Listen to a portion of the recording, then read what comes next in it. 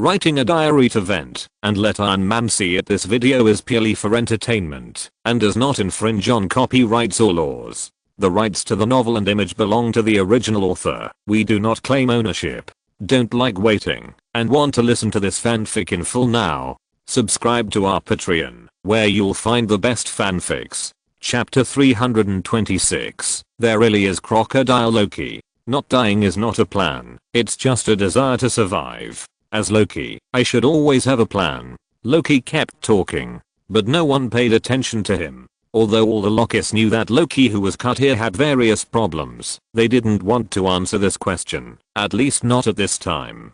Can anyone explain to me what's going on? Loki looked at the Lokis who were rushing madly in front of him, and finally couldn't help but roared. Listen, I have been working very hard in the past few days, maybe a few months. I don't know how long it has been since the New York incident. I only know that I was cut and appeared here when I woke up. Loki finally couldn't hold it in anymore. He was really going crazy. There are also a group of time prisoners with the same identity as me surrounding me, and an alligator. Sadly, I don't find it strange. Now we don't know what the hell we are running away from, nor do we know where to run to, and I need to find a way to get back to the Time Mutation Administration. Before he finished roaring, Loki Kid pushed his throat with a magic sword. He was almost scared to death, and collapsed to the ground. Don't shout, you will attract Elias, Loki warned. Obviously, he was very afraid of Elias' existence. If he was discovered by Elias, everyone here would die. Are you talking about the monster in the sky? Loki glanced at Elias in the sky and said. And now, everyone outside the screen also understood that this was the place after the layoffs. In the video of Loki entering TVA, the black female military attaché had threatened to lay off Loki. If it was so easy to survive in this place, then this place should have developed into an independent world long ago. But now, where are these people? Only these Loki are still active, which shows that this world is not simple at all. And Loki explained, this is the garbage dump of the Time Variance Administration. All the laid off things are here, and then, Elias is to ensure that these things will never come back. He was shocked. There were so many Loki here, and there was even a crocodile. How could this be possible? And there is a huge monster in this garbage dump. This huge monster seems to be able to eat everything. Loki nodded, then put away the magic dagger, and pulled Loki up again. We are like in a shark tank, and Elias is the shark, said the old Loki, and then heard the low roar of the crocodile Loki, and then he quickly explained, there is no crocodile tank, and this is just a metaphor. He is too sensitive like the rest of us. So it must be very difficult to survive in this place. Most people can't survive here, and only these Lokis can survive here. In other words, they are likely to have an accident and be eaten by the purple smoke monster. It turns out that being laid off is not really dead, but will be thrown into a garbage dump to fend for themselves. In the picture, the black Loki added an explanation. It is a living storm that devours matter and energy. They throw all branch realities here and are immediately devoured. Thank you, Loki said. I don't think it's that simple, Clint, said the Black Widow Natasha. If it were really that simple, this place wouldn't be a place that the people of the Time Variance Administration would be afraid of. The Lokis would also be very afraid of it. And it's very simple logic. Since this is the place where the Time Variance Administration uses to deal with some so-called time fugitives who escaped from their own timelines, then where have the countless time fugitives who have transcended their own timelines gone over the countless years? Loki pointed to the huge Elias in the distance and explained to Loki what that monster was and what this place was. And these people were, just as they had guessed before, they were the many clones and variants of Loki mentioned in Lin Feng's diary. In particular, aren't there some of our isotopes in parallel time and space among them? But they are probably all dead. Everyone thought about it, and it seemed to be true, because if it was so easy to survive here, those who were laid off one after another might even form a city, or even become an independent world here, and there would be nothing by then. Wait, Loki said quickly, as if he had thought of something.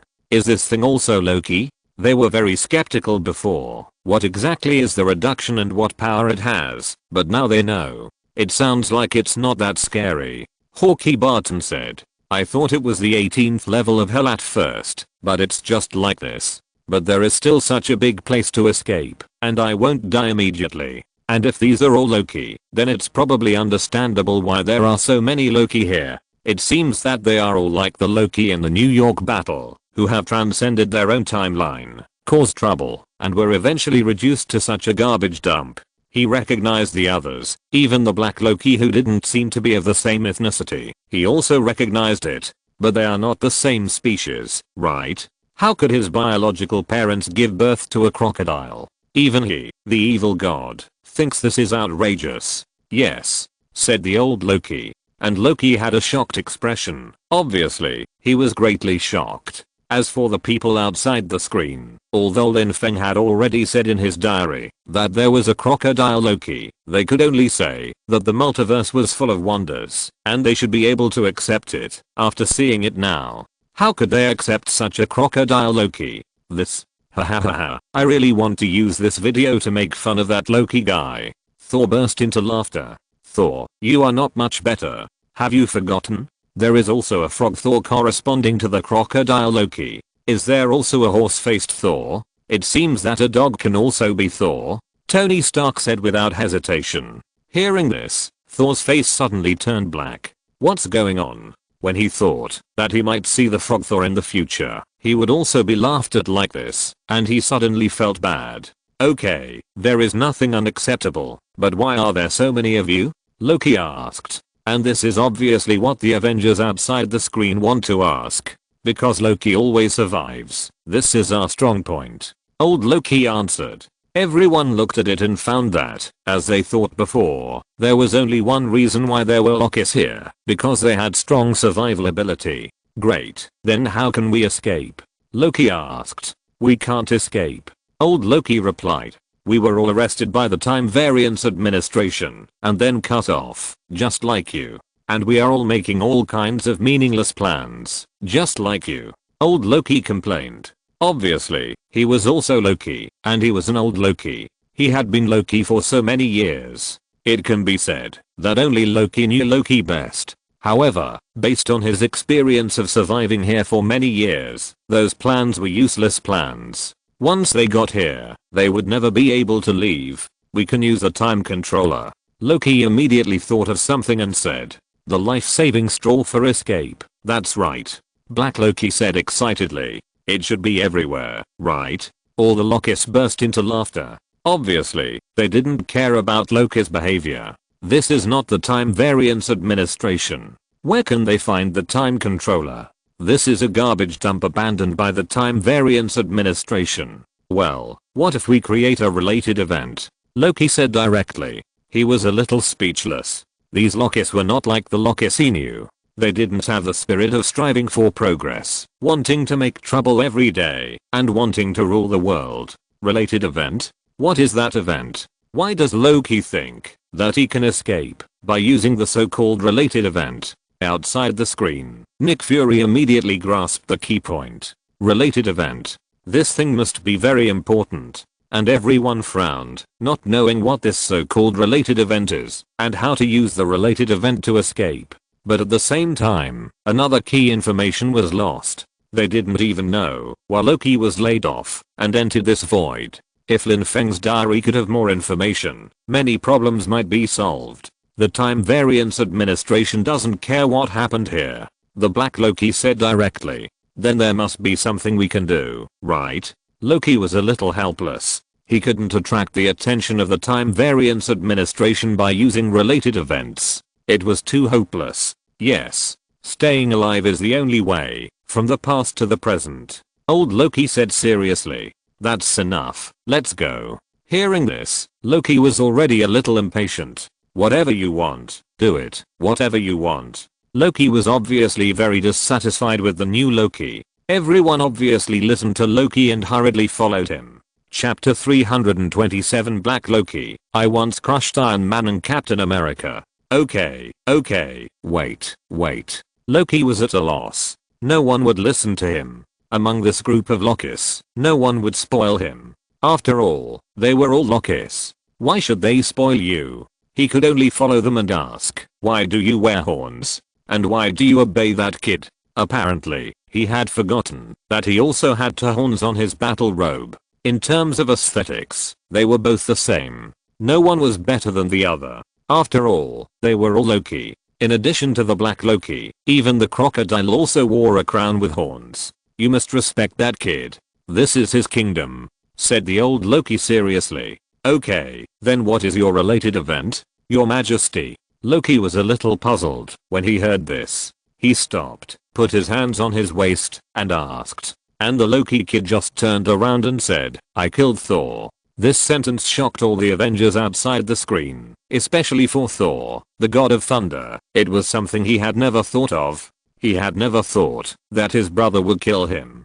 Indeed, he and his brother have been fighting for so many years, and his brother has been planning to deal with him more than once or twice. In the sacred timeline, Loki even stabbed Thor with a knife, but no matter what, in Thor's heart, he was just a naughty brother. Moreover, with Loki's strength, it is impossible to kill Thor. The strength of both parties is not acquired after growing up, but is innate. One is the famous Thor of Asgard, and the other is the god of trickery who was thrown into the ruined temple to fend for himself, because the frost giants were too weak. The innate conditions are very different. But it is obvious that in a parallel timeline, Loki killed himself. Whether it was because of manslaughter or deliberate. In short, history has deviated here. I understand. I know what the so-called related events are. Tony Stark suddenly heard the key information points from the conversation between Loki and Loki. What exactly is the so-called related event? The so-called related events should be the mutations that go beyond the main timeline.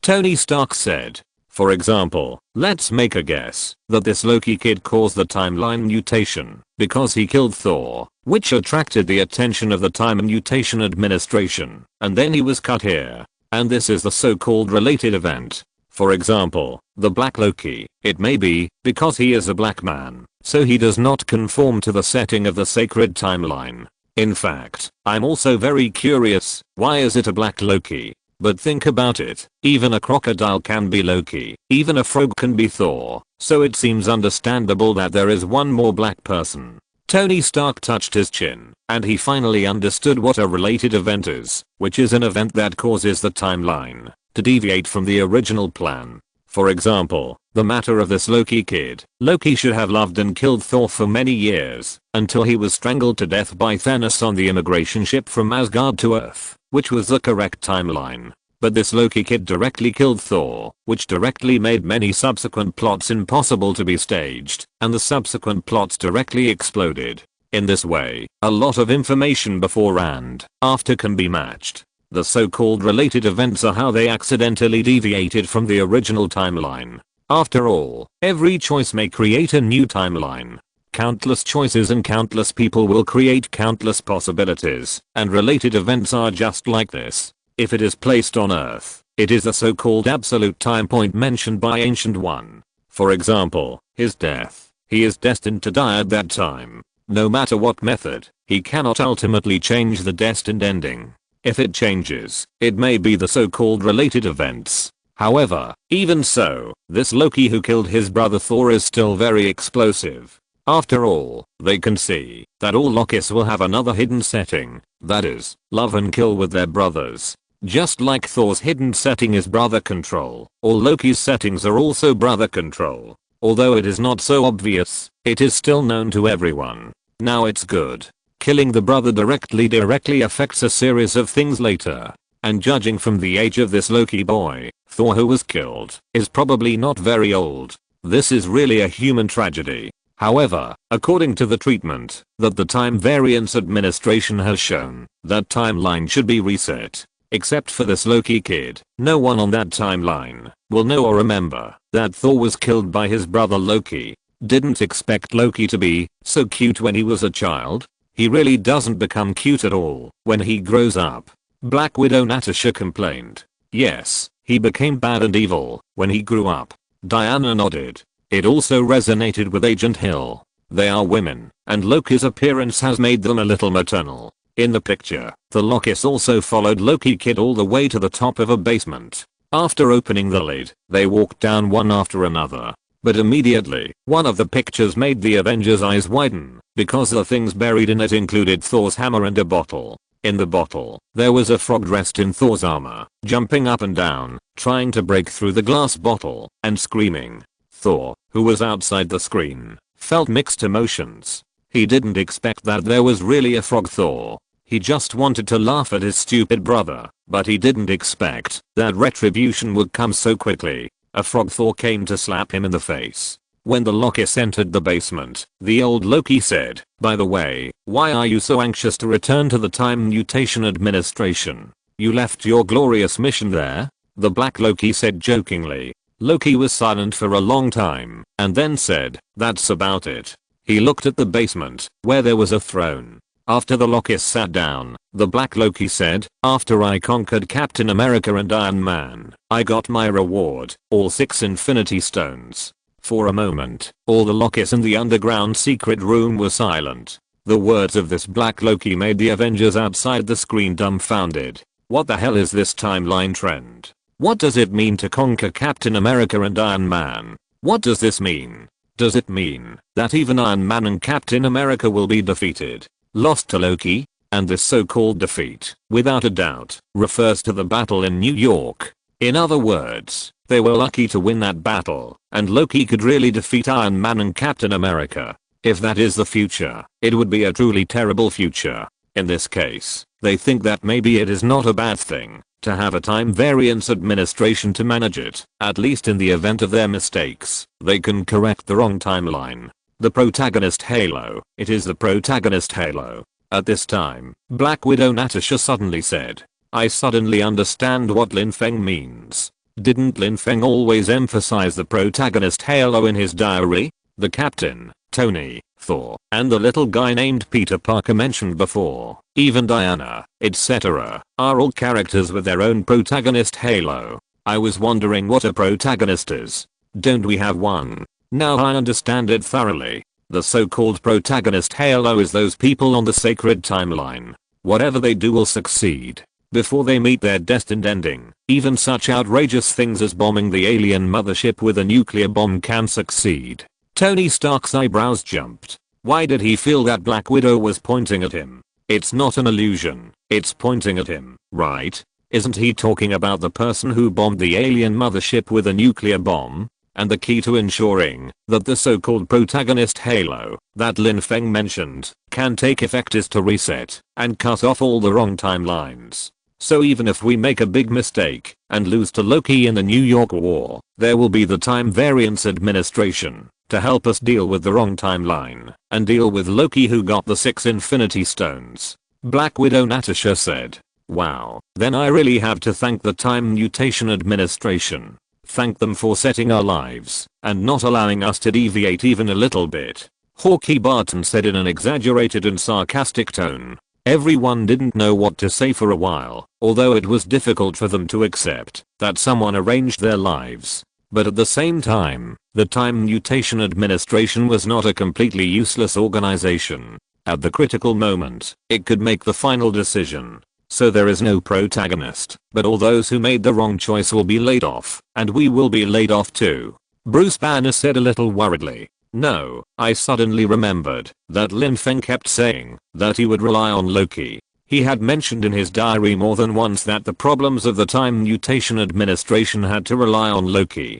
How should we deal with it? Our timeline is obviously a timeline that has completely mutated enough for the Time Mutation Administration to deal with. Lin Feng was very worried at first, and then he said that he would rely on Loki. Could this Loki do something that would affect the Time Mutation Administration? Chapter 328 Loki's destiny cannot be violated. Everyone didn't understand. There were more and more questions. What could a mere Loki accomplish? The Time Variance Administration was so powerful that even Lin Feng, a master of the father level, was eager to fight against it. What could a mere Loki accomplish? This was the doubt in everyone's mind. But at this time, in the picture, the crocodile Loki roared, and the old Loki on the side explained. The alligator roared and said, "Liar. At least my related event is not eating the wrong neighbor's cat." Black Loki said bluntly. Obviously he should be talking about crocodile Loki. And everyone looked incredible. What was going on? It turned out that eating the wrong neighbor's cat could also be a reason for being laid off. The reason was not that he was Loki but a crocodile, but that he ate the neighbor's cat. What exactly is the layoff standard of the Time Variance Administration? But at the same time, they also understood one thing, that is, there was probably a lot of water in the words of Black Loki just now. Maybe he didn't get the 6 Infinity Stones, and even whether he really defeated Tony Stark and Captain America Rogers was uncertain. Loki asked hurriedly. Yes. The old Loki nodded and said, especially when you got stuck by the neck and they fell to the ground. That was really a past that he couldn't bear to look back on. He never wanted to mention it before, and he never mentioned this sad past in front of these Lokis. Not to mention that he had never fought. He had never fought Hulk and was severely beaten by Thanos. Of course not. Mine. The old Loki was stunned and then said, no one would want to hear it. His expression was a little lonely, just like an old and frustrated Loki. Thinking of this, he put down the wine glass and said, in my timeline, everything went normally. My life was normal until Thanos attacked our spaceship. These Lokis were too young, at least compared with what he had experienced. There was no comparison at all. Tell me your story, Loki. Loki asked. Because his future is to assassinate Thanos and then be killed by Thanos. There is no complicated reason, just that he has never defeated Thanos. Actually, I really want to hear it. Loki said quickly. I have been thinking about it, because we should have died, right? Thanos killed us after Ragnarok. Old Loki shook his head and said, Thanos. When old Loki heard these 2 words, he sat up straight and seemed to think of something extremely painful, with a painful expression on his face. In the picture, the crocodile Loki, whose bottom was exposed, finally got angry. He rushed over with a roar and bit the Black Loki. It was not easy for him to be persuaded by everyone and thrown into the basin. Then didn't you try to assassinate him? This is also the destined trajectory of many Lokis. Not everyone is like the Black Loki, who has such strength and can even reverse the victory and finally defeat the Avengers, Tony Stark and Captain America Rogers, and get all the infinite gems on the infinite gauntlet. Black Loki immediately questioned. But they look powerful. I mean, no offense, my friend, but in front of Loki's spells, weapons are worthless. They will hinder our magical potential. Of course, even if there is some water in Loki's words, it must have jumped out of the original timeline. When Loki heard this scene, he was stunned for a moment, because he, or rather, the self in that sacred timeline, didn't die like this. Shouting something for the glory of Asgard, he charged towards Thanos with the identity and blood of the Prince of Asgard. Then he was pinched to death by Thanos. The whole process seemed very absurd, as if Don Quixote charged at the windmill. At that time, he probably had already made up his mind to die, and there was no possibility of survival. Everything he cherished had been destroyed, and he was powerless to resist Thanos. The backstab before his death was just to vent his anger. Of course, he couldn't vent his anger in the end, and was directly pinched to death. I created a very realistic projection of myself. Even Thanos was fooled. Loki said. Obviously, this Loki is a little different from the other Lokis. He knows his strengths and weaknesses. So he didn't spend time on weapons and fists and feet, but continued to strengthen his talent in illusion. In comparison, other Lokis obviously didn't find their own way. He is obviously just a mage, but who are his enemies? Thor, Hulk, Thanos. All tanks, all meat. How can he, a mage, fight in close combat? But he still enjoys it, so he won't be beaten by others? This is not a complicated principle, but in the end only this old Loki understood it. So other Lokis have a juvenile look, a middle-aged look, but no old look, because under normal circumstances, Loki can't live to that time. Rare. So why can this old Loki survive, but other Loki can't? Because he knows very well where his advantages are. Even if he tries his best to practice, the difference in his physical body is obvious. Even his own biological father gave up on him, because he was too thin and weak, leaving him to fend for himself. Then I pretended to be dead among a pile of corpses. After faking my death, I wandered in the universe, away from Thor and everything. I thought about everything about the universe, and where I should be. Old Loki mentioned the past, although it had been a long time, so long that he, the god of trickery in Asgard, had entered his twilight years. Then I suddenly realized that wherever I went, I would only bring pain, so I erased myself from the equation. I settled on a remote planet, alone, and lived in seclusion. This lasted for a long time. After saying that, he took a sip of wine, as if recalling what had happened in the past. At this time, when the people outside the screen heard this, they all looked at Tony Stark. Sure enough, the matter was just as he said. The so-called escape from the capture of the Time Variance Administration was to erase one's own traces and live in seclusion.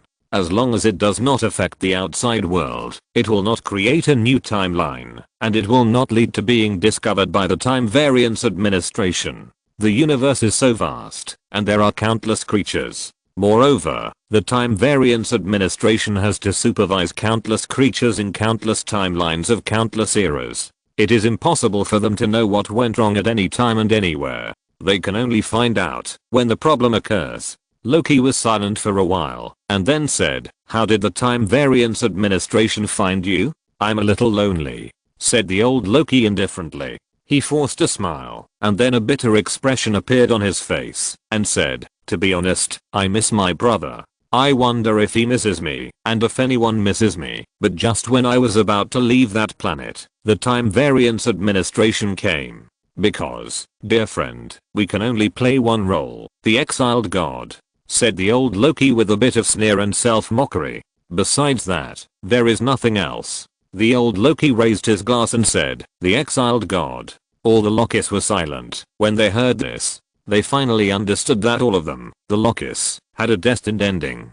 If they didn't want to be eliminated, if they didn't want to die, they could only live in seclusion and not have any impact on the world. Only in this way could they avoid the pursuit of the Time and Mutation Administration and survive. Living in seclusion is like a savage, and such a thing is undoubtedly a huge mockery for Loki, who is arrogant and thinks he is a natural king and the god of trickery. The people outside the screen also felt emotional. After these Lokis gathered together, what they said was not the same as they imagined. It seems that Lokis are not all bad guys. Although they are still cunning, they are not only like this side, they also have their emotions. At this time, they thought of what Loki said to Agent Mobius before. He didn't want to hurt others. Although the result was like this, they really didn't want to hurt. This seems to make some sense. Thor, in particular, felt a little uncomfortable after hearing what the old Loki said. Although this was not his brother, who was still in prison, he was also Loki from another timeline.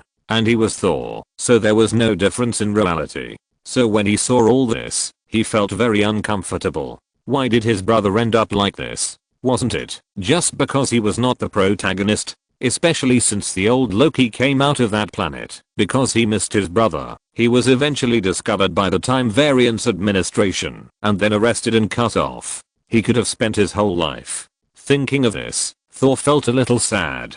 At this time, after hearing all this, the Loki stood up and said, "I'm leaving." Seeing this, the Black Loki immediately asked, "Where are you going?" "Go out from here, go out of the void, and go back to the Time Variance Administration," Loki answered decisively. The old Loki's answer just now also made him feel homesick. Chapter 329. I have been wandering for half my life, and I have never met a wise master. If you don't abandon me. And Loki wants to change this damn future. Now his parents are in this timeline, but they are not dead yet. In the future, he will die, and his parents will die, which is also in the future timeline. It is not too late to stop it now. While everything is still in time, at least he thinks it is still in time. We are good at both survival and escape, so we have a great chance, Loki said loudly. Black Loki said, "You can't do either well, you will be killed." Then I accept it. Loki is really fed up. Is he going to be locked up here like this, and then exiled for countless years, and finally become like old Loki? Then look at your own shadow and lament, "Will my brother miss me too?"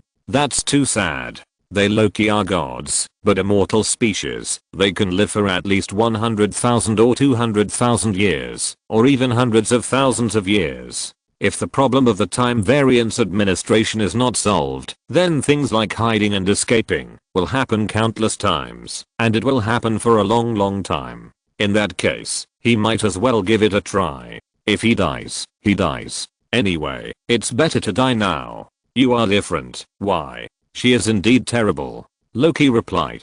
But this is what attracts people to her. She is completely different. She is not trying to take over the time variance administration, but to overthrow it. She needs me. A person's character, innate is only part of the reason. Acquired is the key. I have never seen Loki like this. Is he really in love? Thor was a little confused. In his memory, he had seen Loki's various sides, although most of them were evil, but in general, he thought he understood Loki. Perhaps this was the only revelation he got after watching that video. It sounds terrible, said the old Loki. Now he is going out to find the whereabouts of the female Loki Sylvie. At this point, Loki began to get excited. He didn't understand why his brother would fight to the death for a woman, even at the cost of giving up the throne, but now he understands. No, I'm no different. Do you understand? Loki said directly. I'm the same as you. Really, I'm the same as all of you. Have any of you ever met a female time offender? So Thor, have you ever seen Loki like this? Is he in love? Tony Stark asked outside the screen. He was almost going crazy after staying here for a few days, and he couldn't imagine what it would be like if he stayed here for 10 years, 100 years, or 1,000 years. In the sacred timeline, he didn't lose face for the Asgardian royal family, and he wouldn't do that now. Some people may be more important to him than his own life. That's my destiny. Loki turned around and roared. Logically speaking, Loki shouldn't be a love-brained person, but now, Loki in this timeline seems to have found a close lover. Even if he died on the way to change the future, it would be better than being a coward here. And this is definitely not what he wants. Even if he dies, he has to die on the way to charge. Sitting on the throne, Loki spoke at this time. He had seen too many Lokis, but none of them was the same as the Loki in front of him. This shows that, even if they are in the same position, they can develop completely different personalities due to different growth environments and experiences. Of course, he didn't know that Loki was narcissistic and fell in love with himself. Now he finally found that there was someone who could make him devote everything. It was crazy just to think about it, but he decided to do it. If you know, your 3 views will probably be shocked and shattered. You said that because of Elias, we can only be trapped here. Loki nodded. And you said it is alive. You said it is a shark. Loki excitedly named them one by one. Then if it has life, it will die. So I'm going to kill that shark. Loki said with a very angry expression. I want to kill Elias, I need your help. However, after he finished speaking, he did not get a response from the Lokis. Everyone thought he was crazy and even laughed. How could Loki be so ridiculous? He actually wanted to kill Elias. What a ridiculous idea. Ha ha ha ha ha ha. Great, baby, so funny. Old Loki said while laughing. No one agreed with him, because these Lokis were not born so depressed. They had also tried to resist ambitiously, but failed in the end. But Loki did not intend to give up. He had reasons to leave here, and he could not give up here. But when he was about to leave, when he opened the lid of the basement, he found that another group of Lokis came. The leader was another Loki who looked exactly like him, President Loki. Seeing another group of Lokis appear after a large group of Lokis, Tony Stark couldn't help but complain and said, "Are you sure this is a land of reduction, not a breeding base for Lokis or something?" It was too outrageous for so many Lokis to gather together. How many Lokis must there be in this multiverse? And they all gathered together. Hello, which one of us are you? President Loki looked at Loki and said. Loki was obviously dumbfounded. Just the previous Lokis had already made him very confused. Now, there are so many Lokis again, and they are all weird Lokis. At this time, Loki is already a bit unwell. This is simply a nightmare. Loki had to complain. Soon, Loki was forced down by the Lokis. He confronted the Loki boys below. Loki, run for president. These words were written on the badge on the chest of President Loki's chest. The superheroes were a little confused and found it funny. Loki actually wants to run for president. Is there anything more ridiculous than this? and it goes without saying which president he is running for. That is, the president of the United States. This is simply black humor. An alien god of trickery is actually running for president. Is there anything more absurd than this? You bastard. You are inviting a wolf into the house. The Black Loki roared. We think snakes are more appropriate than wolves. President Loki said with a smile. He put his hands in his pockets, obviously very arrogant, thinking that he had won. I have killed all of them, and their deaths are no different. Loki boy stepped forward and said toughly. But at this moment, the Black Loki suddenly used Thor's hammer to hold Loki boy back and said, sorry, my majesty. Obviously, he had betrayed and had already defected to President Loki's side. Thor, who was outside the screen, was speechless after seeing this scene. Well, there is one more person who can use Thor's hammer. I betrayed you, and now I'm the king. Black Loki showed a smug look. Lokis, fighting among themselves. Good guy, these Lokis really live up to their identity as the god of trickery. Even if everyone in the world is dead, even if there are only these Lokis left in the world, they will fight for power and fight among themselves. I said, none of these Lokis are good. Hawkeye Barton couldn't help but complain. At this time, even Thor couldn't refute this, because it was really outrageous. These Lokis were more outrageous than each other. Lokis of different skin colors, different races, and even different species were fighting for power in this garbage world. And the Black Loki still wanted to be the king, which was even more ridiculous than Thor claiming to be the king in a fishing village. He wanted to be the king of such a small number of people. He must have been imprisoned for a long time, and had gone crazy. Just when the Black Loki was smug and thought it was his turn to become the king, President Loki smiled slightly, and stepped forward and said, about this matter. As soon as he finished speaking, the Lokis behind him showed their weapons one after another. Obviously, President Loki didn't intend to support the Black Loki to take office. From the beginning, this was a scam. The Black Loki was also a little dumbfounded when he saw this scene, and said directly, you are not serious, please. What do you want? President Loki said smugly, I'm not kidding you. I've provided you with our location. You have to give us shelter and supplies. Black Loki growled in a low voice.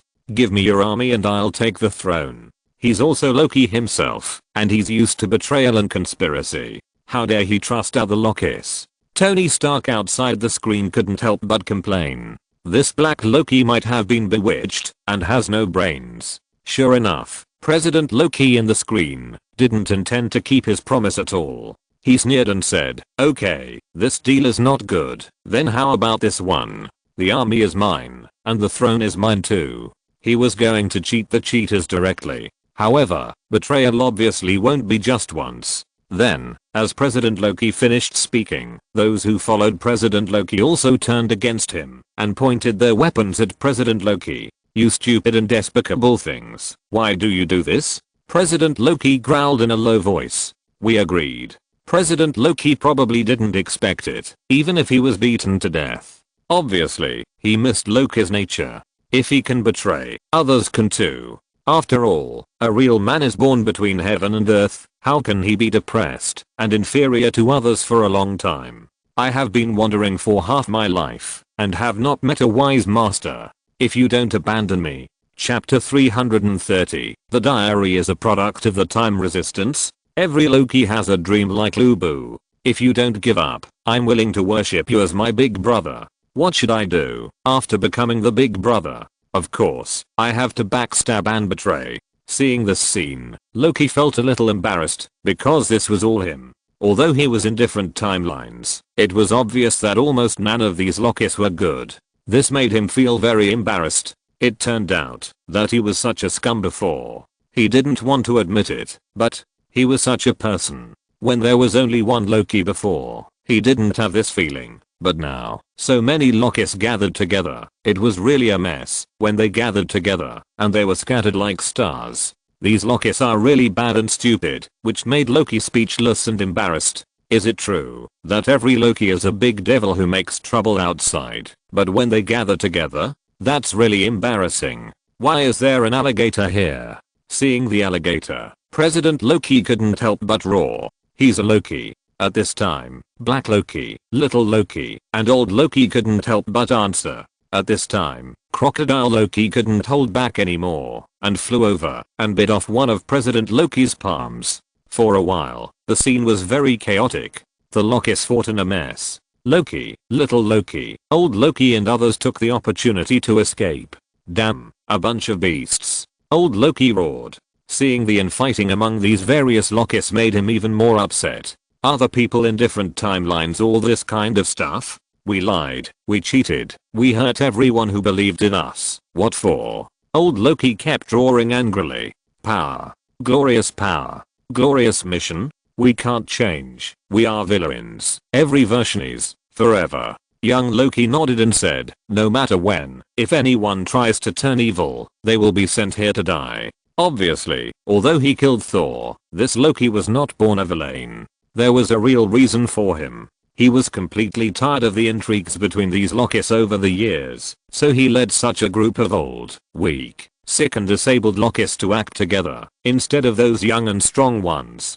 But they have no choice, because they are destined to be villains. If they want to get rid of their positioning as villains, they will be sent here, to wait to be eaten by Ilias. Loki roared angrily, that's why we have to get out of here. Unless the Time Variance Administration is killed, nothing can be changed. Then do you believe in her? The old Loki asked. She is the only person I believe in.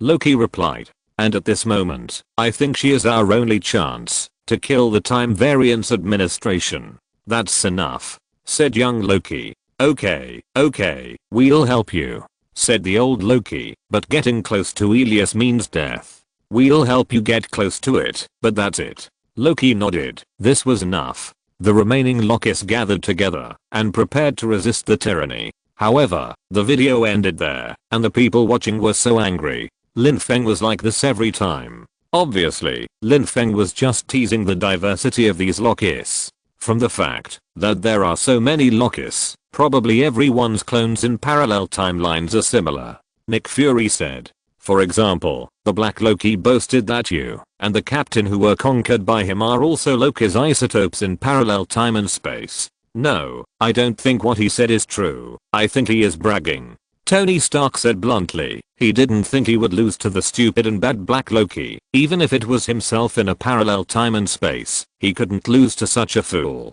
But from this image, we can probably tell that, although it seems that there is only Loki in the land of cutting, it's probably not just those Lokis who were cut, but also the frog Thor, probably because he was born a mistake, including us, our parallel time and space counterparts. For example, the most typical zombie Iron Man. Obviously this is not a correct timeline. Everyone nodded. Everyone should have a lot of parallel time and space clones that were cut into it, but they all died in the end. It was this group of Lokis who were the most tenacious. We thought that being cut before might be like the timeline being erased and reset, but now we know that we were thrown into such a world, just like a huge garbage dump. So, it would be good for us to learn how to live in the wasteland in the future. Maybe it will be useful in the future. Tony Stark laughed and said. And it may not just be people who will be laid off, but also some supplies and objects. After all, if only people are laid off, how do these Lokis survive? Unless UEC can live without food. Tony Stark said, looking at Thor. Thor was just a little embarrassed and said, although we are the so-called DC, we can't survive without food.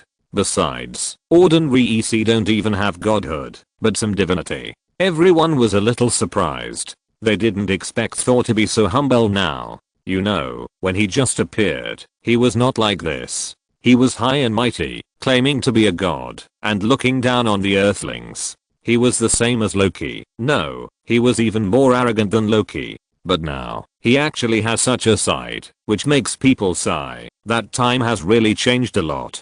Thor sighed. He didn't know the depth of the universe before, but now he knows that the universe is so deep.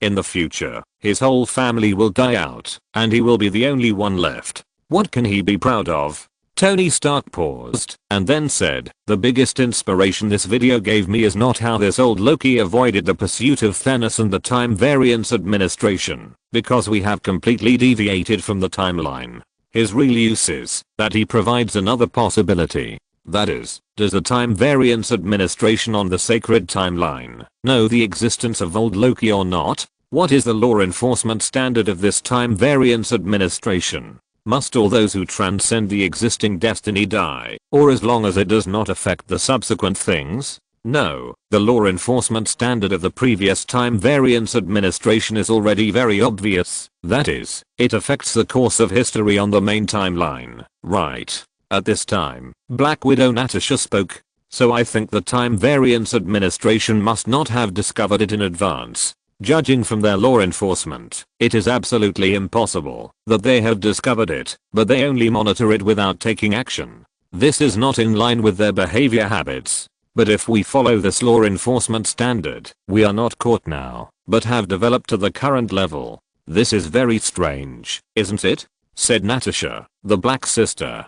There is a lot of story in this. Perhaps, I will propose a bolder idea. Let's see if there is such a possibility. Tony Stark said, that is, in fact, the war of timelines has not ended, or it has started again. Before, everyone heard Miss Time talk about the concept of the so-called timeline war in the video of the time variance administration. That is, many timelines have fought fiercely under the leadership of various conquerors. Kang, the winning side, established the time variance administration, and then determined its own timeline as the sacred timeline. The current situation is actually based on this theory. But what if the timeline war has not ended? Or it has started again? That is another concept. Lin Feng has been waiting. He seems to know that the time mutation administration will not care about him in the future. He has been waiting for a certain time point. So when he first came, he was very afraid of the time mutation administration. He would not show up if he could. Later, he gradually became much bolder. So can we infer that in Lin Feng's cognition, there is a timeline war, or there is a force against the time mutation administration? Tony Stark said, only a powerful force or organization that can compete with the time mutation administration can make them have no time to care about our timeline. Everyone listened carefully. This analysis seemed to make sense. So I put forward a bold hypothesis. Is it possible that this diary actually came from this organization? Throwing this diary at different time nodes and timelines is to create more different mutated timelines. In this way, countless timelines can be continuously generated under the catalysis of the diary. Tony Stark put forward a new and shocking statement. That is, this diary may come from an organization that is at odds with the time variance administration. The purpose of releasing this diary is obviously to split more timelines from the sacred timeline, so that more people will join the ranks of the resistance to protect themselves. Because no one will be killed willingly, no matter how exaggerated it is, saying that it is to ensure the safety of the timeline and to avoid the destruction of lives caused by the timeline war. But who is willing to die for this overall situation? If you're listening to this novel on a channel other than Fanfic World, it means they downloaded and uploaded it without effort. We cordially invite you to visit our channel, Mundo Fanfic Novelos. There you'll find the original version of this story and you can explore many other novels of various genres. We're waiting for you to immerse yourself in a world of incredible novels. Chapter 331. How many Doctor Strange died in Wanda's search for her relatives? Many superheroes are willing to die to protect the world, but there is a limit. Especially when it comes to the timeline, the price of saving others is to exchange countless lives on their own timeline. No one wants to fail. Of course, this has nothing to do with them, because they are unlikely to wait until the time war can be fought. That is a battle in the later stage of the timeline. As people in the upper timeline, they cannot wait until then. But maybe Thor and Lin Feng, as gods, may wait until the war breaks out in the lower timeline. As for other people, there is basically no need to think about it. It has nothing to do with them. But Tony Stark's statement undoubtedly provides a new way of thinking. If you interpret it from this perspective, you will feel suddenly enlightened. At the same time, it can also explain why this diary exists, and why there are such incredible things. However, there is no more information to support this statement, but it is also a new solution. Although the information of Lin Feng recorded in this file may not be used in the anti-Homelander armor in his lifetime, he still feels it is necessary to make a guarantee. Okay, sir. After everyone dispersed, Tony Stark sat in silence for a long time, looking at the records about Lin Feng and the archives. For a moment, He didn't know whether his efforts were meaningful or meaningless. But some people still noticed it, such as Tony Stark. When he was working hard on a subject, he was suddenly reminded by Jarvis. Wanda on the sacred timeline is probably crazy now. The current anti-Homelander Rama can only deal with the earliest 1.0 version of Lin Feng, that is, when he was just injected with the super soldier serum. At that time, he was still within the range of normal humans. But unfortunately, these things almost flashed by, and few people noticed the abnormality of the space. Tony Stark sighed. Although he also knew that his efforts might be a drop in the bucket to contain Lin Feng, and he might not even use it in this lifetime, but he still didn't want to give up at this time. No, he shouldn't have become Doctor Strange at this time. Suddenly, he saw a familiar figure among them, Doctor Strange. But he clearly saw him and a girl. America. Sir, the space fluctuation observation satellite detected abnormal fluctuations. This is the situation at that time. Jarvis' voice appeared, and it projected the scene that happened at that time to Tony Stark. But Lin Feng's growth speed is really too fast, so fast that his update speed is not that fast. Now he has become a god again. What should he do? After a moment, Tony Stark said, Jarvis, update Lin Feng's file, add the fact that he is a god, and fully evaluate the many possible impacts that may be brought about by this. Has the timeline developed to this stage? But it is getting more and more unhuman later. The information he prepared is useless. The sun was shining in the sky. Lin Feng was walking on the road, and suddenly he sensed something. He suddenly saw that the space in the sky was fluctuating violently, and the space was shattered and collapsed. So, this is not the Doctor Strange on their timeline, but the plot in Doctor Strange 2 on the sacred timeline. In the middle, they were chased by Wanda and shuttled through multiple multiverses. Unexpectedly, they would come to their universe at this time. Among them, Tony Stark clearly saw through slow motion that one of them was Doctor Strange, and there was a little girl. No, according to our estimation, Doctor Strange at this time should not have embarked on the road of magic. Jarvis, look at where that Strange is now, Tony Stark said. According to the current information, he is still on duty in the hospital. At this time, Jarvis gave an answer. That is to say, this Doctor Strange is not the Doctor Strange of our time and space? Tony Stark said. Yes, sir. Jarvis replied. Other Doctor Strange. Tony Stark's sense of crisis exploded, because in his heart, Doctor Strange is actually much more dangerous than Lin Feng.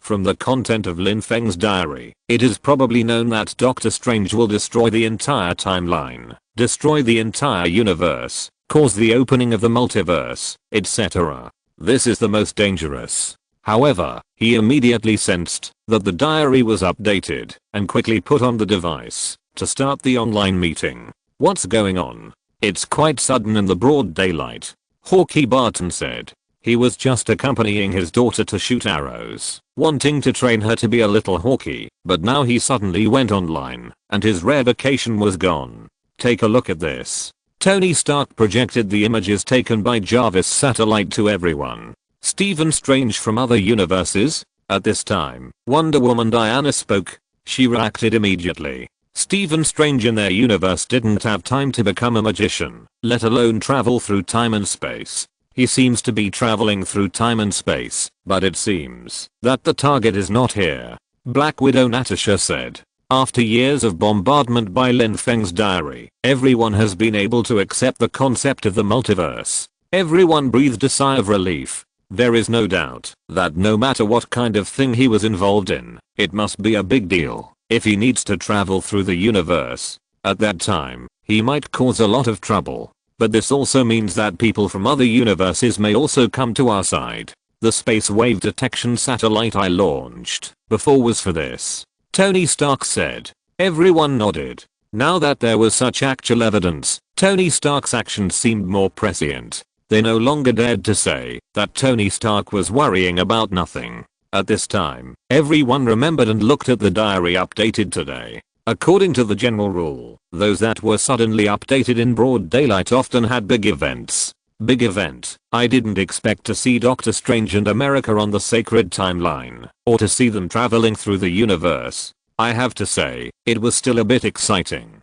but there was nothing I could do. Who made them be chased by Wanda madly? Wanda in the state of Wanda search for relatives. Magic potential plus 10,000%. Magic power plus 10,000%. Doctor Strange was lucky to be able to run away, otherwise he would have died. After all, at this stage, she should have steadily entered the level of a father, and it would be easy for her to beat Doctor Strange. And Wanda's search for relatives also illustrates one thing, that is, women are weak, but they are strong as mothers. But if she is not allowed to be strong, she can also go crazy. Crazy Wanda is the Scarlet Witch. If Doctor Strange didn't have the aura of the protagonist, it's still unclear who will win. Seeing the content of the diary, Wanda was a little dumbfounded. Did this matter have anything to do with her? Was she hunting down Doctor Strange? No, they were obviously comrades in arms. She was a little puzzled. A mother is strong. You are not talking about your 2 children. Quicksilver Pietro looked at his sister with a somewhat strange expression. Obviously, his sister is still a virgin. How come she has 2 children? Is this reasonable? My children? Wanda said a little incredulously. This is too far for her. Godfather level, Wanda, Lin Feng means that you are qualified and capable of entering the Godfather level. Tony Stark said immediately. That is to say, if you can completely draw out the energy in your body, you will have the opportunity to enter the Father God level, and then we will have hope in facing Thanos. Everyone looked at Wanda after hearing this. Wanda's face flushed, and she was a little at a loss. She was not ready for this, and didn't know what to do. But she had a bad feeling. If Doctor Strange was the protagonist, wouldn't she be the villain? Quicksilver Pietro also thought of this, and looked at Wanda with a bit of worry. His sister would not have him in the future, and the robot husband would also die, and the child would also die. Could it be that she has gone crazy? Judging from the ridicule in Lin Feng's diary, this is very likely. Excuse me, how many Doctor Stranges died in Wanda's search for relatives? Ha ha ha ha, this is not Doctor Strange 2, nor is it Wanda's search for relatives, but Doctor Strange's Good Friday. Everyone was speechless by this ridicule. How many of me died? At this time, Stephen Strange also opened his diary. He found a place where no one was, and read today's diary. My future self? Myself on the sacred timeline? For a moment, his head was full of question marks. At this time, a video appeared below, and he quickly clicked it to watch. In the video, it was a self with pigtails, in a broken cosmic void fragment. Behind him, a terrifying monster was chasing him madly. At this time, he was running madly with the little girl on a discontinuous road. This is not me. Stephen Strange shook his head. He felt that this was not him, because he did not like to keep pigtails. But now he certainly knew the concept of the multiverse. Maybe this was a variation of himself in a multiverse. What came into his eyes was a strange world, like a fragment of a world, but also like an unprecedented doomsday planet. Everything was unfolding in front of everyone, revealing an unusual world. Chapter 332, Brutal Wanda. Doctor Strange dies first. As Doctor Strange froze the monster with one move, everyone saw the gorgeous means of magic attack. Is it dead? The little girl asked hurriedly. No, it's not. Doctor Strange denied it immediately. If he could beat the opponent, there would be no need to run like this. However, he pointed to the flashing magic book in the distance and said, but that can kill him. The Book of Vishanti. The little girl recognized this thing and said hurriedly. Behind them, the monster was chasing the 2 people frantically. We can't let it get your ability. Go to that book. Doctor Strange immediately realized the problem and said quickly. At this time, one of Doctor Strange's legs was almost rotten, which was the place that was attacked by the monster's tentacles just now. Faced with such a situation, seeing that the opponent was about to attack, and even the Book of Vishanti was about to fall into the opponent's hands, Doctor Strange finally couldn't help it. He thought about it, looked at the little girl, and then said, I'm sorry, this is the only way. Jump. The monster behind him chased after him, even surpassing them before, and then directly hit Doctor Strange with its tentacles. If it was Doctor Strange in the normal timeline, he would not do such a thing even if he died. The little girl begged for mercy quickly. Just now Lin Feng said that you were chasing Doctor Strange. Sister, you can't become like this. It's too disgusting. Quicksilver Pietro showed a bit of disgust on his face. "What are you doing?" the little girl said in horror. As he spoke, Doctor Strange jumped over with the little girl. Wanda rolled her eyes at her brother fiercely, and her heart was a little worried. Could it be true that she would become like this in the future? Scientifically speaking, it was impossible, but this was a magical world. We can't let that thing gain your abilities. Doctor Strange said. "You can't control your abilities, but I can." But Doctor Strange could only show a sad expression. He knew that it was a critical moment. If he continued like this, the consequences would be disastrous. He could even sacrifice himself to save Tony Stark from Thanos, just for the final victory. At this moment, Doctor Strange in the picture roared, "It's too strong. I can't control it." In a flash, he cast a spell to extract something from the little girl. "How are we going to get through?" the little girl asked in panic. The two sides started a battle in midair, and Doctor Strange tried his best, but couldn't block the other side. "I will die like this." This really made everyone realize that different parallel time and space, different experiences may change a person into what kind of person.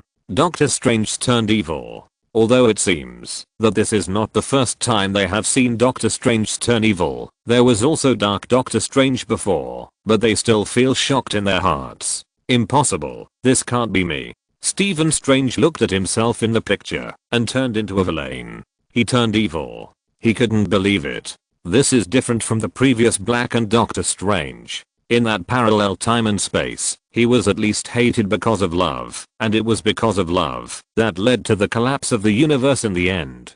But the problem is that this self is completely different. He has a taste of greed for life and fear of death. Although he said that he couldn't let it get it, such performance still made him feel unacceptable. "I know, but in the vast multiverse, your sacrifice is more valuable."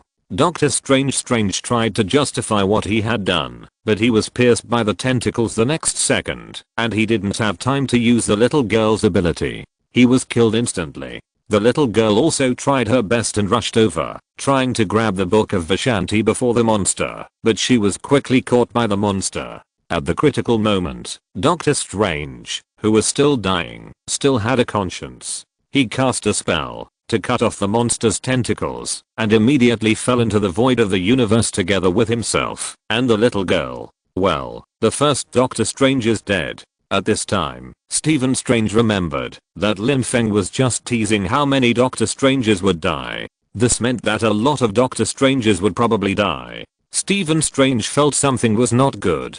If so, wouldn't he have to see a lot of himself being killed? At this moment, the scene changed, and it was him in the sacred timeline, who woke up from the bed, as if the horrific scene just now was just a nightmare. Seeing this scene, Stephen Strange breathed a sigh of relief. Although he seemed to have gone astray before his death, he finally found himself at the last moment, and chose to sacrifice himself to save the little girl.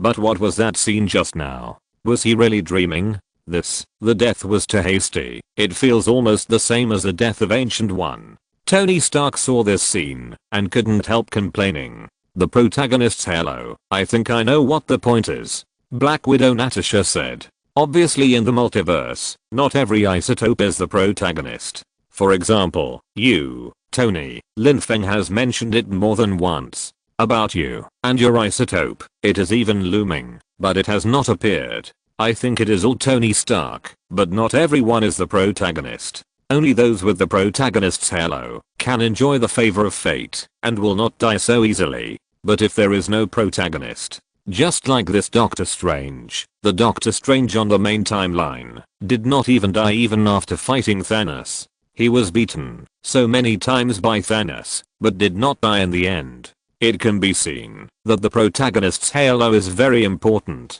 However, when everyone thought about the existence of the Time Variance Administration, they probably understood what the protagonist's halo was. That is, once you do something wrong, it will be erased, making history move in the right direction. And this is the so-called protagonist's halo. With the protagonist's halo, you can do anything, and without the protagonist's halo, you can do nothing. Not everyone is qualified to be the protagonist, even if they are just isotopes in different parallel time and space. Some people seem to have practiced very powerful, but they can't withstand a random attack. I have to say that the wizard is still too fragile, just like the ancient one, who was so powerful, but he was killed by a random stab. So didn't they arrange any defensive magic? Tony Stark couldn't help but complain. In this regard, he is much better, okay, although he was almost killed by Thanos' stab. But was everything just now really just a dream? Agent Hill said, a little puzzled. No, this is not a dream. Thor said. I've heard about something related. People who are powerful to a certain extent, their dreams often have a certain degree of predictiveness. It just depends on whether they can understand this point. This thing is definitely not just a dream. It is very likely that this is something that happened in a parallel time and space, the multiverse. I think the secret should be hidden in that little girl. Yes, there is such a predictive dream. Diana also said the same thing. She is also the daughter of the King of Gods. Although she is a demigod, her strength is not inferior to Thor. These two gods have said so there must be some reason for it. Everyone thought about it and felt that this was indeed very possible. According to Lin Feng's style, how could he put in a dream of Doctor Strange? There must be some key intention. Sister, you are a bit cruel. Pietro on the side said. Well, they are siblings who depend on each other and grew up together, so even if his sister may become such a ferocious existence, or even a monster without human form, he will still choose to stand on his sister's side. Even if he has to make enemies with the whole world, even if he may have to take the path of a villain, he, as a brother, will never hesitate. Because they are the only ones in this world who can rely on each other. How should I know? Wanda was speechless. She also wanted to know where the problem lies. No matter what happens in the future, I, as a brother, will definitely stand by you. Don't worry. Pietro said. Who made me born earlier than you? Enough. Hearing her brother's joke, Wanda couldn't help but roll her eyes at her brother, who was still making a joke, and said, at this moment, she couldn't accept the fact that her future self might degenerate and turn into a villain. After all, she hadn't experienced the desperate tragedy of losing her brother, her husband, and then her 2 children. So her mind was far from being so twisted, so she couldn't understand why her future self would do such a thing. Don't worry, I won't take it too seriously. After all, my future may not turn out like this. As long as we know the reasons and can avoid it, everything can be completely changed, Wanda said. Wanda suppressed the shock in her heart and comforted her brother instead.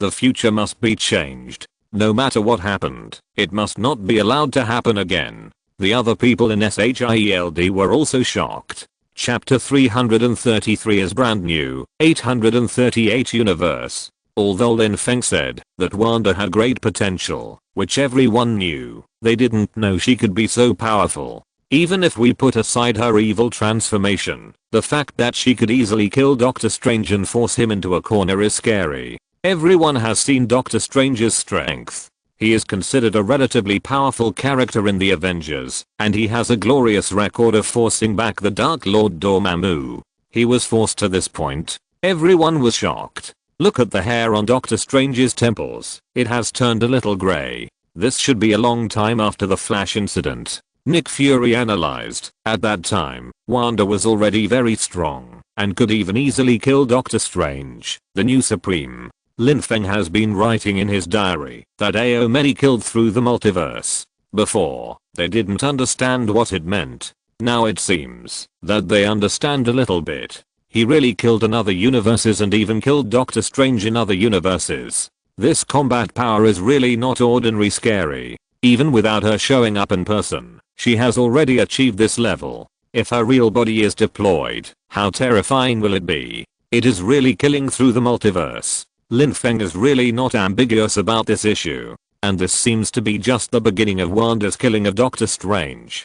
The scene changed, but Doctor Strange had just woken up from a coma. He was wearing shackles on his hands. The little girl America who was with him before had already woken up and was knocking on the transparent prison glass. Seeing Doctor Strange wake up, she complained, "This universe is rotten." Everyone in SHIELD was keenly aware of what she said.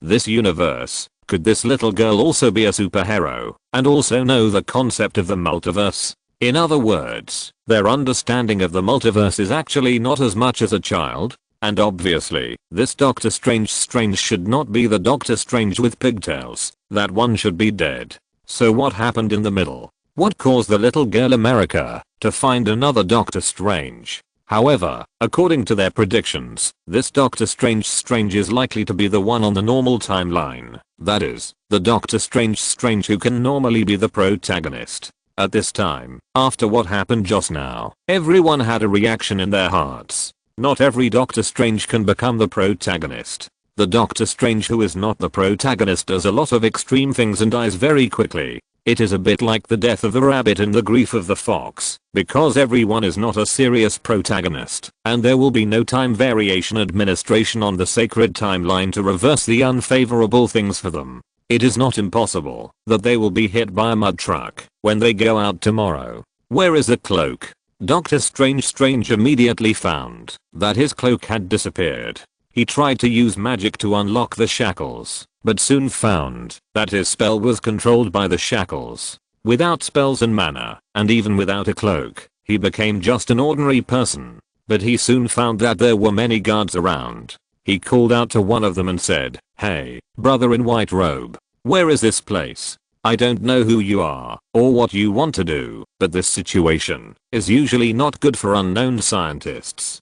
Doctor Strange was interrupted before he could finish his words. A woman turned around. He was stunned at the sight, including Stephen Strange outside the screen, because this woman was none other than their lover, Christine. This woman most Doctor Stranges love deeply. "Hello, Stephen."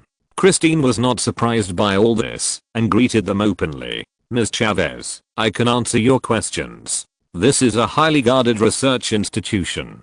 Christine introduced the two and said, "You two, plus your sentient cloak, are here to be monitored and tested."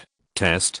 Doctor Strange said a little unbelievably. "What? He actually needs to be tested? Especially since the other party was his old acquaintance, Christine." Well, maybe this wasn't the Christine from his universe, but the two parties were not strangers after all. Seeing the way the other party greeted him, they might also be friends in this time and space. "Yes, you are visitors from another universe," Christine said as a matter of course. "Your magnetic traces may have radiation, and you may have diseases that we can't treat, so we use these beautiful polycarbonate fish tanks. So I should thank you," Doctor Strange said with a helpless look. The people outside the screen looked at each other in bewilderment. Although they knew that Lin Feng was from another universe and had nothing to do with their multiverse, they knew a lot about their universe. But in this multiverse, there were actually people who knew about other parallel universes, which was rare. Everyone hurriedly listened carefully. The knowledge of this parallel universe was not ordinary. Although the technology might not be more advanced than theirs, it was obvious that they had opened the door to the multiverse early and obviously had a way to deal with the multiverse, which was what they lacked at present. Even in their universe, it is very rare to deal with aliens. If it is based on the original timeline, the public may not know the existence of aliens until last year, and the multiverse is even more of an imaginary concept. But in this universe, it seems that everyone is very clear about the concept of the multiverse and has no doubts about it. Multiverse?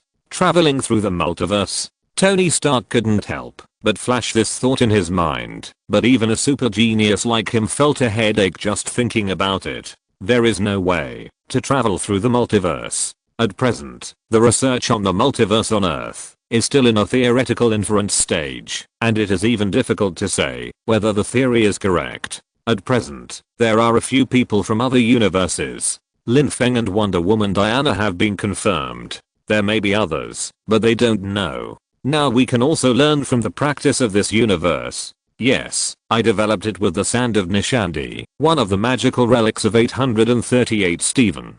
Christine explained. 838 Stephen?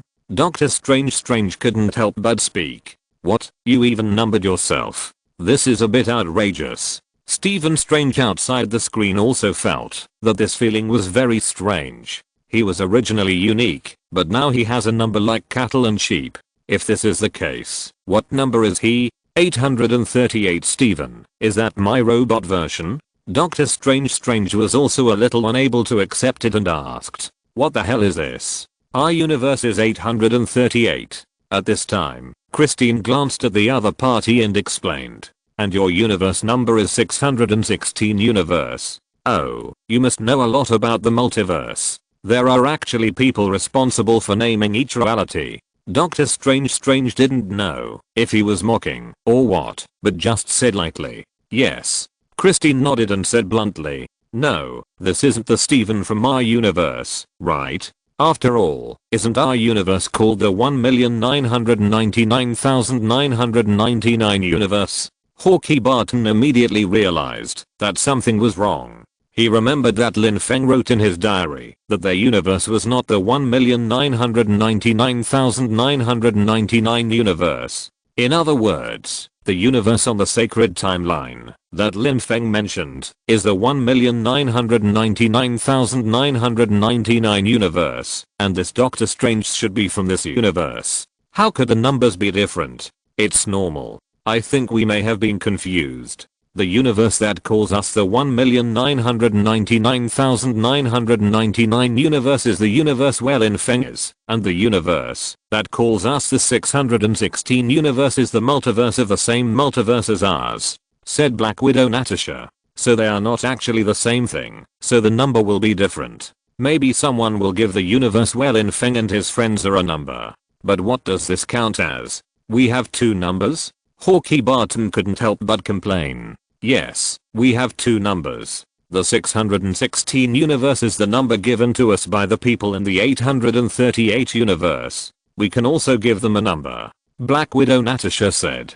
I think everyone seems to have made a mistake. This 199,999 universe or the 616 universe is the universe on the so-called sacred timeline. It has nothing to do with us. We are not. At this time, Bruce Banner corrected. Everyone remembered that they were not the self on the sacred timeline. They were parallel universes independent of these parallel universes. Everyone continued to watch, and Christine in the picture introduced herself. Yes, it's me. I'm a senior researcher at the Butters Foundation, specializing in the study of the multiverse. Looking at this Christine's graceful self-introduction, Doctor Strange felt very strange, because he had just attended the wedding of his Christine not long ago, but now he saw a completely different Christine again. His Christine existed as a doctor, but the Christine in this universe was actually a researcher of the multiverse. I can only say that the world is really wonderful. Chapter 334, The Identical Body of Iron Man in a Parallel Universe. How did you come to work here, no matter where this is? Doctor Strange asked. I volunteered to work here. Christine couldn't help but say. At your funeral. Thank you for coming. Doctor Strange said indifferently. Another explosive news. Doctor Strange died again. Good guy, I died again. Off the screen, Stephen Strange felt very strange. Is it too late to back off and not plan to become Doctor Strange now? If he continues like this, he feels that he will die young, before he is 50. Could it be that the one who died in this multiverse is the Doctor Strange with pigtails that we saw at the beginning? Agent Hill said with a somewhat uncertain and suspicious look. It doesn't look like it, because that world seems to be a broken world, not a complete world. Tony Stark shook his head and said. There is too little information at present, so there is no way to judge whether it is the Doctor Strange at the beginning. But I tend to think not, because at the beginning, the little girl opened a space crack, and the Doctor Strange with pigtails fell into it. Later, this little girl was with our Doctor Strange, so she may have come to our world, so it is unlikely that he will return to the original world, and even those in the original world are unlikely to know that he is dead. Black Widow Natasha explained. How could they hold a funeral for him if they didn't know he was dead? This shows that there may be another Stephen who has died. This is related to why Doctor Strange was able to embark on the road of finding magic redemption. Even the Doctor Strange with pigtails before has also turned evil and even wants to take away America's superpowers. His relationship with Christian seems to be so strange. Everyone outside the screen became interested because everyone knew the danger of Doctor Strange, including his evil turn to save Christine, killing an entire timeline, and his messing around to create a crazy multiverse. Among them, there is even a version of the Dark Doctor Strange. Doctor Strange lost his lover and embarked on the road of learning magic. At this time, Stephen Strange outside the screen suddenly felt strange. Is this a point to him? This is definitely a point to him. In Doctor Strange's heart, there is a kind of fluke. Maybe, in this universe, they can be different. The Christine in the picture checked the information on the mechanical equipment and said lightly, your injuries are very similar, but not exactly the same. It's really interesting. Before he finished speaking intermittently, Christine said directly, I don't want to either. In your universe, it doesn't matter who I'm to you. After hearing this, Doctor Strange became curious instead, and didn't rush to untie the shackles on his body for a while. After a moment of silence, Doctor Strange tried to persuade Christine. He said, Christine, you have to let us out. Now everyone is in crisis. I know you don't understand me. We have never figured it out. Christine said lightly. Christine smiled and said, because you are dangerous, Stephen. Why? Hearing this, Doctor Strange just smiled helplessly and asked, what is a relationship in this universe? The reason is also very clear. They have watched the video before, so they naturally know very clearly that the reason why Doctor Strange was able to embark on the road of magic is because of a car accident, which caused his hands to be disabled. In order to treat his hands, he began to learn magic. This matter is getting weirder and weirder, but there are too many missing parts in the middle. Who knows what the specific situation is? She did not give a positive answer, but she did not deny it. Everyone saw the X-ray film with the camera, which showed two palms. Obviously, the comparison was the two palms used by Doctor Strange. Yes, this is also our common point. Doctor Strange could only smile bitterly. Sure enough, in any universe, he had dealt with Christine's problem in a mess. So everyone knew that there was a considerable probability that Doctor Strange would turn evil. Could it be that the Doctor Strange in this universe had also turned evil? If it really looked like that, then this Doctor Strange would turn evil too easily. Maybe he would turn evil directly if he was slightly stimulated by something.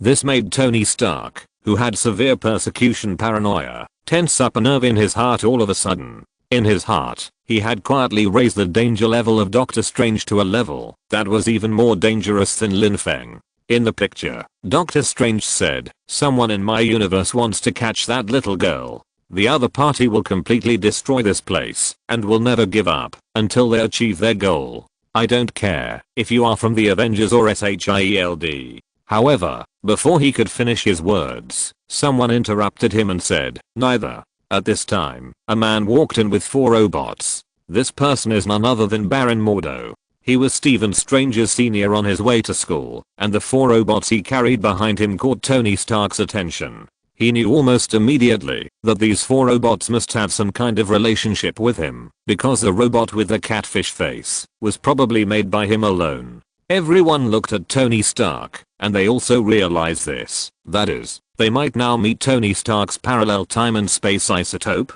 After all, the aesthetics of this catfish face is really too much like Tony Stark, and it is also something that no one else has. If I'm not mistaken, this is probably the product of the so-called 838 universe Tony Stark. No, this doesn't look like my work, it looks more like Ultron. After Tony Stark made this judgment, he was even more shocked. After all, Ultron is not good. That's not a good thing. If it is really Ultron, it will be really troublesome. What is that?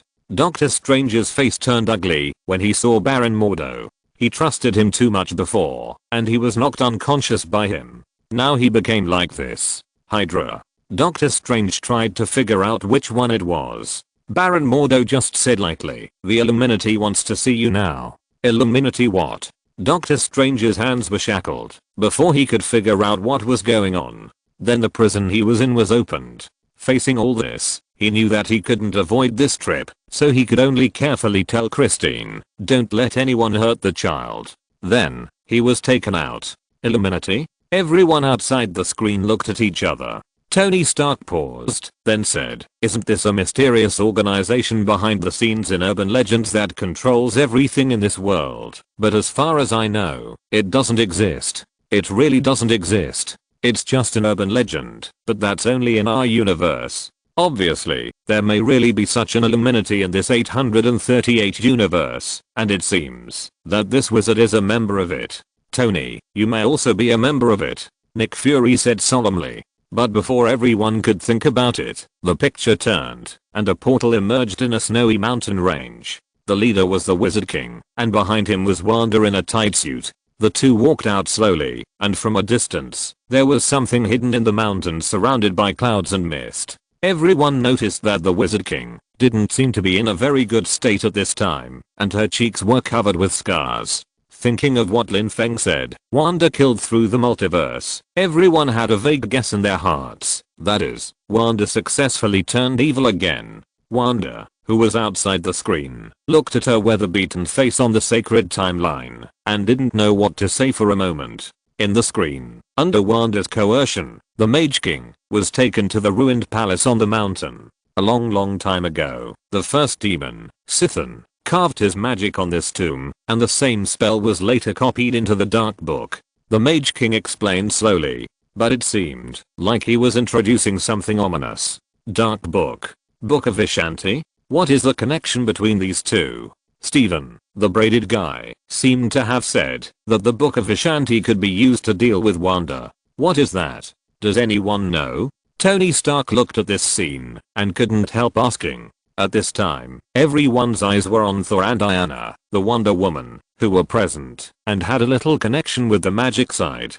Diana spread her hands and said, "It has nothing to do with me. I'm from the DC universe, as you know, so I don't know what's going on in this universe." Everyone looked at Thor, who paused and said, "I think I know. I've read a lot of relevant books during this period, and my father has also taught me a lot about the powerful people who exist, or have existed in this universe. Among them is Sithan." Chapter 335. The Earth is really a shallow pond with many turtles, and a small temple with a lot of demons. Although Thor, the god of thunder, looked like a completely muscular man, a muscular man who only had muscles but no brains. In fact, as a member of the Asgard god clan and a royal family, his brain was quite sufficient, of course, provided that he was willing to use it. Photographic memory was a piece of cake, so he began to consult many relevant books whenever he had time during this period, and read many things, because they might be used in interpreting Lin Feng's diary in the future. Many of the information in Lin Feng's diary was too fragmentary, and other circumstantial evidence was required. This was what his old father Odin asked him to do. In this case, he knew a lot of things that he didn't know before. This Sithan is a very famous demon god. Let me put it this way. He is one of the many dimensional demon gods. A long time ago, so long that I don't know how to describe it, there were many ancient gods on the earth. Thor said. That era was too long ago, so long that even Asgard was not very clear about it. The reason why they still knew a little was purely because Asgard was also the descendant of one of the demon gods. They were born as gods, not evolving step by step as Tony Stark and his friends imagined, and this is a degraded version. In an era so long ago that even Asgard didn't know what to say. Was it the dinosaur era? Are these demons all dinosaur people? One of them is Zism. Later, for some unknown reason, these powerful ancient gods collided and became hostile to each other. In this process, some of the ancient gods fell into demons, and this one named Zism was the first very famous demon in history. He was also known as the god of black magic and the source of all the power of black magic. Thor said. Later, Zism seemed to have lost in the battle with other ancient demons, and had to exile to other dimensions, and became a dimensional demon. If Zism was expelled because he failed in a battle in ancient times, doesn't it mean that there are still some ancient gods hidden in our world? Nick Fury said. Does Dormammu count? Everyone's hair stood on end. If we look at it from this logic, it is really possible. And among them, they only know the tip of the iceberg, such as Dormammu. But the demons they know are too stressful for them. The head that seems to be the size of a planet gives them a great sense of oppression. Although the opponent was driven back by Doctor Strange, everyone knows that it is not a sin of war. It's not that his strength is not strong, but the ability of the time gem is too buggy. In other words, if Dormammu is used as a reference for the strength of the dimensional demon, we can probably know how terrible the dimensional demon is. Such a terrible existence is actually the loser of the ancient war. then how terrible are those winners? The water on this earth is really not ordinary deep. Just thinking about it makes him feel numb. No wonder Lin Feng always says that the water on the earth is too deep. It is really shallow and there are many turtles. The temple is small and the demon is strong. Such a rural place that is not even ranked in the Milky Way actually has so many terrible monsters. Not Dormammu. Thor said. Dormammu was a wizard from a long time ago. Later, I don't know what adventure he had. He abandoned his body and merged with the Dark Dimension to become the Dark Dimension demon named Dormammu.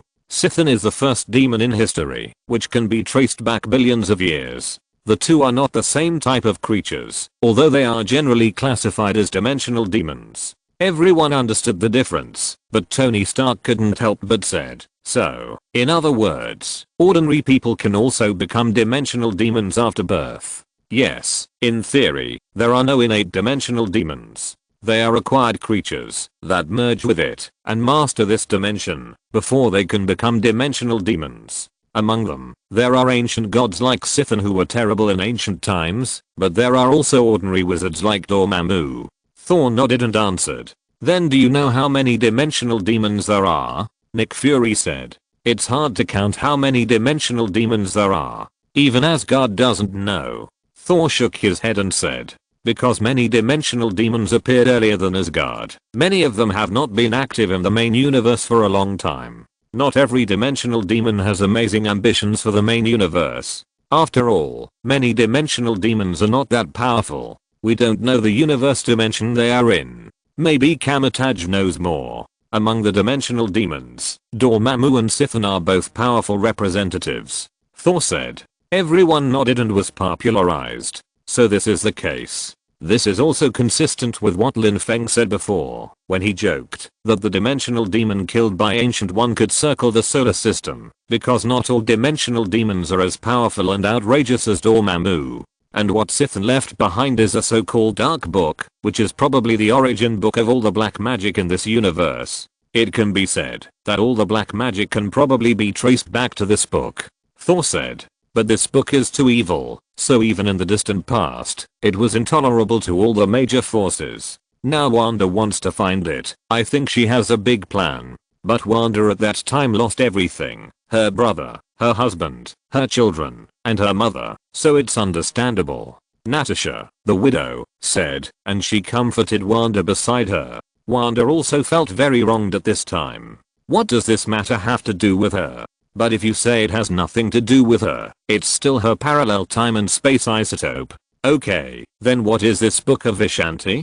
Tony Stark said. Or what book are these magic-side wizards talking about every day? The book of Vishanti is completely opposite to the Dark Book.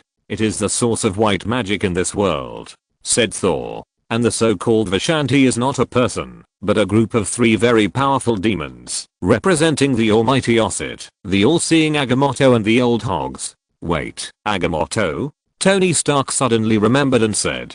Isn't that the Time Stone, the Eye of Agamotto? This name, why does it sound so familiar? When I learned about the Time Stone from the video before, its alias was the Eye of Agamotto. Yes, it is the Eye of Agamotto, the Time Stone. Thor nodded and said. The Time Stone is named after Agamotto. The group of these 3 people is Vishanti, which can be regarded as a trinity of gods, but I also saw the relevant information in the library of Asgard. Thor said. As for the details, I don't know much about it. I may need more information. Otherwise, I will go back and ask my father to see if he knows more. But one thing is certain, Vishanti is the source of white magic in the world, and also the source of the magicians of Kamataj. I see. Tony Stark nodded and said. Everyone couldn't help but feel a little scared.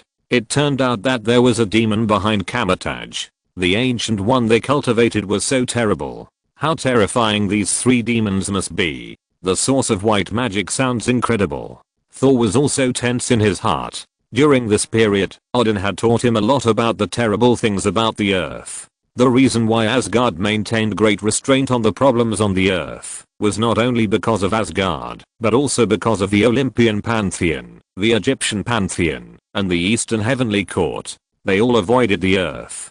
He didn't understand it before, thinking it was just a small broken planet in the countryside. The 9 worlds included in the Asgard system were already outrageous. He didn't expect how deep the water could really be. It's true that there are many turtles in a shallow pond and many demons in a small temple. If there are any local specialties on Earth, they are not written, but there are many big guys. I don't know how many ancient gods were born. Although many of them have been driven out of the Earth and turned into demons, they are all staring at the Earth. If Asgard really rules the Earth, then they have to defend these dimensional demons. Originally, he was also very curious why there were so many super bosses on the Earth. The Ancient One alone was enough to be compared with his father. Not to mention Vishanti behind Kamataj, that is probably an existence above the so-called father in the sky level. Who knows how many dimensional demons are hidden behind this small Earth. And everyone probably realized at this time how weird this Earth is and how many terrifying existences are hidden in it. At this time, Wanda and the Mage King in the picture have arrived at the mausoleum. Legend has it that this is the tomb of Sithan. Of course, the people outside the picture now will not believe this nonsense. Those powerful dimensional demons often have the characteristics of immortality. It is not so easy to destroy them. Just look at Dormammu. Chapter 336 You, Doctor Strange, are the source of danger in the universe. The two walked in slowly, under the illumination of Wanda's chaos magic. Outsiders can't know what kind of ruthless monsters are inside. The Mage King said as he walked. The whole tomb looked extremely gloomy and terrifying. After Wanda lit the torch, the two were surrounded by several monsters. Just when the two decided to fight to the death, the 4 monsters slowly surrendered to Wanda and half knelt down. They are waiting for me. Wanda looked at the 4 huge monsters and said slowly. She looked at the statue of Sithan again and said, "This is not a tomb, this is a throne." Obviously, she was about to get the dark book from here and really get what she wanted. And the smile on her face also made everyone outside the screen realize that Wanda really turned black. But the scene turned again. In a high-tech building, Doctor Strange walked in under the escort of 4 mechanical soldiers. The door was slowly opened, and in front of him, there was a group of people sitting on the high seat. Before he could speak, someone shouted, "Stephen Strange, you have been summoned to the Illuminati. I'm Baron Carol Mordo, the Sorcerer Supreme." The person who spoke was none other than Baron Mordo, but he was interrupted by Doctor Strange. Before he could finish, he said, "Carol," but before he could say anything more, a huge vibranium shield was thrown over and bounced back. The costume was simply a replica of Captain America. The only difference was that it was the first female, and the emblem was not the American flag, but the British flag. Captain Carter, the first Avenger. With Baron Mordo's introduction, an unexpected name appeared in everyone's ears. What? It's Peggy? Captain America Rogers outside the screen was stunned. How could he still see his lover? Especially, it seemed that decades had passed. How could he still be so young, and how could he become Captain Carter? What is this? Captain Britain. Tony Stark couldn't help but complain. Although, the comparison is too obvious. Everyone saw that this was clearly Captain Britain, who was the counterpart of Captain America Steve Rogers. It seemed that in different time and space, there would not only be isotopes of characters, but also isotopes of certain roles. Just like Peter Parker, who was chosen by the Spider Totem. Nick Fury and other SHIELD agents also showed some astonishment. How could they not recognize their first generation director? He was the founding boss. The entire SHIELD was established by Carter Page, but they never thought that the other party would replace Steve Rogers and become Captain Britain.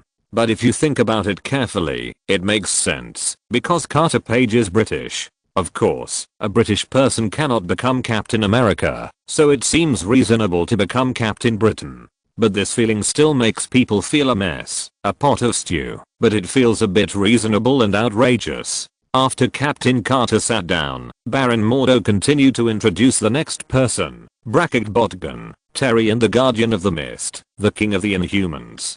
This was someone that no one had ever seen before, but Nick Fury narrowed his eyes because he had never seen or heard of this person. But the concept of the Inhumans was not. SHIELD was not completely without achievements in this regard. At least in this field, he knew a little bit. There was indeed a mysterious race in this world, called the Inhumans. But this race was completely different from vampires and werewolves. Vampires and werewolves basically often moved among humans, and it was also very obvious. At least in the eyes of S.H.I.E.L.D., it was considered very high profile. As for the Inhumans, they only vaguely knew that there seemed to be such a race mixed among humans, but they never knew the specific situation. At least so far, it was still unclear. Captain Marvel, the Guardian of the Universe. Then Baron Mordo said another very familiar name. Everyone's glasses widened in disbelief. This was a black-skinned Captain Marvel who looked like a female. But they remembered that they had just seen a white female Captain Marvel who had rescued Tony Stark from the universe. How did Captain Marvel become like this in this 838 universe? Everyone was amazed. They could only say that this world was really full of everything. Obviously, many people in this universe were different from this. They might have swapped genders, and even their race and skin color might have changed. And the smartest person at the moment, Richard Charles of the Fantastic Four. Following Baron Mordo's words, the head of the Fantastic Four showed up in a magical appearance. The smartest person? Tony Stark raised his eyebrows slightly. This topic was a bit provocative to him. However, he also had his own pride. Even if he didn't usually claim to be the smartest person in the world, someone actually claimed to be the smartest person in front of him, especially when there was a high probability that there was also a Tony Stark in that world. Doesn't that mean that the self in other parallel time and space was actually crushed by someone in terms of IQ, and it was even recognized? How could he be so unpromising in another parallel universe? Although he doesn't care about this kind of false reputation, it doesn't mean he is willing to let others step on his head. Hello Steven?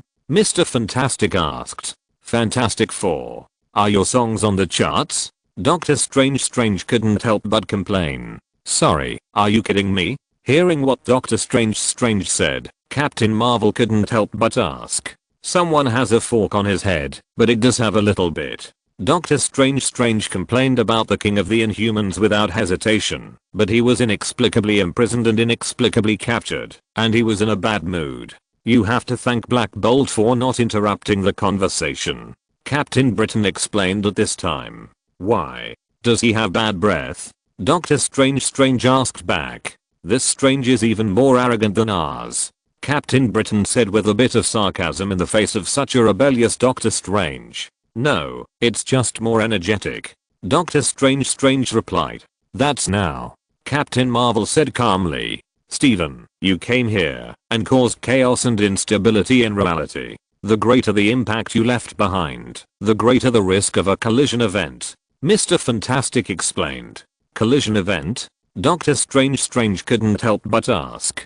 A collision event is the erosion of the boundary between two universes. When the two collide, one of them will be completely destroyed or both will perish. Mr. Fantastic continued to explain. When the people outside the screen heard this, they felt that they understood a lot. Is the impact of traveling through the universe so serious? Your clone founded the Illuminati and has to make difficult decisions that others cannot make. Today we have to decide how to deal with you and the child. Captain Britain took over and said. Before we vote, if you have anything serious to say it now. Captain Marvel said. Yes. Doctor Strange continued. If you are really worried about the collision, do you really think that I'm a bigger threat than Scarlet Witch? Captain Marvel just said lightly to Doctor Strange's reminder, if the little witch decides to sleepwalk, we can deal with her. Obviously, they all have very strong confidence in their own strength. In this universe, even Thanos was eliminated by them, so what is there to be afraid of? A mere Scarlet Witch is not enough to be a threat in their eyes. After all, the Scarlet Witch in their world is not even a wizard. No, you have no way, unless you give me the Book of Vishanti. At this time, Doctor Strange said. Only he knows how terrible the little witch has become, and only the Book of Vishanti can deal with her. Thank you for your concern, Steven, but we are not worried about Scarlet Witch. According to experience, the biggest danger in the multiverse is Doctor Strange. Mr. Fantastic said something that shocked everyone, but at the same time it was not so unexpected.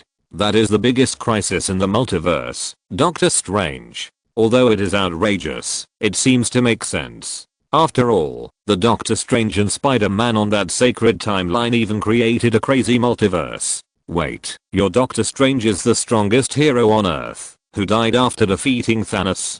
Doctor Strange suddenly thought of something and asked inexplicably. Everyone outside the screen was shocked, because what did they hear? Did they hear that Doctor Strange actually defeated Thanos? And he also died to defeat Thanos? Everyone knew how terrible Thanos was. He was a terrifying father-level god who killed half of the life in the universe, and was still a big worry for everyone. We should tell him the truth. At this time, an old man in a wheelchair appeared in front of everyone, controlling an electric wheelchair. Our last member, Professor Charles. Mr. Fantastic said. I did shed tears when I saw Professor X. I really didn't expect to see Professor X in this universe. Maybe mutants will return in the future.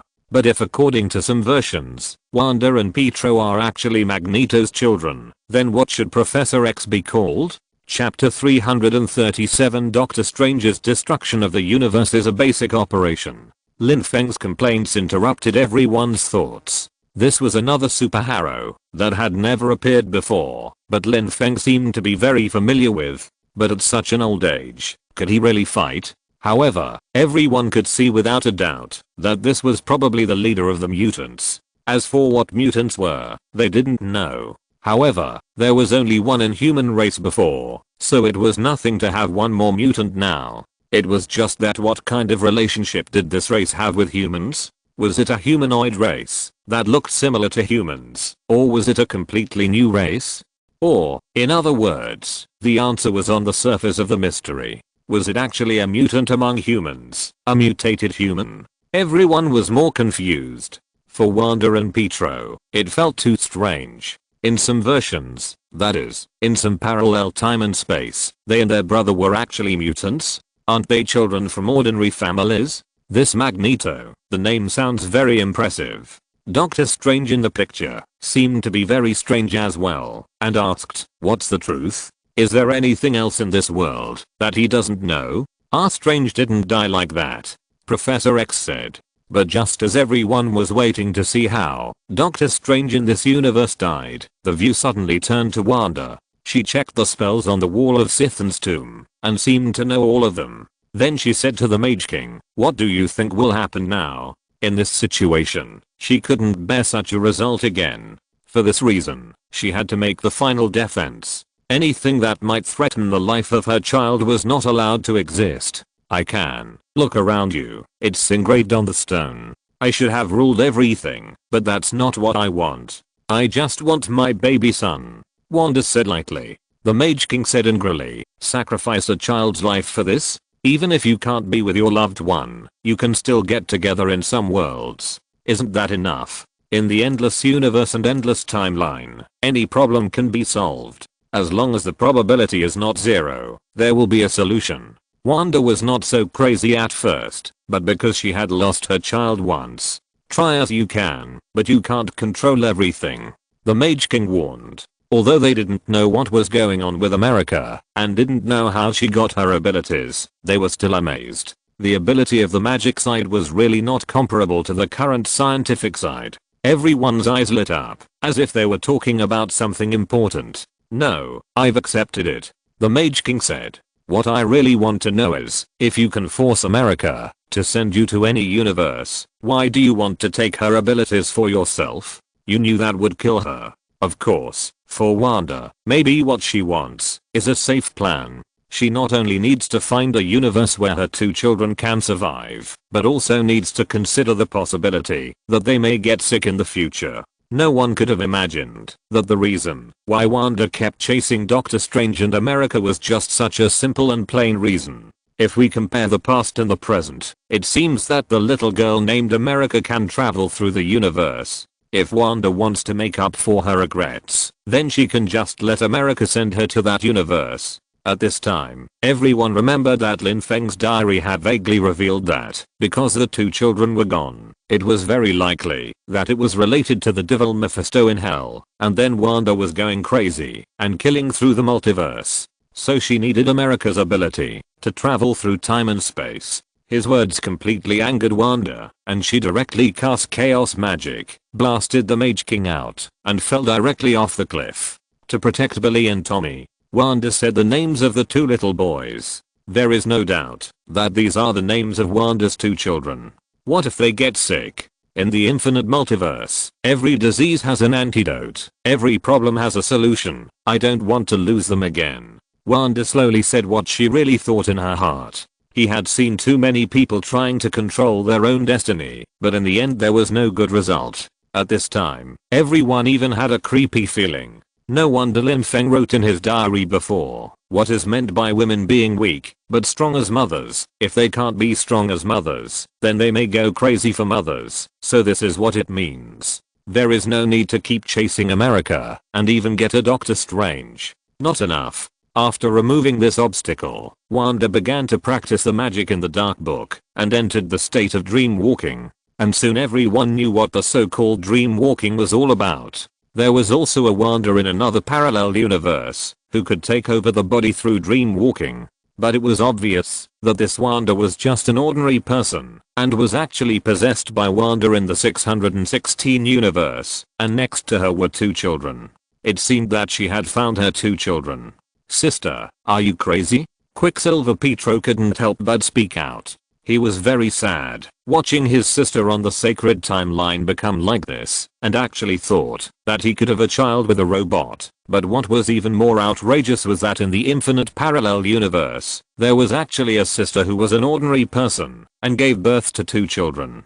It's really crazy. Wanda herself had to admit that she had entered a state of madness on the sacred timeline. For the sake of her children, and even for the future of her children, she had to master the ability to shuttle through the multiverse, which triggered a series of tragedies. It was really Wanda's search for her relatives. But she didn't understand, and still doesn't understand, why she in that timeline would like robots, and even fantasize about having children with robots. For this imaginary child, she didn't hesitate to cause a huge blood debt. At this time, in the picture, Professor X was explaining to Doctor Strange how their Doctor Strange died. Our Strange didn't die because of defeating Thanos. At that time, we were fighting, and others united to stop Thanos, but Steven chose to act alone as always. He turned to the dark book and began to dream, hoping that the answer was in the multiverse. Baron Mordo also began to describe. Everyone suddenly realized that this was the result. Wanda had been longing for the dark book before, and obtained the method of sleepwalking, and even directly controlled the body of her own clone in another parallel universe. This made it difficult for Stephen Strange outside the screen to accept, because it seemed that the self in other timelines could easily go astray if he was not careful, although everything he did seemed to have a legitimate reason. He has been wandering in the world for so many years, and he has never failed. He can always get away smoothly, relying on a legitimate reason, but the problem is that this legitimate reason can't make up for the terrible damage he has caused. Guess what? One night, you gathered us and confessed that you had been sleepwalking. What you said was that the situation was out of control, and you never told us the details. Mr. Fantastic said it was only the collision that you accidentally caused. You, my friend, caused the destruction of another universe. Wow, another universe was killed. Come to think of it, killing the universe seems to be Doctor Strange's standard. Compared with Doctor Strange, Thanos is indeed much worse. Everyone in that reality is dead. Captain Marvel continued. Everyone. Stephen has never denied the evil of the Darkhold. He helped us find the Book of Vishanti, and we used it as a weapon together to defeat Thanos. Professor X said. But there is still one final threat left. Having said that, everyone looked at Doctor Strange. There was no doubt that the last threat was none other than himself. Professor X used his ability to control minds to bring everyone back to the scene of the execution of Doctor Strange. The fingers of Doctor Strange's hands had been infiltrated by the Darkhold. Obviously, there was a price to pay for using these black magics, but when to pay the price was another matter. In the ruins, Doctor Strange knelt on the ground. Professor X looked at Doctor Strange and said, "I will miss you, my friend." Then Doctor Strange said, "I'm ready." Then the King of the Inhumans shouted, "I'm sorry." Then he used his superpowers to decompose Doctor Strange. And all this was done voluntarily by Doctor Strange, because he knew very well that, if he continued to use the energy of these dark books, it would only be a matter of time before he fell into darkness.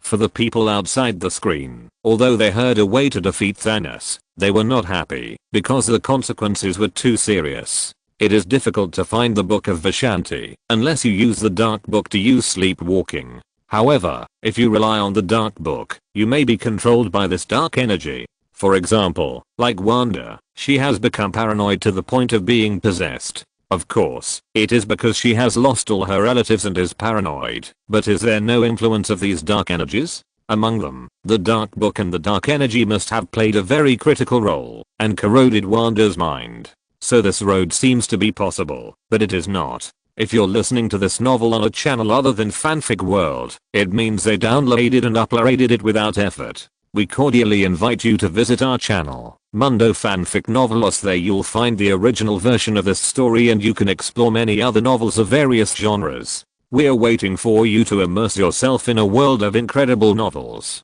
Chapter 338. Positive characters can also die because of their talkativeness. What I'm saying is, none of these villains do anything serious. Hawkeye Barton couldn't help but complain when he saw this. Look, Thanos turned evil to protect the balance of the universe. Wanda turned evil to protect her 2 children. And the 2 Doctor Stranges turned evil, one to protect his universe from being destroyed by Thanos, and the other to find his beloved. Isn't there a villain who wants to do something serious, such as ruling the world? It seems that we are the villains. When everyone heard this, they looked very strange, as if it was really like this. Their goals are so noble, so don't they become villains? As for Doctor Strange in the picture, although he saw the truth of his death in the parallel universe, what he didn't understand was that since his death was so disgraceful, why could he still have a statue erected and be treated well? What about the statue? You erected a statue.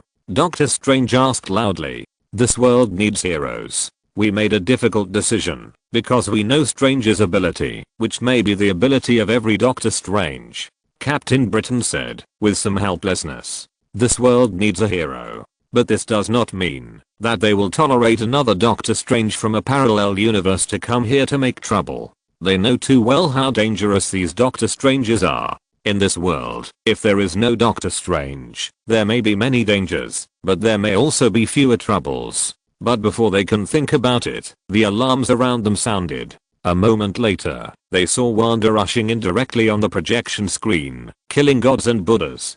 Keep an eye on him, we will come back and vote. Captain Britain Carter said. But she probably didn't know that this time, they would never have a chance to come back. Steve, if you escape from this room, you must guide America Chavez. Professor X said to Doctor Strange after a superhero left, which was unusual. What are you talking about? Baron Mordo looked at Professor X's statement in shock. Save the girl, and then find the Book of Vishanti. Professor X said. Is the Book of Vishanti here? Doctor Strange said in shock. Yes, you set up a relay point. Professor X replied indifferently. Charles, we can't trust him. Baron Mordo immediately stood up and objected. I think so. Some people are lost for a while, but it doesn't mean they will be lost forever. Let's see what kind of Doctor Strange you are. Professor X replied. He has a trust in Doctor Strange that others can't understand. There are so many Doctor Stranges in the world, and it's impossible for every one of them to be a bad guy. From the fact that Doctor Strange protected the little girl America, he can probably judge that the Doctor Strange in front of him will not become a bad guy. Of course, the most important thing is that he can feel Wanda's terror. Perhaps it is really impossible to defeat her without the Book of Vishanti. Thank you. Wanda is going to start a killing spree. Who said that only villains will die because of talking too much? The same goes for decent people. Before everyone could figure out what was going on after seeing this barrage, the screen had already turned to the laboratory. All guards, move out. At this time, Christine also felt the danger and asked everyone to evacuate first. There was no point in staying. When the last robot was knocked out, only a mechanical voice was left, saying, Ultron orders you to stop. Everyone outside the screen was shocked as they watched Wanda walking covered in blood. Ultron?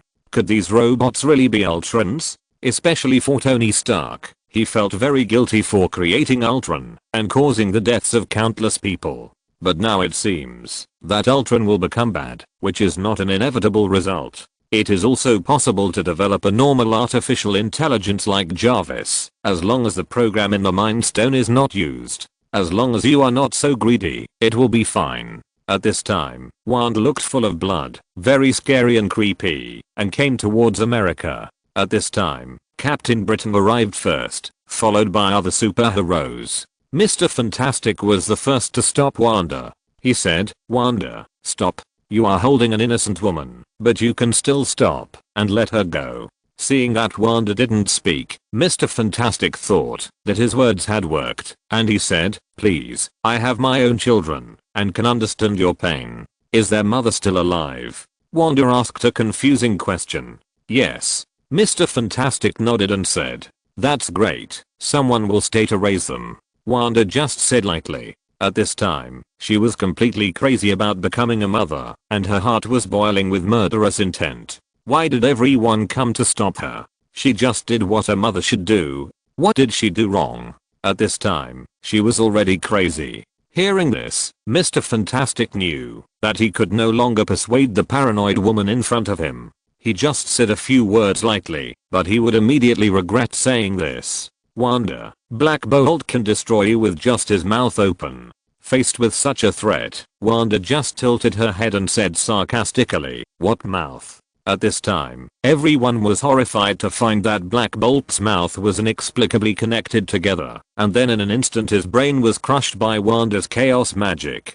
Well, a head was directly given away. Everyone outside the screen was speechless after hearing this. This head was given away. Black Bolt was simply wronging him. He obviously had a strong fighting power and might even pose a certain degree of threat to Wanda. As a result, he was betrayed by Mr. Fantastic and died instantly at the hands of Wanda, the smartest person in the world. That's it? Tony Stark looked at this scene and was more or less disdainful in his heart. This Mr. Fantastic was either mentally retarded or almost mentally retarded.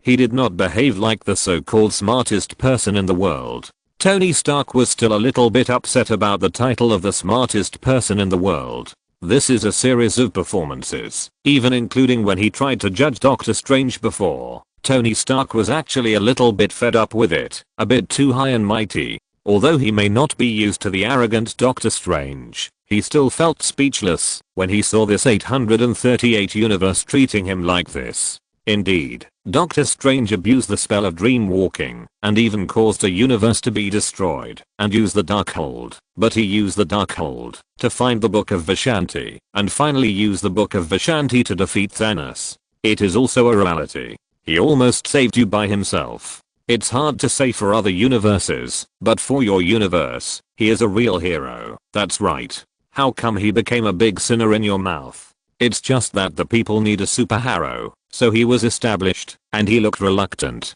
It's really a disgusting face, to use people forward and not use people backward. Maybe Tony Stark is a little sad.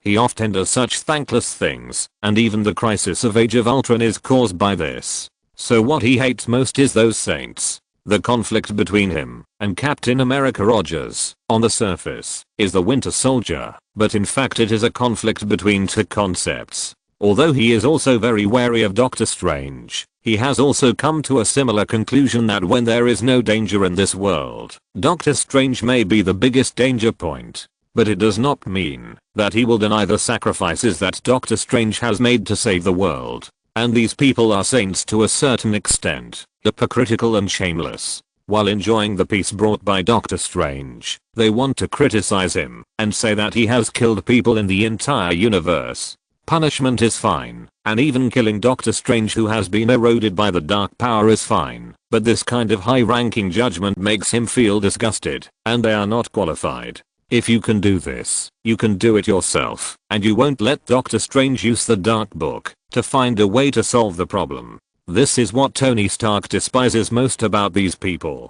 Just when Tony Stark felt speechless, Wanda had already started killing. Wanda's killing through the multiverse has just begun. She cast chaos magic and actually separated Mr. Fantastic like noodles one by one.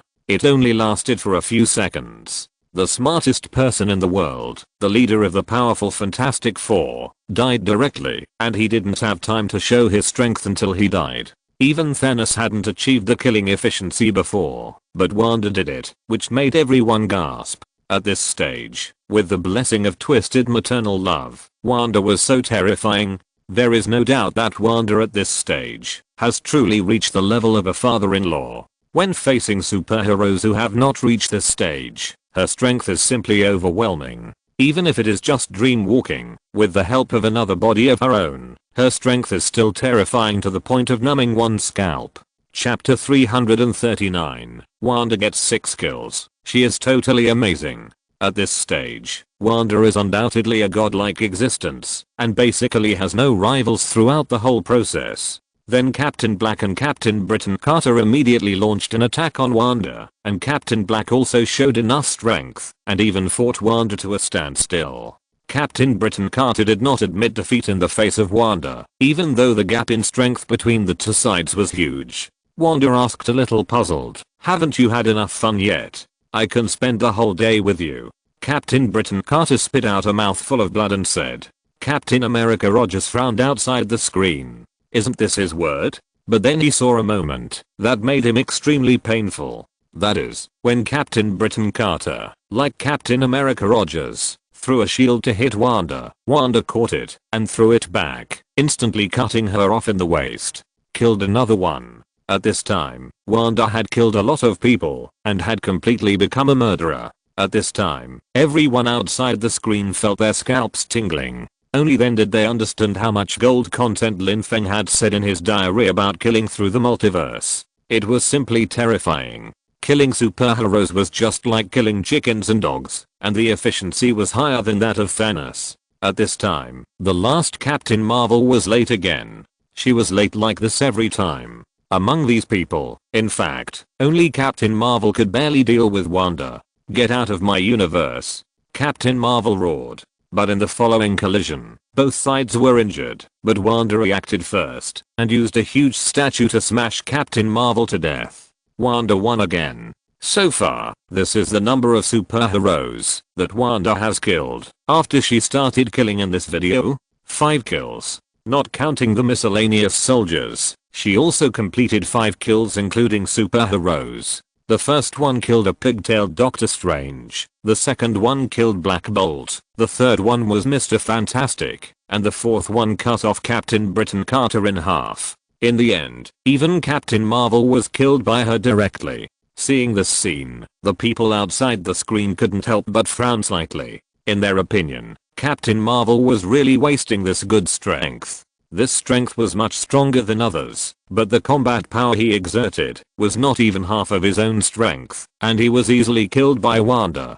Originally, they did have the strength to contain Wanda. For example, Captain Marvel had the strength to compete with Wanda, and with Black Bolt, he had the ability to kill Wanda. It can be said that, if they cooperated well, it would be entirely possible.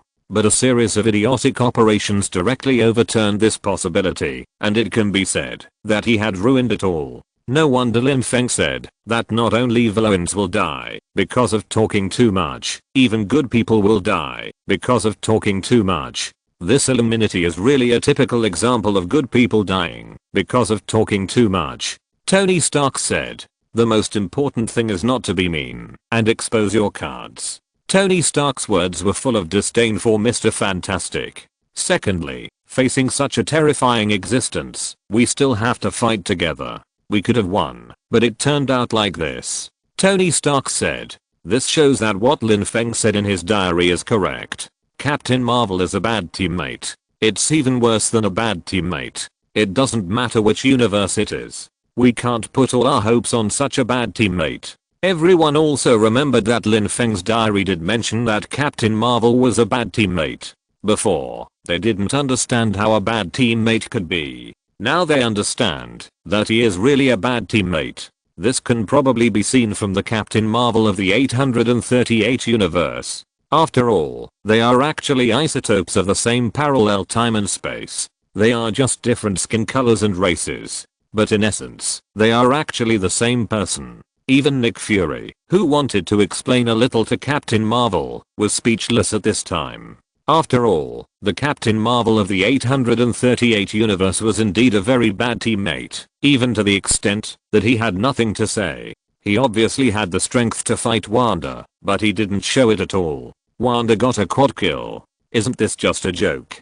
Captain America Rogers sighed. This is because, after having strong strength, people often stop practicing their own fighting skills. Basically, they hold the idea that one force can defeat 10 skills. It is because their own strength is too strong. This further proves what Lin Feng said. Without the protagonist's halo, we are actually very easy to die. Black Widow Natasha said. We have deviated from the original correct timeline, so we don't have the protagonist's halo. Everyone must be careful in the future. Everyone nodded, especially Thor, who felt the same way. Don't forget that in a timeline, he was easily shot to death by Hawkeye Barton.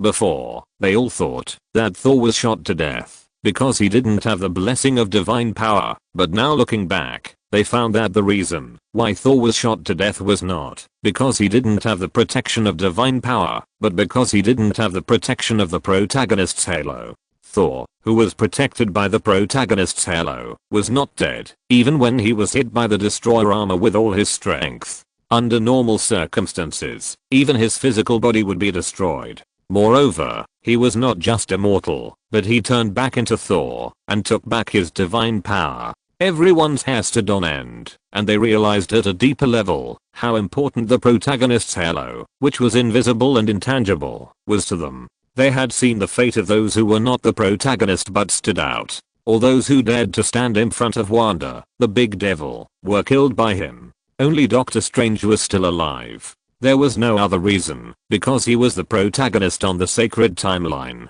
Before the protagonist's halo fell off, he could not die, no matter how hard he tried. What was even more speechless was Wanda. What she saw was that she had obviously completely turned into a murderous devil on the sacred timeline, obsessed with demons. For the sake of her children, she could kill everyone who stood in her way. Quicksilver Pietro also looked at his sister with a somewhat complicated look. He didn't expect that losing everything would have such a big impact on his sister. In the picture, Doctor Strange used a trick to escape, and at this time, Wanda had killed all the superheroes outside and came over. Only Professor X stood in front of her. The two directly entered a fantasy void. In this fantasy void, Professor X was able to walk. This is Wanda's spiritual world. Professor X invaded her spiritual world and saw a ruin. Under the ruins was none other than Wanda's isotope in this world. But at the moment, when Professor X was about to rescue the other party, Wanda had already invaded and instantly turned into the terrifying Scarlet Witch form and twisted Professor X's head off in an instant. Everyone was shocked by this horrible scene. Even Wanda herself was no exception. In this spiritual world, the terrifying and hideous appearance of Wanda's spiritual body even scared her half to death. Is this what her original spiritual body looks like?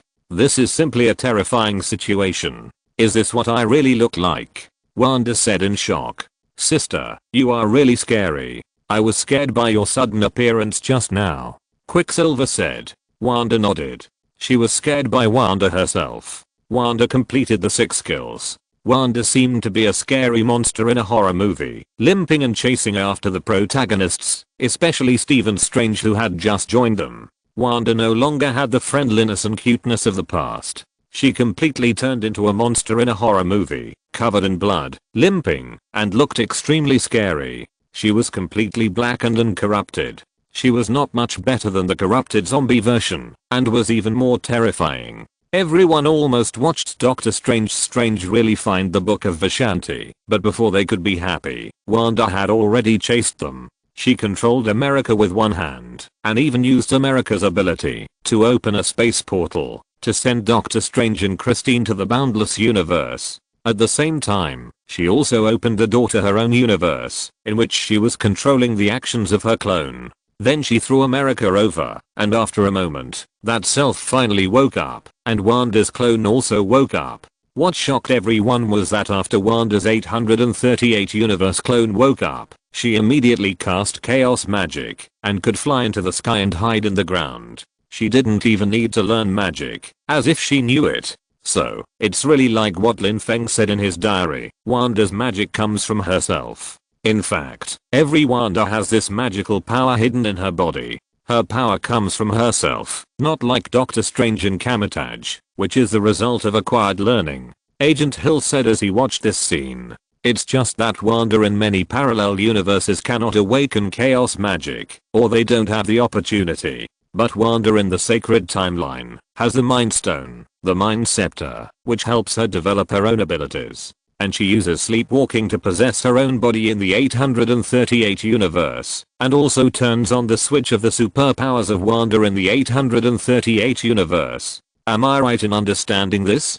Chapter 340 Another Doctor Strange dies. Yes, that's right. At this time, Wanda also spoke up. She said, I didn't rely on the Mind Stone to awaken my own chaos magic. I also awakened it by myself. At this time, she finally understood that she and her brother Pietro were born with this energy in their bodies, but some of them had the opportunity to release it, while others did not. In the picture, Wanda got what she wanted and placed America on the altar. She didn't care about America's call for help.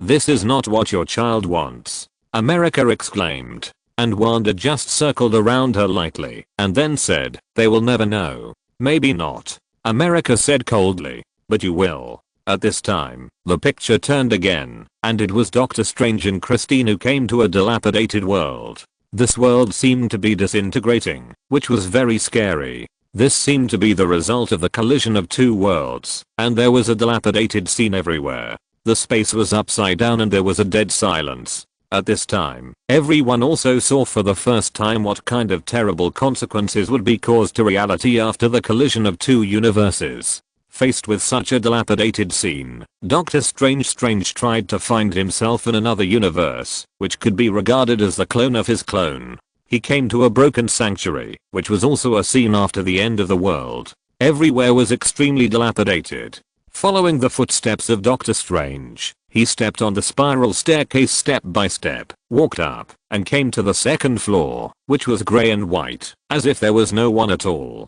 But after a moment, someone called him. Stop, how did you get here? It was a lucky coincidence, Doctor Strange said.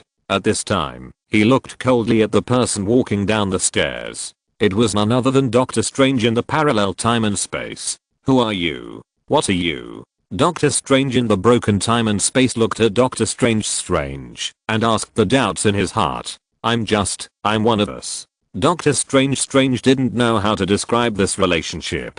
Everyone outside the screen was a little numb. Which Doctor Strange is this? In addition to the Doctor Strange on their side, there is also a Doctor Strange on the sacred timeline, a dark Doctor Strange who turned evil in order to reverse time and destroyed the entire universe, a Doctor Strange with pigtails, and a Doctor Strange from the 838 universe. Now there is another Doctor Strange in this ruined time and space. It's really tingling. Ordinary people will never see an isotope in their parallel time and space in their lifetime, but for Doctor Strange, seeing an isotope in his parallel time and space is as easy as eating and drinking. From the multiverse? The Doctor Strange in the ruined time and space asked. Yes. Doctor Strange nodded and said, prove it.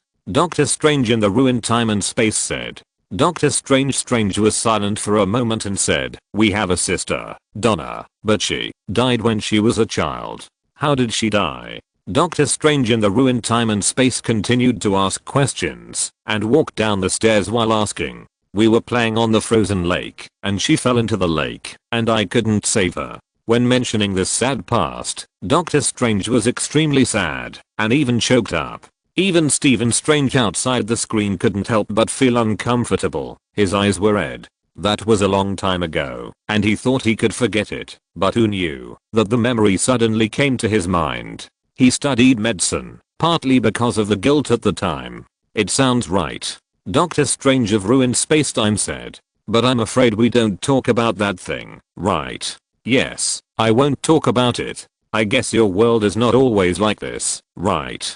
Doctor Strange said, looking at the completely ruined spacetime outside. Yes, I guess it was the same as you, until I got lost. Doctor Strange of ruined spacetime said lightly. Because of whom?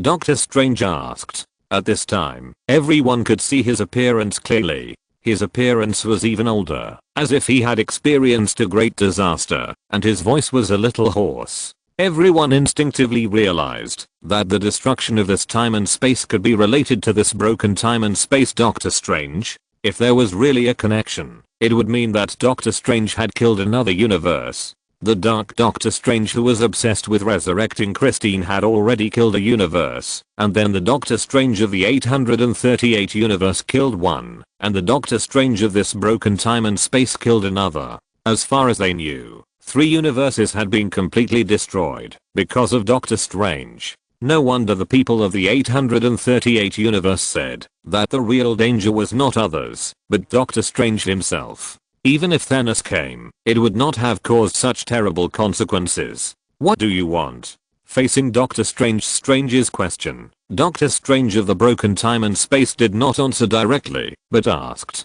"I just want to go home." Doctor Strange replied. Facing this answer, Doctor Strange of ruined spacetime said calmly, "Believe me, I have wanted to leave here for a long time." At this time, Doctor Strange noticed that Doctor Strange of ruined spacetime was holding a book in his hand. It was none other than the Dark Book. Obviously, Doctor Strange of this universe has also found the Dark Book, and finally made the whole world like this, just because he used the Dark Book.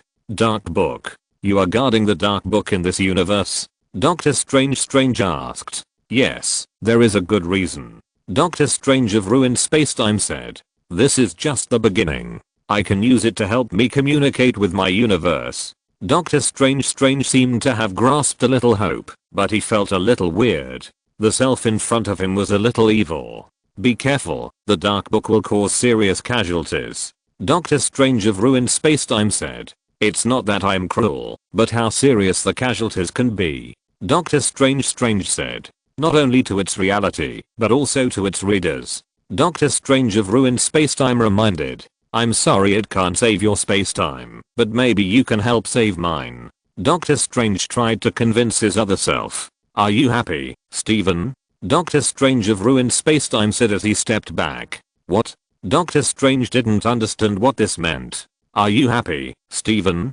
Doctor Strange in the ruined time and space said as he walked to the window, then looked at Christine below and said, "The question is, Christine Palmer asked me at her wedding, and I said, of course I'm happy. I'm a powerful magician. How could I not be happy? Then I went back to this damn haunted house, sat down, and wondered why I lied. I had no intention of letting this happen. I was looking for a different world, where I had Christine, and I was happy, but I didn't find it. I only found more of us, so I did those Stevens a favor. Have you ever had that dream of falling, as if you were pushed off a tall building? That should have been me." Everyone heard the creepy result here. This Doctor Strange in the ruined time and space even attacked other Doctors Strange, and pushed them directly off a tall building. He was more deeply possessed than Wanda. As soon as the voice fell, everyone was shocked to find that a third eye had grown on his forehead, symbolizing an ominous sign. There is no doubt that this must be directly related to his use of the Dark Book, which is the most direct sequel.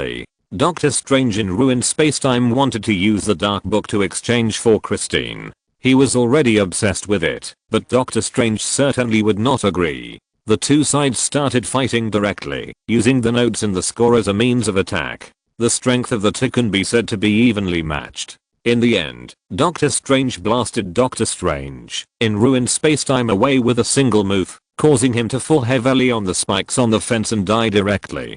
Christine, who was waiting below, was almost dumbfounded. Everyone was confused. What was going on? And the people outside the screen slapped their foreheads. Well, another one died, especially for Stephen Strange. He was numb now. It can be said that, except for the protagonist, all the other selves are very extreme, and each of them has committed a great sin, and even caused the destruction of at least one multiverse. If you count it this way, he even saw the death of 4 of his selves. Although they are all isotopes in parallel time and space, it still makes him feel very uncomfortable. He remembered the concept mentioned in Lin Feng's diary, the protagonist halo. Without the protagonist halo, is there really no human rights? I guess these may have gone astray, or they are not Steven on the correct timeline. said Black Widow Natasha. There are so many multiverses and so many timelines, but not everyone in the multiverse can walk on the right path. If they are wrong, then they are the evil Steven.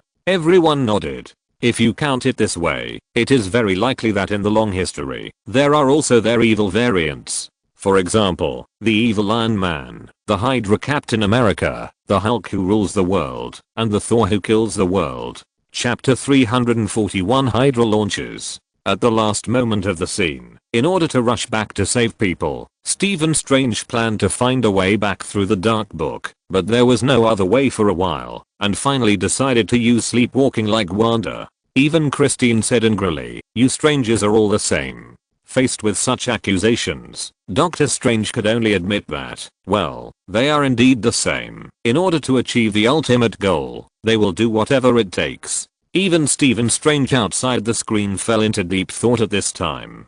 If it were him, what would he do? But he had to admit that, if it were him, he would probably do the same. As long as the goal can be achieved, there is nothing that cannot be paid. As Doctor Strange began to cast a spell, a formation was formed, and then he began his sleepwalking journey. Then everyone saw a hand stretched out from the ground, and it turned out to be a dead Doctor Strange. This was none other than the pigtailed Doctor Strange. When everyone saw this, they realized that the other party had been buried, and even the body began to rot. However, at this time, he was used as a medium for dream walking, and appeared directly outside the tomb of Sithan.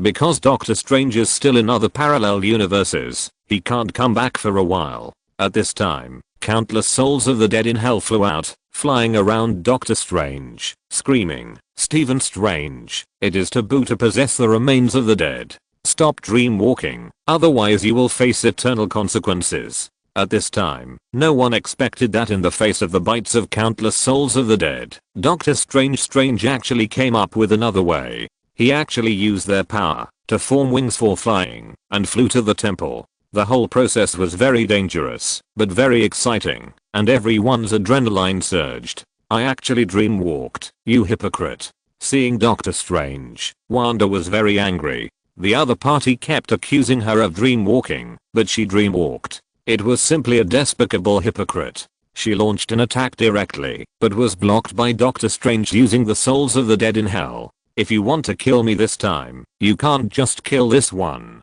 Doctor Strange said in a low voice. The two wizards started a battle, and soon, Wanda was targeted by countless dead in hell. Seeing that Wanda was about to break free from control, Doctor Strange could only use America's power. He faced the same situation as the pigtailed Doctor Strange. Only by grabbing America's power before Wanda could the most terrible situation be avoided. But at this time, he made a completely different choice, which really revealed why among so many Doctor Stranges, only he was the real protagonist, because he was the collection of countless correct choices in countless timelines. So he would make the right choice every time, and would not make the wrong choice. Every wrong choice would split out, and split into Doctor Strange on different timelines. So he was right every time, and this was the real protagonist of Destiny. So even if America was willing to sacrifice, Doctor Strange was unwilling to sacrifice her. In this situation, America opened the portal directly. Facing the furious Wanda, no one could stop her. "I'm not your opponent, so I will give you what you want." In a flash, she opened the space channel, and the other side of the space channel was actually Wanda's home in the 838 universe. The two of them also saw Wanda's atrocities directly, which scared the two young children who were still young and had no mind. Faced with her two sons being so scared, Wanda was furious. She roared and stared at America, saying, "What on earth did you do?" She never thought that such a hideous and terrifying side of herself would be shown in front of her children. At this time, another Wanda appeared in front of her. That was the real Wanda in the 838 universe. "I'm their mother." Wanda was furious and was about to cast chaos magic to blow away the Wanda in the 838 universe. The other party's chaos magic was not enough. But facing the two children who were unwilling to accept her, Wanda's heart was finally broken, and she gave up. "I will never hurt you. Never. I will never hurt anyone. I'm not a monster. Wanda said something. She finally realized what she was doing. Her fingers were completely black. She had been possessed by the devil for too long. In the end, Wanda gave up the chase and gave up everything. Wanda outside the screen looked at herself on the sacred timeline and cried bitterly. She longed for this scene, longed for too long. She just wanted to live with her 2 sons, even if it was just an illusion, but she was unwilling to let go. But now, at this point, in order to achieve all this, she has become a monster. Even her 2 sons look at her in fear and do not recognize herself. However, in fact, she has never had these 2 children, and these 2 sons are also the result of her magic. There were mixed feelings in her heart for a while. In this situation, Wanda finally let go of her obsession. She knelt on the altar. She wanted to completely destroy the altar and atone for her sins. At this time, America and the Mage King directly used space teleportation to leave. Only Wanda and Doctor Strange were left. They looked at each other and Wanda said, "I opened the dark book. I must close it. No one will be tempted by the dark book again." Wanda wanted to completely destroy this place and the entire Tomb of Sithan. The scene ended here. Everyone thought about it and felt their scalps tingling. There was too much information in this video, especially some key information about the magic side that everyone didn't know. This is very important for their understanding of the magic side. "Obsession is really a terrible thing," said Natasha, the widow. As a woman, she could understand why Wanda was obsessed with demons. It was really terrible. Wanda didn't say anything. Now she couldn't understand why her future self would love a robot to death. She couldn't figure it out at all. People's emotions and personality are composed of countless experiences and memories. Obviously, Wanda at this time did not have the experience and memory of being a mother. She couldn't understand why her future self would travel through the multiverse for her 2 sons, causing trouble and almost killing herself in the 838 universe. I can now be sure that the magic side is really a very dangerous thing, much more dangerous than our scientific side, and that Doctor Strange is even more dangerous. If he makes a wrong choice, he may become a supervillain. Tony Stark said. Everyone couldn't help but nod. How could there be someone more dangerous than the secret magicians on the magic side? But now I understand a little bit why those people on the sacred timeline can become the protagonists.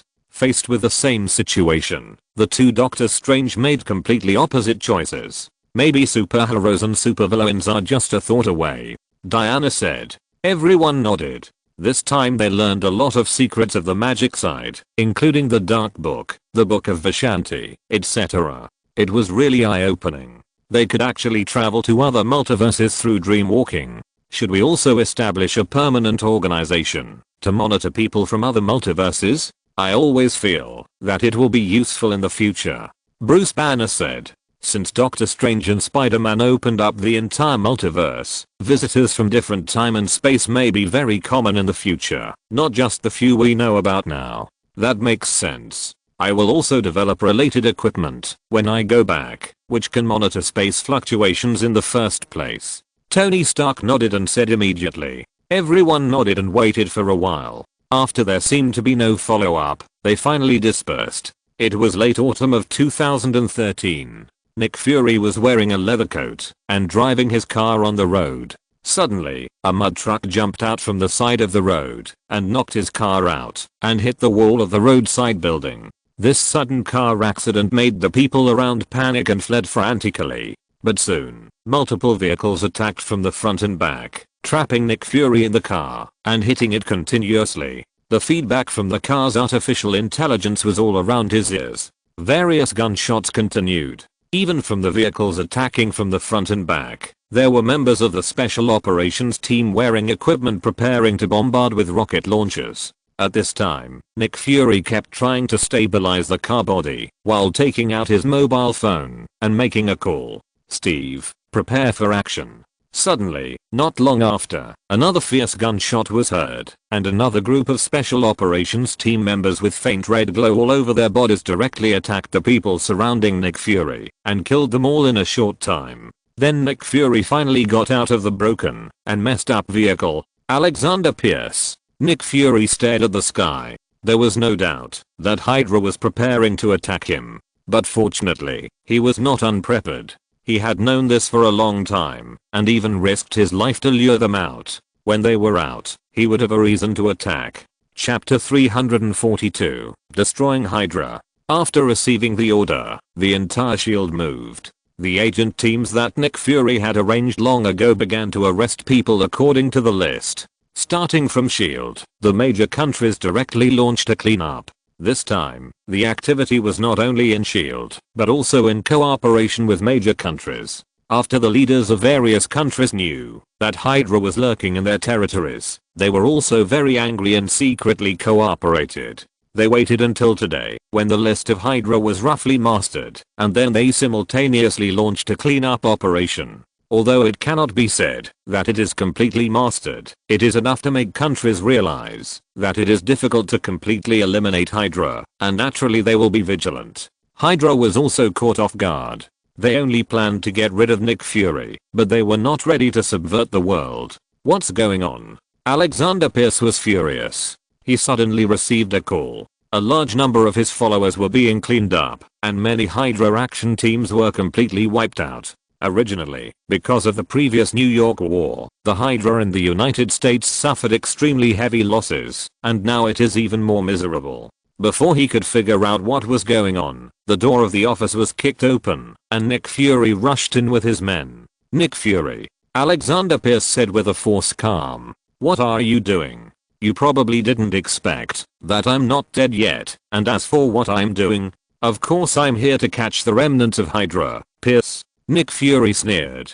What did you say? Alexander Pierce said coldly. What else can I say? It's come to this point. You don't think I know nothing, do you? Nick Fury sneered. Nick Fury, what are you talking about? There is no Hydra. Seeing this, Alexander Pierce naturally knew that he had been exposed, although he didn't know why he was exposed. Do you think I don't know? Nick Fury said. Your actions over the years have always been under my control. What? Then you are. Alexander Pierce finally realized that something was wrong. If this matter was all Nick Fury's work from beginning to end, then everything would make sense, including why Nick Fury didn't die, and why he came to kill him. Then he suddenly thought of the fact that in the past 2 years, Nick Fury has been more and more mysterious, including more and more actions, while the power of Hydra has suffered great damage. Although it seems nothing, the Hydra team always suffers heavy losses in various missions, but Alexander Pierce has personally asked about it, and there is basically no problem. After all, there are more and more super criminals in the past 2 years, especially with the invasion of the Chitauri. It can be said that various alien high-tech weapons have been circulated among the people. Not to mention the governments of various countries. Even organizations with some connections can obtain some, and there are many weapons and armors that have been developed. This has caused many criminals in the world, who have not reached the level of superheroes, but undoubtedly have surpassed the level of ordinary people. Even in batches, these weapons have recently sunk into the hands of some powerful gangs, and there are some imitations of alien weapons. After all, in the United States, if you have money, it is easy to buy some light weapons, not airplanes and cannons. It's just some firearms. Although they are energy firearms, they are much more powerful than ordinary firearms. Coupled with some counterfeit or modified alien armor works, the combat effectiveness of ordinary criminals has also been greatly increased. The combat effectiveness of an ordinary terrorist may be comparable to that of an agent who has undergone years of training and invested countless manpower and material resources. Therefore, the casualties of the Hydra agent team that was dispatched were also very heavy. But he has nothing to say, because those things are normal. After all, there are also some casualties in Nick Fury's team. It's all similar. It can only be said that Nick Fury has the Avengers, an important branch under him, so at critical times, he can ask these superheroes to take action, which is very important. This greatly reduces the casualties of Nick Fury's elite team. After all, the Avengers is also the power under Nick Fury, so he has nothing to say, but he tries to tighten the control of the Hydra team, reduce the number of outbound operations, and secretly increase the recruitment of new people to fight. But even so, the casualties of Hydra over the past few years are still very serious. I didn't think about it carefully before, but now a rough estimate shows that Hydra's strength on paper has at least lost more than half. He didn't care before, because Hydra parasitized on SHIELD, so SHIELD's strength was actually equivalent to Hydra's strength. Even if the loss was a little heavy, it didn't matter. He could use SHIELD in the name of the official to use it for himself. So it didn't matter before. But all this has a premise, that is, Nick Fury and others don't know the existence of Hydra, and these layouts are not specifically aimed at Hydra, otherwise, the consequences would be unimaginable. So you knew about it a few years ago. Alexander Pierce finally realized the problem, and he finally understood where the problem was.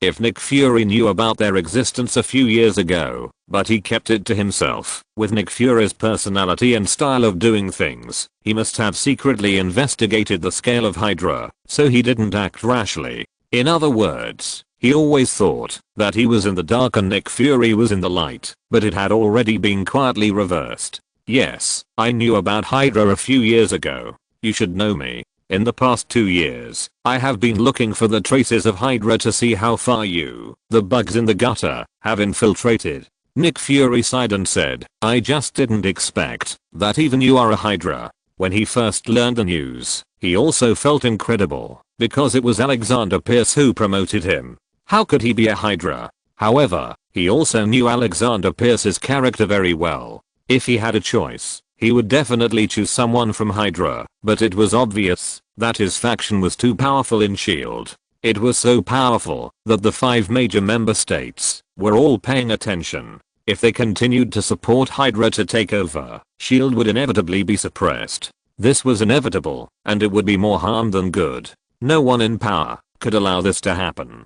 This was inevitable, and this was why Alexander Pierce chose to support him. But no matter what, Alexander Pierce's support for him was real, and he could be regarded as a mentor. But now, he had to catch this mentor himself. So that's how it is. Alexander Pierce finally understood everything. It turned out to be like this. He was played around by his disciple from beginning to end. Nick Fury had already figured out everything. Alexander Pierce knew that he couldn't escape. When he thought of this, he couldn't help laughing and said, you can't kill us all. Long live Hydra. When one head is cut off, 2 heads will grow. 2 heads. I don't think you can grow a single head. Nick Fury sneered. Indeed, even Nick Fury, who has mastered the list, dare not say that there will be no fish that slip through the net, but this time the matter of Hydra parasitizing SHIELD is enough to make all the major forces vigilant. They will definitely take serious precautions against Hydra. With the current strength of Hydra, it will be impossible to recover without 1 or 200 years. In another 20 years, it will be good if it can recover to a small organization that causes chaos in a region. As for the things that will happen in the next 100 or 200 years, that is not something he can control. Although believing in the wisdom of future generations is a bit like passing the buck to future generations, there is no other way. After all, he cannot live that long. Now he can only believe in the wisdom of future generations. Come on, take him away. Nick Fury gave an order, and Alexander Pierce was captured. Like Nick Fury, he was also a civilian, with no combat power, and no resistance. Come on, take him away. Nick Fury ordered. With the capture of Alexander Pierce, the leader of Hydra, there were strikes against Hydra all over the world. Participants in this strike also included officials from various countries who received the specific list. Through the internal list provided by SHIELD, they also launched a major purge. Even among the 5 major member states, some Hydras have already climbed to a very high position. This made the backs of all countries cold and their scalps numb, not to mention some small countries. Some were simply controlled by Hydra from top to bottom, such as Sokovia. Of course, faced with this situation, the 5 major council members did not shy away from intervening directly, and even airdropped into the capitals of small countries to capture the other side in one fell swoop. At this time, the countries on Earth recognized the terror of the 5 major council members. Although many people usually joked that the 5 major council members had declined, and their combat power was not as strong as before, except for China, which was constantly getting stronger. Other countries had weakened to varying degrees. However, compared with other countries, the 5 major council members still had a fault-level military capability. Although it was far from enough to deal with aliens, it was basically no pressure to beat other countries. The chaos on the entire Earth lasted for a whole month, when all countries killed or arrested the people on the Hydra list. Chapter 343 Captain America? No, Captain Hydra. In this month, Hydra has redeveloped its power in this world for 70 or 80 years with the help of S.H.I.E.L.D., but now it has been wiped out overnight. The extent of this encirclement and suppression even exceeds that of the Red Skull when it was destroyed in the late World War II. Because at that time, no one knew that Hydra could be so difficult to deal with, and it could be resurrected after being destroyed for 70 years, and even more powerful. With this precedent, the fear of Hydra by all the major forces has reached its peak. On this basis, it will not be so easy for Hydra to develop again. Nick Fury just returned to his office and rubbed his temple. He had just dealt with a wave of inquirers from the Supreme Council. These representatives of the council, who are holding on to the Hydra matter, represent the anger of many high-level bosses behind them. Because Hydra came from S.H.I.E.L.D., it is conceivable how furious the council, the superior organization of S.H.I.E.L.D., would be. Isn't this equivalent to openly slapping them in the face? And this is just one of the inquiry meetings he needs to deal with. In addition, there are a large number of inquiry meetings from the United States, such as the National Defense Committee and other organizations. Sometimes he has to attend several inquiry meetings in a day. Anyway, he keeps explaining and being scolded, especially in the closed inquiry meetings, where many of the scoldings are very unpleasant. Even though Nick Fury is already a veteran, he still feels very headache at this time. But before he can take a breath, he senses that the diary has been updated again, and he quickly sends a message to everyone. Those who have the diary either rush to the office in person or wear online devices according to their own situation. When everyone comes in, they look tired. They have been very busy this month. Not only do they have to deal with various inquiries, but they also have to participate in various actions. Nick, you have to give me a vacation recently. I'm really too tired. Hawkeye Barton said. I just finished a battle. Okay, now things are almost done. I will approve you for 10 days of paid leave. Nick Fury said. Seeing everyone eager to try, Nick Fury quickly said, okay, you all have a share. Everyone can have paid leave. Everyone in S.H.I.E.L.D. cheered. This month, they were busy enough, and finally they could have a good rest. This month, the cleanup of Hydra was really in full swing, but it was a pity that I didn't know what went wrong. The 3 aerospace carriers of Hydra didn't fly into the sky. It is said that these 3 aerospace carriers of Hydra can deal with 1 million people in an instant. It's a bit difficult for Hydra to rule the world with this thing. This wave is considered a heavy loss, right? After that, it should be the Age of Ultron, and Ultron should be invented by Tony Stark. By then, Sokovia will be in big trouble. If such a big city falls, the whole world will be finished. But Captain America is still green at this stage. Captain America with Loek. Before we do it, does anyone want to go down? Captain America with Hayek. Long live Hydra. God knows that when the news that Captain America was an undercover agent of Hydra came out, it directly became a hot search. It is said that Captain America's mother was recruited by Hydra. In fact, Captain America has always been a member of Hydra. Captain America is just a cover identity of Steve Rogers. Laughing to death, when this news came out, everyone exploded. At that time, many fans of Iron Man said that it was a good thing that Iron Man was not Hydra. Laughing to death, who told you that he was not? Tony Stark's biological father was a double agent of S.H.I.E.L.D. and Hydra. For a while, everyone was silent and dumbfounded after reading the diary.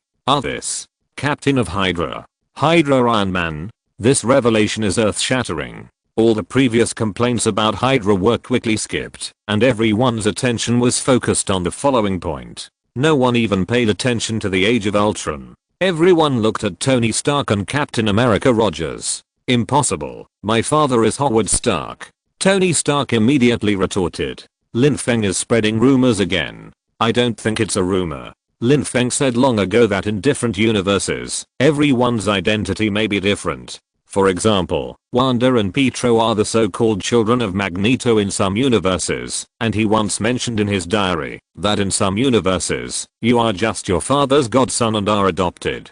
Do you remember what he mentioned at that time? Said Natasha, the Black Widow. At this time, Tony Stark suddenly remembered that it seemed that there was such a thing. Lin Feng said that he was not his father's biological child, which made him very angry, but he couldn't help but feel nervous. He even secretly asked Jarvis to find the DNA data of the old man stored in S.H.I.E.L.D. before his death. After comparing it with himself, he found that he was indeed his biological child, and he was relieved. No matter what people in other parallel time and space are like, at least in this time and space, he is definitely his biological child. But this matter would have been fine, and it was just a strange anecdote in another universe, but now it has buried such a big bomb. It turns out that in other parallel universes, he is just the adopted son of his father, and even his biological father is a Hydra agent spy. This thought makes his scalp numb.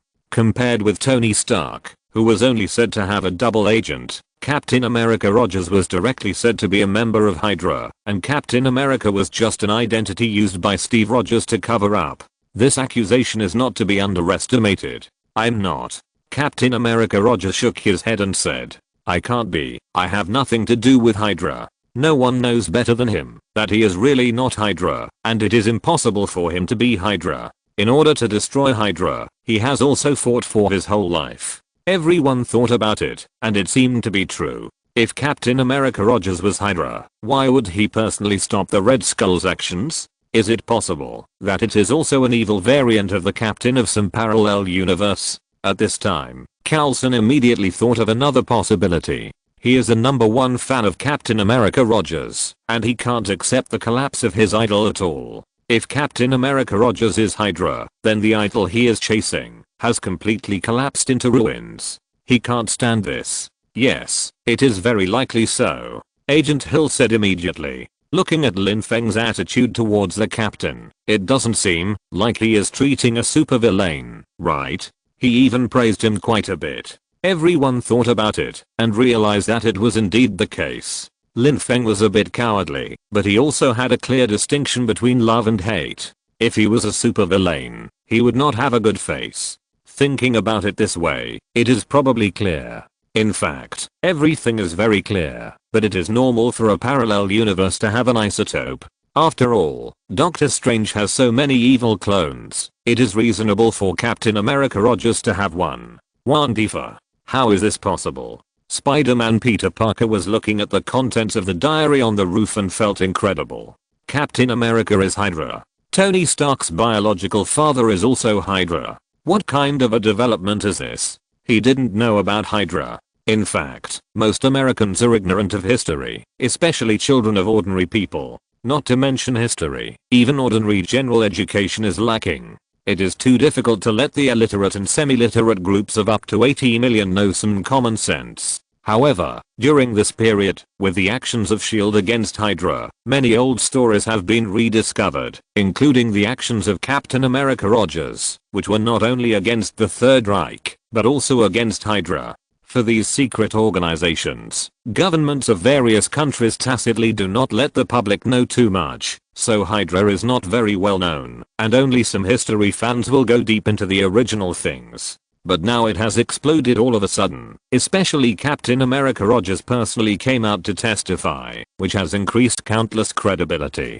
As a result, it is now told that Captain America Rogers is also a Hydra, and a second-generation Hydra with a black family background. His mother has been recruited by Hydra, and Captain America Rogers has always been a member of Hydra, and the identity of Captain America is fake. Once this news spreads to the world, it is completely imaginable that it will form a terrible storm of public opinion. It will explode immediately. What? Even Stephen Strange was shocked when he saw the content of this diary. To be fair, he is not a loyal fan of Captain America, but as a normal American, he grew up listening to the story of Captain America when he was a child. But now he is told that it is all fake. He is actually the captain of Hydra.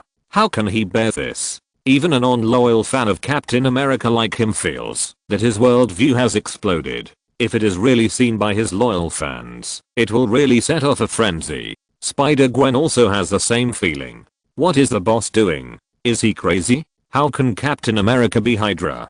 Gwen stared with a pair of beautiful big eyes. Her eyes were full of incredible expressions, and she just felt that this was impossible. Her worldview, outlook on life, and values are all about to collapse. Not to mention, this also involves another super rich man, superhero, Tony Stark, whose biological father is also a Hydra agent. She was furious. She had just joined Lin's technology this year to contribute to Lin Feng's wealth empire. Lin Feng seemed to take special care of her and offered her generous treatment. Chapter 344 Captain America, the real elevator god of war. Gwen also knew that her boss actually knew that she was Spider-Woman, but what Lin Feng didn't know was that she already knew that he knew that she was Spider-Woman. Lin Feng thought that he was standing on the second floor, but Gwen was actually standing on the third floor, and she knew everything very well. But she was also very grateful that Lin Feng gave her such an opportunity and treatment. After all, her family was only an ordinary middle-class family in the United States, but working for Lin Feng would give her the opportunity to cross classes in the future. But now she still felt that Lin Feng's words were outrageous. Unlike other people who either didn't believe or believed superficially, Gwen Stacy really admired Captain America Rogers. Even after she became Spider-Woman, when she was doing justice, who was the role model in her heart? Naturally, it was Captain America Rogers. Many people invested in charity or did justice, all under the guidance of Captain America Rogers' spirit. At least in this world, it was like this. But now she was told that Captain America Rogers might be the captain of Hydra. How could she accept this? She couldn't accept it at all. She really wanted to find Lin Feng to ask for clarification immediately. But as soon as this thought came up, a great sense of terror immediately descended on her head, as if she had some treasonous idea. Her hair even stood upside down. That was her spider sense at work. Her spider sense sensed this terrifying danger and immediately reacted to her body. Let her know how dangerous this idea is. Gwen reacted immediately and didn't dare to ask Lin Feng for clarification. Since she became Spider-Woman, her spider sense has appeared. It can be said that spider sense has increased her sensing ability by 100 times, so the terrifying feeling she can feel is also 100 times stronger than before. When she was still an ordinary person, even if she accidentally had this terrifying feeling, she only had a vague feeling. But Gwen's hair really stood upside down, and she immediately sensed that something was wrong, which was extremely terrifying. So dangerous. She didn't even know and couldn't explain clearly where this dangerous feeling came from, but she knew it was very dangerous. Forget it. Forget it. Let's see what Lin Feng says later. Everyone in S.H.I.E.L.D. looked at each other. But don't you think it's strange? Why do Captain America and Tony have so many fans in Lin Feng's original universe? Bruce Banner said. It's normal. After all, even an ordinary person like Lin Feng can see so much content in that universe. Obviously, it's not very difficult to observe other multiverses in that universe. Maybe it can be edited into a movie or broadcast as a TV series. Black Widow Natasha said. Then there will be a basis for fans to appear. Don't forget that we also have many fans of Captain America and Tony here. Everyone thought about it, and it seemed to make sense. At this time, a video appeared below. Captain America? No, Captain Hydra. America is really so hip. Ha ha ha ha ha ha ha. I think Captain America himself is speechless. But I have to say that Captain America is a real elevator god of war. A batch of 6. With a spit. Everyone was confused, especially Captain America Rogers. What elevator god of war? Everyone quickly clicked on the video to see, but saw that the first thing that caught everyone's eyes was the office of Alexander Pierce, Secretary General of S.H.I.E.L.D. Nick Fury's pupils shrank slightly. He was very familiar with this place. After all, he often went there before. It was also here a month ago that he personally arrested Alexander Pierce. Everyone also knew the identity of Alexander Pierce, and they couldn't help but murmur in their hearts. Could it really be that two Hydras were meeting in secret? Alexander Pierce stood up from the sofa in the office, walked to the French window, and said as he walked, I have a seat on the council, not because I want to work here, but because Nick asked me to, because we are all realists. We know that in addition to cooperation at the top of diplomacy, there are also lofty words. To build a better world, sometimes it means to overthrow the old, but then there will be enemies. After saying this, Alexander Pierce turned his eyes and looked at Captain America Rogers, and then said, those people will say you are dirty because you have the courage to stick your hands in the soil and try to make better things. When I think about these people being proud now, it makes me very angry. You are the last person to see Nick alive. This can't be a coincidence. I think you think so too. So I ask you again, why did he go to your side? He told me not to trust anyone.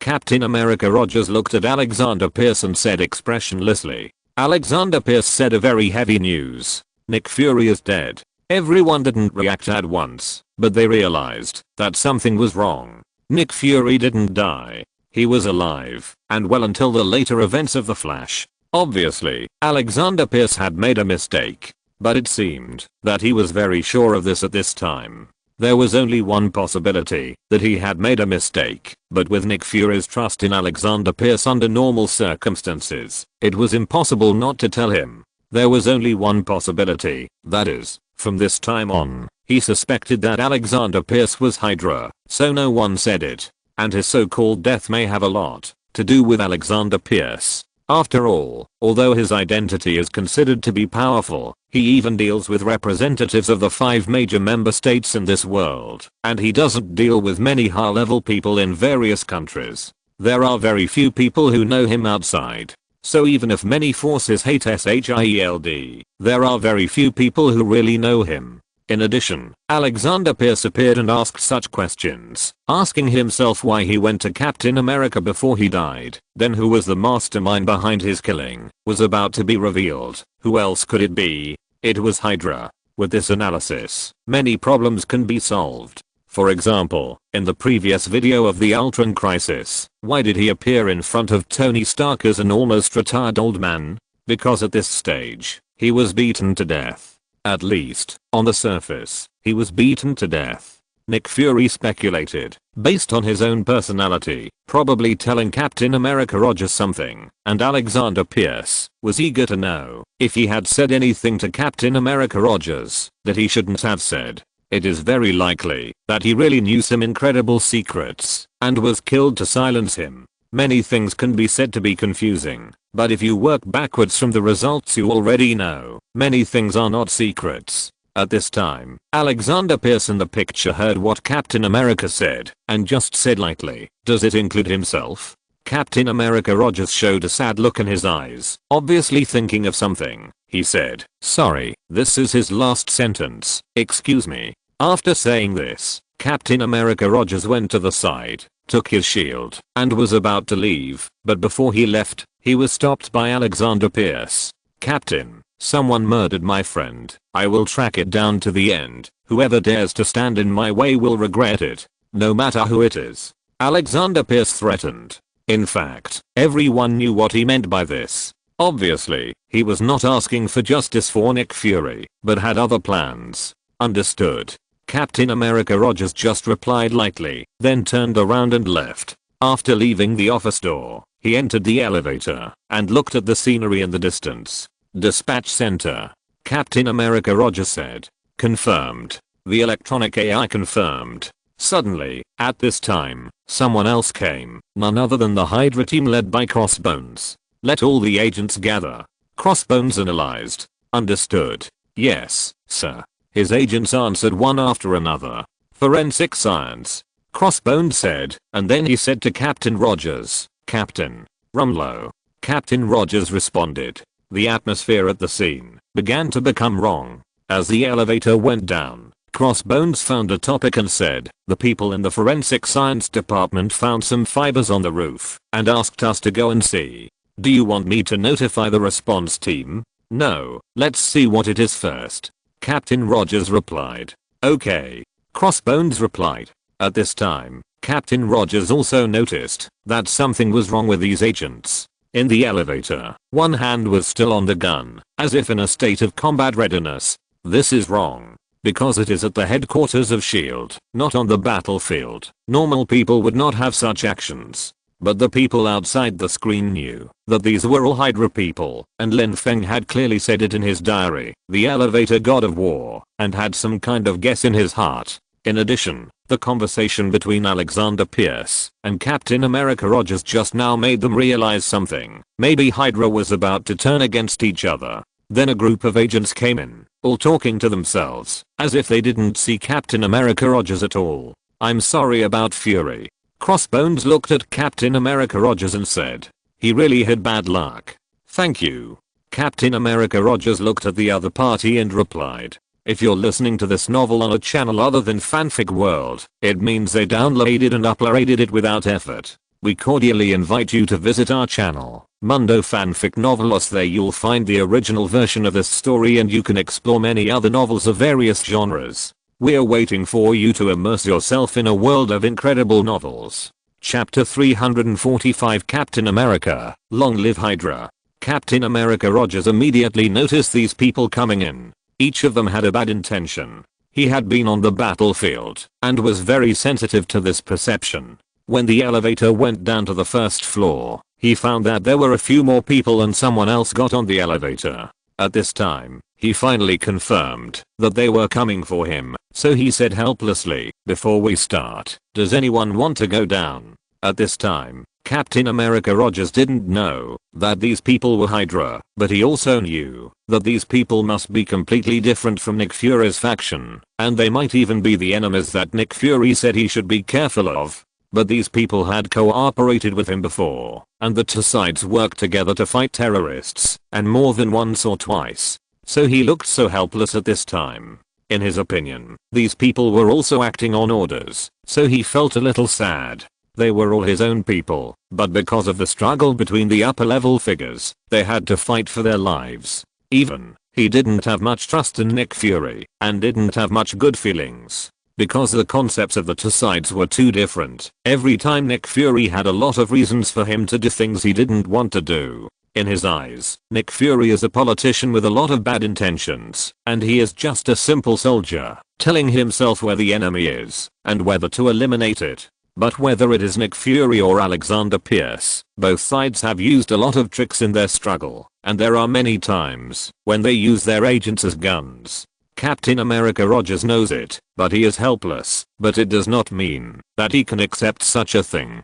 But soon, everyone took action, and a group of Hydra agents joined forces to attack, and in a very small space like the elevator. As soon as they started, the physical fitness of the peak of human beings like Captain America Rogers was suppressed. However, they still underestimated Captain America Rogers. After a fierce battle, even if everyone joined forces, they were defeated by Captain America Rogers. But Hydra was not ready to let him go, and directly sent a special team to chase him. Although Captain America Rogers is very strong, it does not mean that he is immune to bullets. What no one expected was that Captain America Rogers actually broke the glass of the elevator and jumped down from a high altitude. Finally, with the help of the vibranium shield's ability to absorb power, he crashed into the ground and removed most of his power. Seeing this scene, Hydra was stunned, and even the people outside the screen were a little dumbfounded. In addition to Thor, who may have the physical fitness to do this, Hulk can jump down from a high altitude without changing his face. Although the others are elite agents, if they jump down from this height, they will be disabled in this life. Captain America Rogers took this opportunity and rushed out of the SHIELD headquarters at the last minute on a motorcycle in the surprised eyes of a group of SHIELD agents. At this time, a Quinjet was urgently started and blocked in front of Captain America. "Disarm, Captain Rogers, disarm, repeat, disarm." Then the Quinjet directly started the gun and attacked Captain America Rogers, but was immediately shot down from the sky by Captain America with an amazing tactical performance. Captain America Rogers' performance is beyond the reach of human beings. Tony Stark, who was standing by, couldn't help but open his mouth when he saw this scene. His eyes showed the same emotion as that of the Hydra agent. Wandifa. He suddenly understood, while Infeng called Captain America Rogers the elevator god of war. Even this kind of combat power gave people a shocking performance, far exceeding Thor and the Hulk. Although their strength was indeed stronger, people had subconsciously separated them from ordinary humans. Since they were not normal humans, it was normal for them to be stronger. But the problem was that Captain America Rogers was a human. If we only use humans as a reference standard for combat power, Captain America Rogers' physical fitness was simply a bit outrageous. For example, Tony Stark, although he also did fitness and hired a fighting coach, he was at most a relatively strong ordinary person. If he really fought, even Black Widow could beat him. Not to mention, he jumped directly from a height of several floors, and he only felt a little uncomfortable for a while before he recovered. If it were any other normal person, paralysis would be the best outcome, and he might even die on the spot. Although Tony Stark knew that the vibranium shield could absorb shock waves and minimize the damage, this was too outrageous. Really, he had never felt that Captain America Rogers' combat power was beyond the standard. Even when he was fighting the Chitauri before, he didn't feel anything, but now he felt that it was a bit beyond the standard. Captain, can you really do this? Quicksilver Pietro said in shock. Wow, it's really cool. I don't know, it should be possible.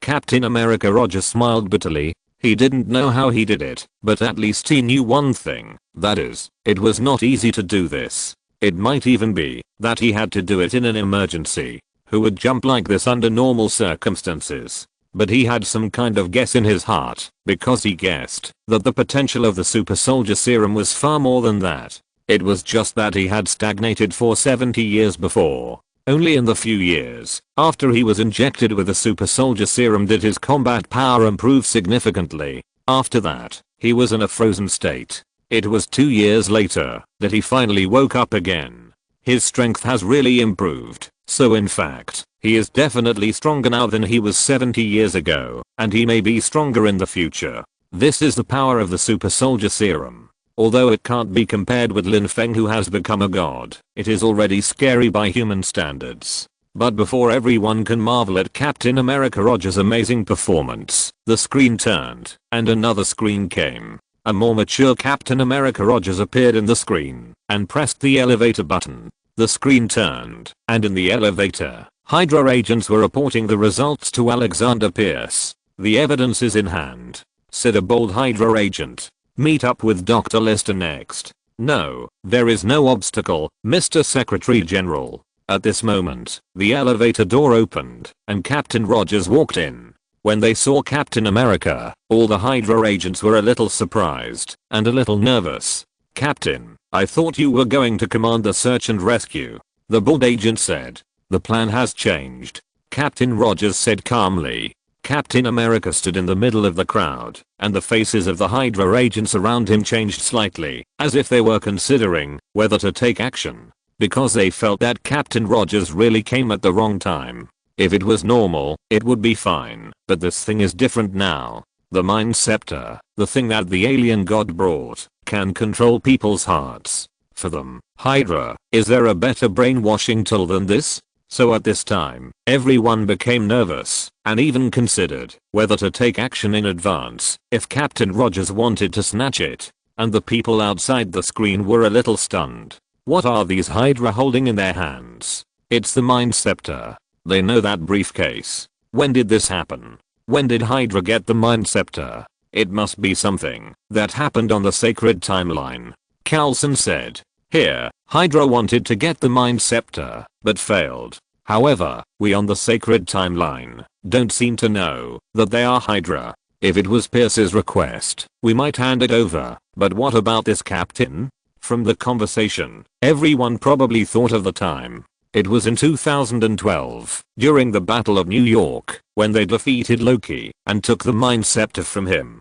Hydra cheated the Mind Scepter from them. If that was the case, they could understand. But what about Captain America Rogers? Are they going to fight again? Everyone instantly sorted out the order of the two scenes. One was shortly after the Battle of New York, and the other should be when SHIELD and Hydra fell out. Captain America Rogers' weird behavior at this time made everyone suspicious.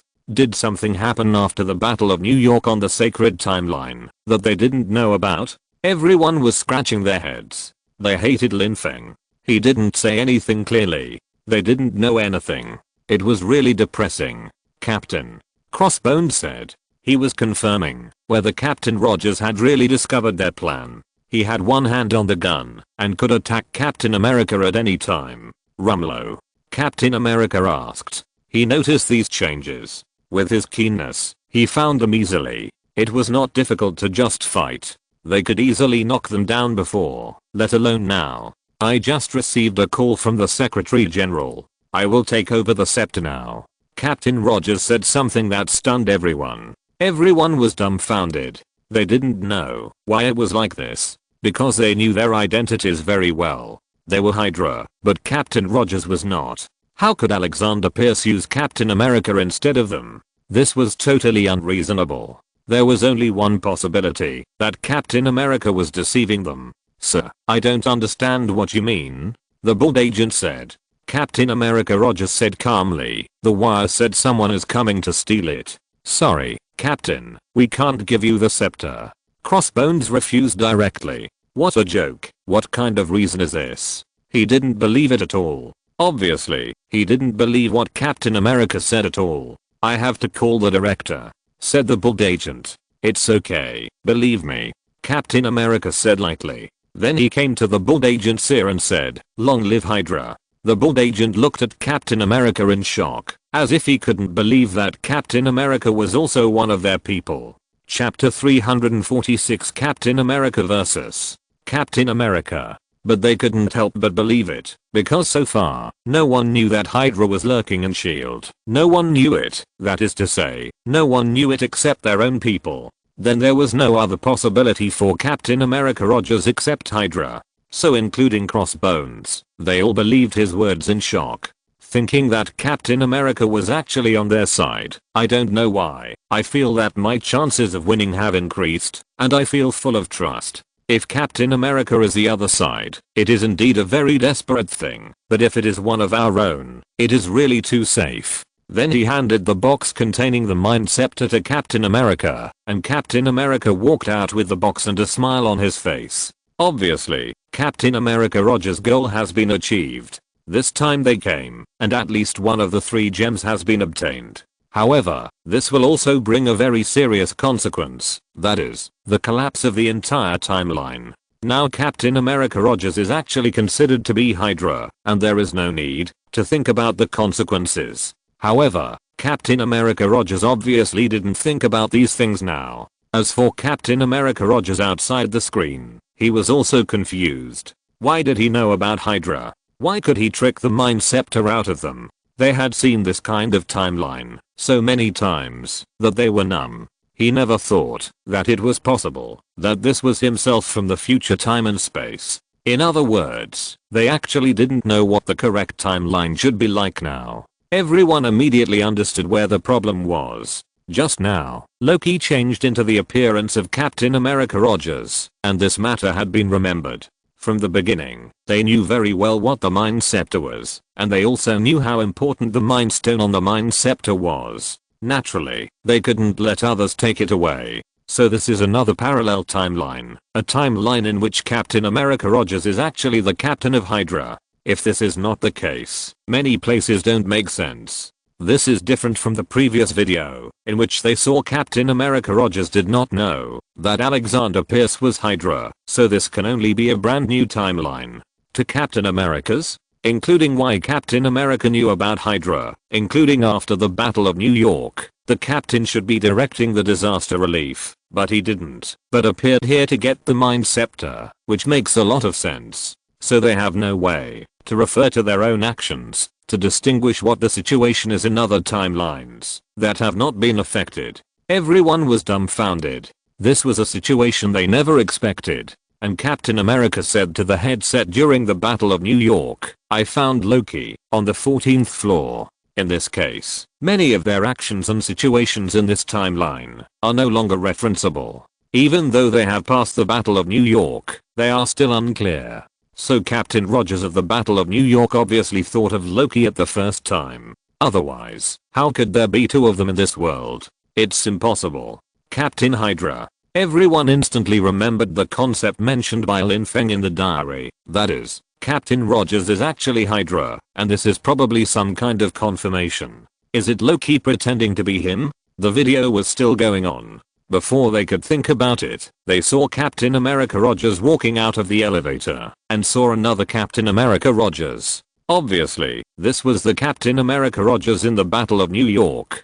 He could only helplessly say, "This is too much." After all, the Battle of New York was easier to fight on their timeline, and they did not let Hydra take away the Mind Scepter. But the most annoying thing is that their timeline is obviously not a normal timeline. Their timeline has long been different from the original timeline because of the appearance of Lin Feng and the influence of his diary. Thor, who had been silent before, couldn't help but speak. Captain America Rogers in the Battle of New York just now said that he found Loki. Could it be this? And he knew very well that his brother had the ability to change. So it was really possible. Maybe Loki had escaped briefly on the sacred timeline. After all, they were not very sure whether there was such a situation. But everyone was in high spirits. Captain America vs. Captain America sounded very interesting. I'm not Loki, and I don't want to hurt you. Captain America put down the briefcase containing the Mind Scepter in the final battle, but obviously, he was also very clear about his character. It can be said that the fight was inevitable from the moment he was discovered. Boom. The two sides started fighting directly, without holding back at all. Captain America suffered a big loss from the beginning. I can spend a whole day with you, Captain America said in the New York battle. Okay, I know. Captain America showed a painful mask on his face in the final battle, and barely climbed up and said, I know. These are all his own lines. With such tenacity, he didn't know how many people he had killed, but he never thought that one day, he would be beaten to his head. It really hurts my head. Then the two sides started an amazing physical fight. Both sides were the same person, and their abilities were similar. So the two sides were almost evenly matched, and the two fell from midair while fighting. Then Captain America in the Battle of New York saw the pocket watch with Peggy's photo that fell from Captain America in the Endgame. He picked it up, took a look, and then said, how did you get this? Just when Captain America in the Endgame wanted to take the opportunity to snatch the Mind Scepter, he was stopped by Captain America in the Battle of New York and even had his throat choked. Seeing that he was about to be strangled to death, Captain America in the Endgame came up with an ultimate trick, which was equivalent to a nuclear weapon for Captain America, that is, Bucky. He's still alive. Sure enough, after hearing this, Captain America in the Battle of New York immediately let go and asked quickly, what? Then he was punched by Captain America in the Endgame, and was directly hypnotized by the Mind Scepter he snatched. After doing all this, Captain America picked up his pocket watch, holding the Mind Scepter, took a look at his own body lying on the ground, and then said with emotion, it's really an American hip. The result of the battle between Captain America and Captain America has obviously come out. Captain America from the final battle is more cunning, and knows to use Bucky to shake the heart of Captain America in the New York battle. Obviously, he knows himself best, and knows what to do. Wow, this Hydra captain is really insidious. Coulson said speechlessly. Or is he Loki? But he doesn't look like Loki has the combat ability. Agent Hill couldn't help but say, but I have to say, it is indeed an American hip. You have practiced a lot. Captain America Rogers, the centenarian, blushed directly. He wanted to say that he didn't practice, or that he hadn't practiced specifically, but there was no way. After being transformed by the super soldier serum, his body had long been close to the perfect human physique. What American hips? That's just a side job. He didn't practice this kind of thing specifically. However, he saw that everyone was laughing with ill intentions, and he was afraid that from now on, the saying of American hips would accompany him for the rest of his life. It was really a lifetime of black history. Just like Thor was tossed around by Hulk, and Loki was tossed around by Hulk, and they were the object of others' ridicule. Then the question is this Captain America Loki or Captain Hydra? At this time, Tony Stark said, if it is Loki, how does Loki know about Hydra? I don't believe that he, the second prince of Asgard, would pay attention to an evil organization on Earth. But if it is Captain Hydra, how could he appear next to another Captain America? Everyone was full of doubts. There were too many doubts in this video, especially the two Captain Americas, which really made everyone feel a little dumbfounded. I think it might be Loki. You all know that he can cast illusions, so it is very likely that he pretended to be Captain America to cheat the Mind Scepter, said Thor. No, I don't think it's Loki. He doesn't have that skill. I think it could be Captain Hydra.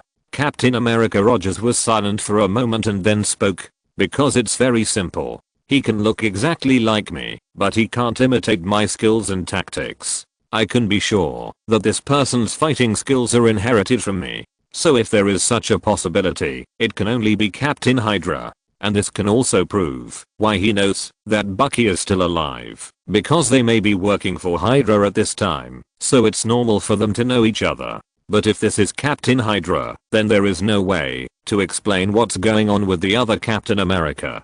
Coulson said, "These two are Captain America, and their fighting methods are similar. Is it possible to travel through time, just like Doctor Strange traveled through time? Is it possible that the parallel time and space where the Captain Hydra is located, Hydra has developed a machine to travel through parallel time and space, allowing him to travel through time and space and come to this timeline?" Black Widow Natasha said. Chapter 347 Lin Feng, the second generation of superheroes are all shit. If that's the case, it's even more terrifying. Captain America Roger said. If Hydra really has such power, it's terrifying just to think about it. They collect infinite gems one by one. What do they want to do? If that's the case, what is the Time Variance Administration doing?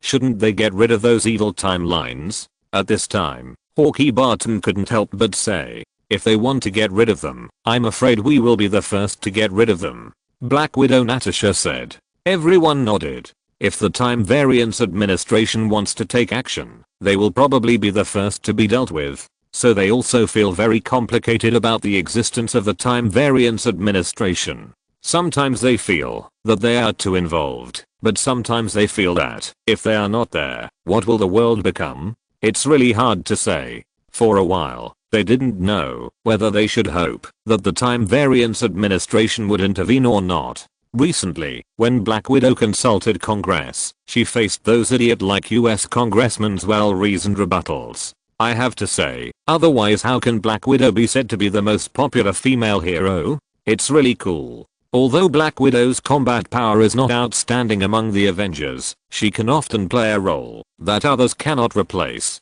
It was she who saw through Loki's real purpose in the Battle of New York, which was Hulk. It was also she who had the ability to appease Hulk, and it was she who brought back Hawkeye, who had turned into Ronin. In the end, it was she who sacrificed herself, found the Soul Stone, and completed the final redemption. Later, although her sister Yelena inherited the title of Black Widow and became the second generation Black Widow, it must be said that there are not many good second generation names so far. The second generation Iron Man, that is, the little black girl in Ironheart, not only has poor aesthetics, but also performs like shit. It is better to let Iron Boy take over. The performance of the second generation Hawkeye is also unsatisfactory. The second generation Hulk, Bruce Banner's silly son, looks very ordinary, and his cousin, the female Hulk, is even more difficult to describe. The second generation Captain America, it was actually passed on to Falcon Sam, which is unimaginable. It is not as good as the performance of other versions of Winter Soldier Bucky. The second generation Thor. Thor doesn't seem to have a second generation yet, if the Daughter of the Gods layer is counted. After the first generation left the stage one after another, the performance of the second generation was really average, and they couldn't carry the banner of their fathers at all. It was really a mess. Everyone was caught off guard by a long list of Lin Feng's complaints, many of which were about them. Among them, there were naturally many compliments about Black Widow. In Lin Feng's eyes, Black Widow's death was actually similar to Tony Stark's. They both had a perfect exit and died a worthy death. What really broke their defense were the various second generations mentioned by Lin Feng. Among them, he knew Tony Stark's second generation successor. He had several successors. One was his own daughter Morgan, one was Spider-Man Peter Parker, who was called his own son, and the other was the orthodox successor, the second generation Iron Man, Ironheart, who was criticized by Lin Feng.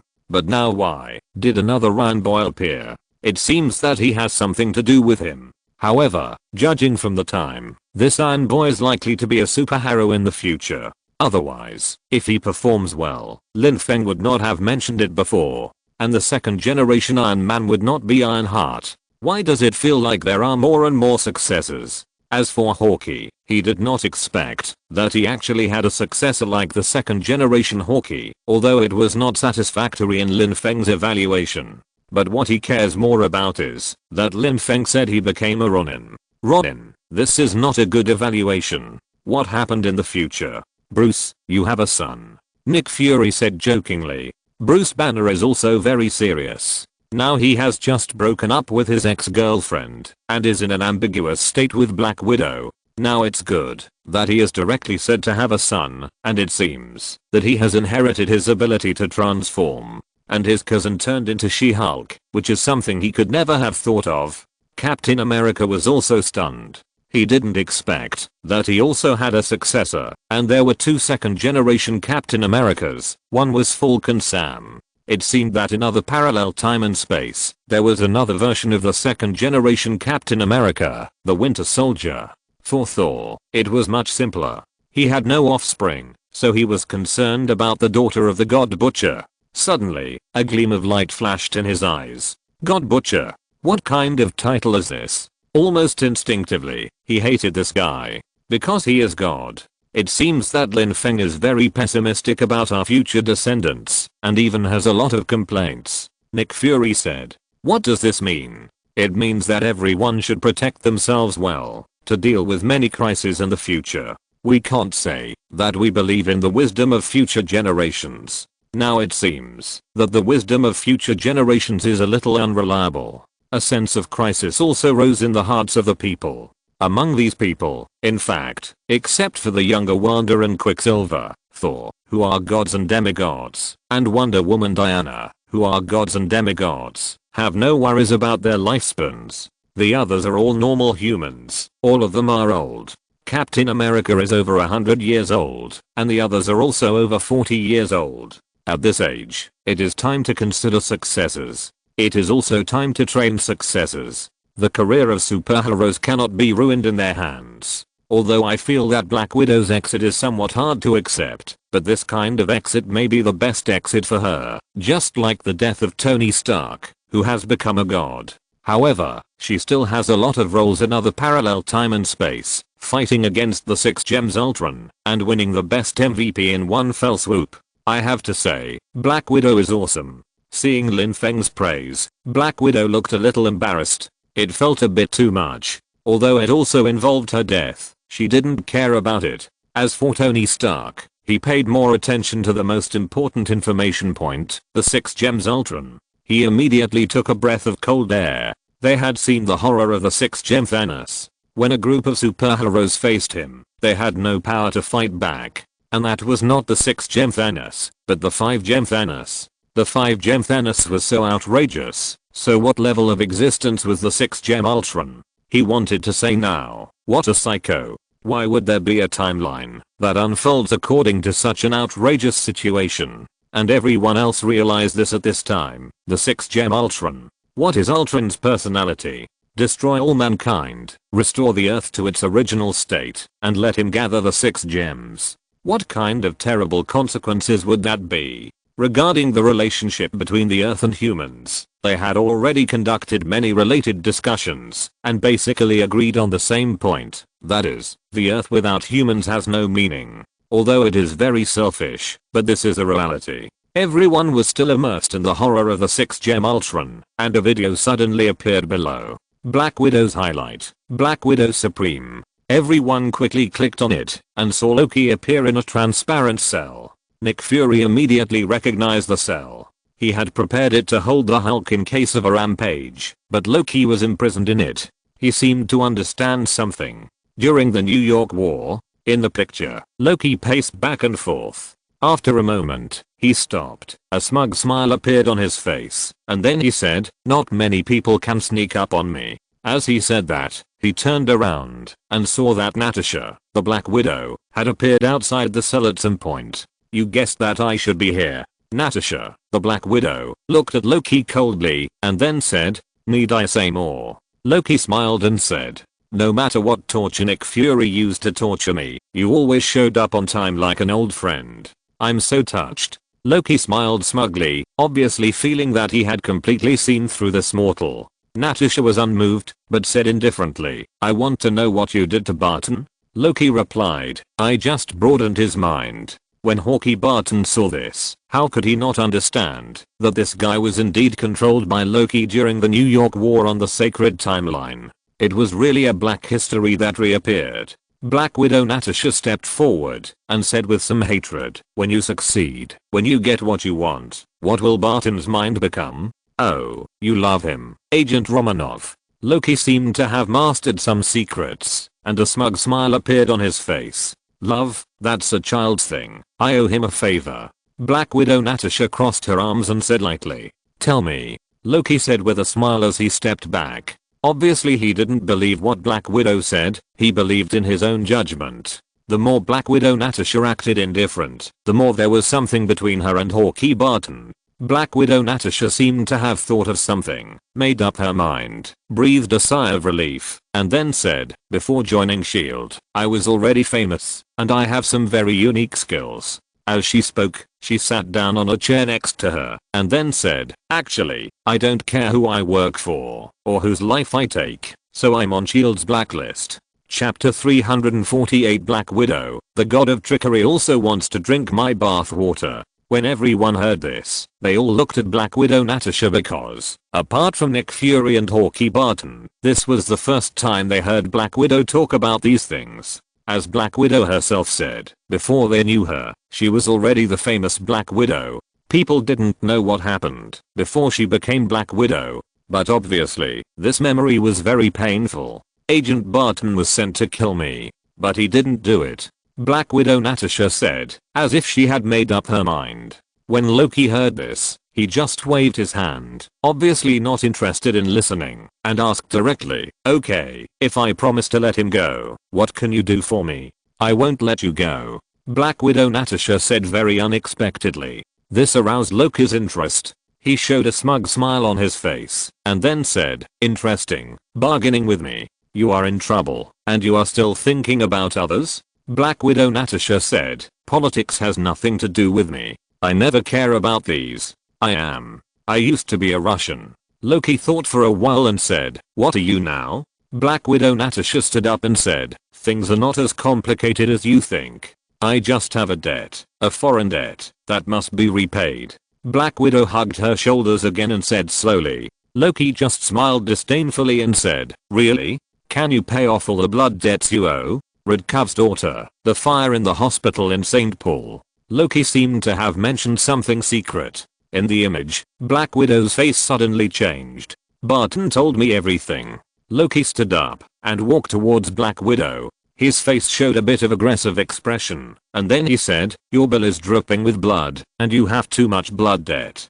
Do you think saving a person who is not much nobler than you can change anything? This is the lowest level of compassion." Faced with Loki's aggressiveness, Black Widow's face changed drastically, as if she thought of something extremely terrifying. "It's so naive, pathetic, and ridiculous." Loki kept questioning Black Widow Natasha. "You are full of lies, your hands are stained with blood, and you work for liars and killers." Loki felt that he had already won. He already knew all the secrets of Black Widow Natasha, and he could completely defeat the woman in front of him. "You are self-righteous, and think you have your own principles. You think that this can offset your sins, but that is your nature." As Loki murmured in a low voice, the scenes flashed the busy figures of superheroes on the aerospace mothership.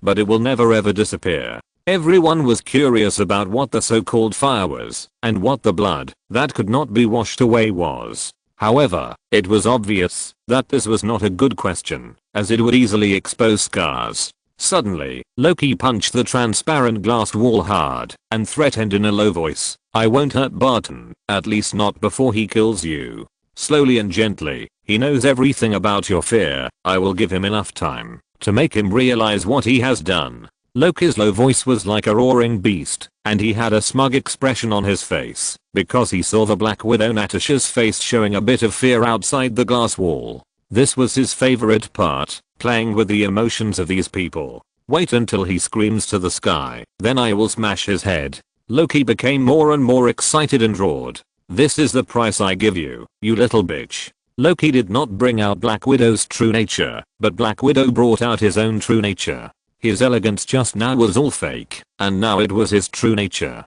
He was very angry. This dirty mortal in front of him did not surrender at the first time and wanted to bargain with him. What right did she have? Black Widow turned around as if she was crying, and saying, "You lunatic." Loki smiled triumphantly. He finally completely defeated the psychological defense of this woman. It was so interesting. "Oh no, the lunatic hasn't come out yet," Loki said triumphantly. "So, it's Banner? This is your purpose." At this time, Black Widow suddenly turned around. There was no crying, and even a tear could not be found. It turned out that she had been deceiving Loki from the beginning, and did not take Loki's words that he thought could hurt her to heart. She didn't know how many battles she had experienced, and what scenes she had seen. What was this heartbreaking? Even if he is the god of trickery, he still has to drink my bath water. What? Loki was stunned. He didn't expect that Natasha, the Black Widow, had already determined who his target was just from his words. Without a doubt, it must be Banner. Among so many Avengers members, the most likely to go out of control is Hulk, so his purpose of pretending to be caught is to detonate the Hulk, but he didn't expect that he was actually seen through. He was too confident and didn't take human beings seriously, but he was defeated. Loki plans to use Banner. Natasha, the Black Widow, immediately turned around and informed Nick Fury with a headset. "If he is in the laboratory, don't let him leave, let Thor go." She didn't even turn around Loki behind her, leaving Loki with a confused face. Finally, she stopped and turned to Loki and said, "Thank you for your cooperation." After that, Natasha, the Black Widow, showed a satisfied smile, and it was worth it for her to use her own sad story as an introduction. Although she can now face the past calmly, it is obvious that being exposed by others will not feel good at all. At this point, the screen went black, and this video finally ended. Everyone looked at Black Widow Natasha as if they had reacquainted themselves with this woman. Although they knew that Black Widow was a very cold agent, they did not expect that she could casually use her wound as a trigger to seduce Loki. At the same time, she could also make Loki, the god of tricks, turn around and around.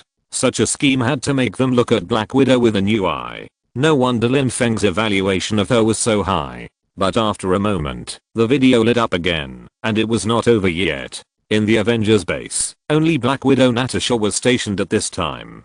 She was cutting a sandwich while listening to the reports of other Avengers members on the projection. At this time, she was obviously much older than in the previous video, as if she had encountered many things. Rocket Raccoon, Wakanda's female general, Captain Marvel Carol, and War Machine Rhodes appeared in front of everyone. "What's going on with those vibrations?" asked Natasha, the Black Widow. The female general of Wakanda replied, "It's just the crustal movement of the African plate." "Are there any images? How did you deal with it?" said Natasha, the Black Widow. "Nata, it's just an undersea earthquake. We don't need to care about it at all," said the female general of Wakanda. Seeing this, everyone probably understood that the backbone of the Avengers has gradually shifted to the Black Widow, and the other three giants are gone at this time.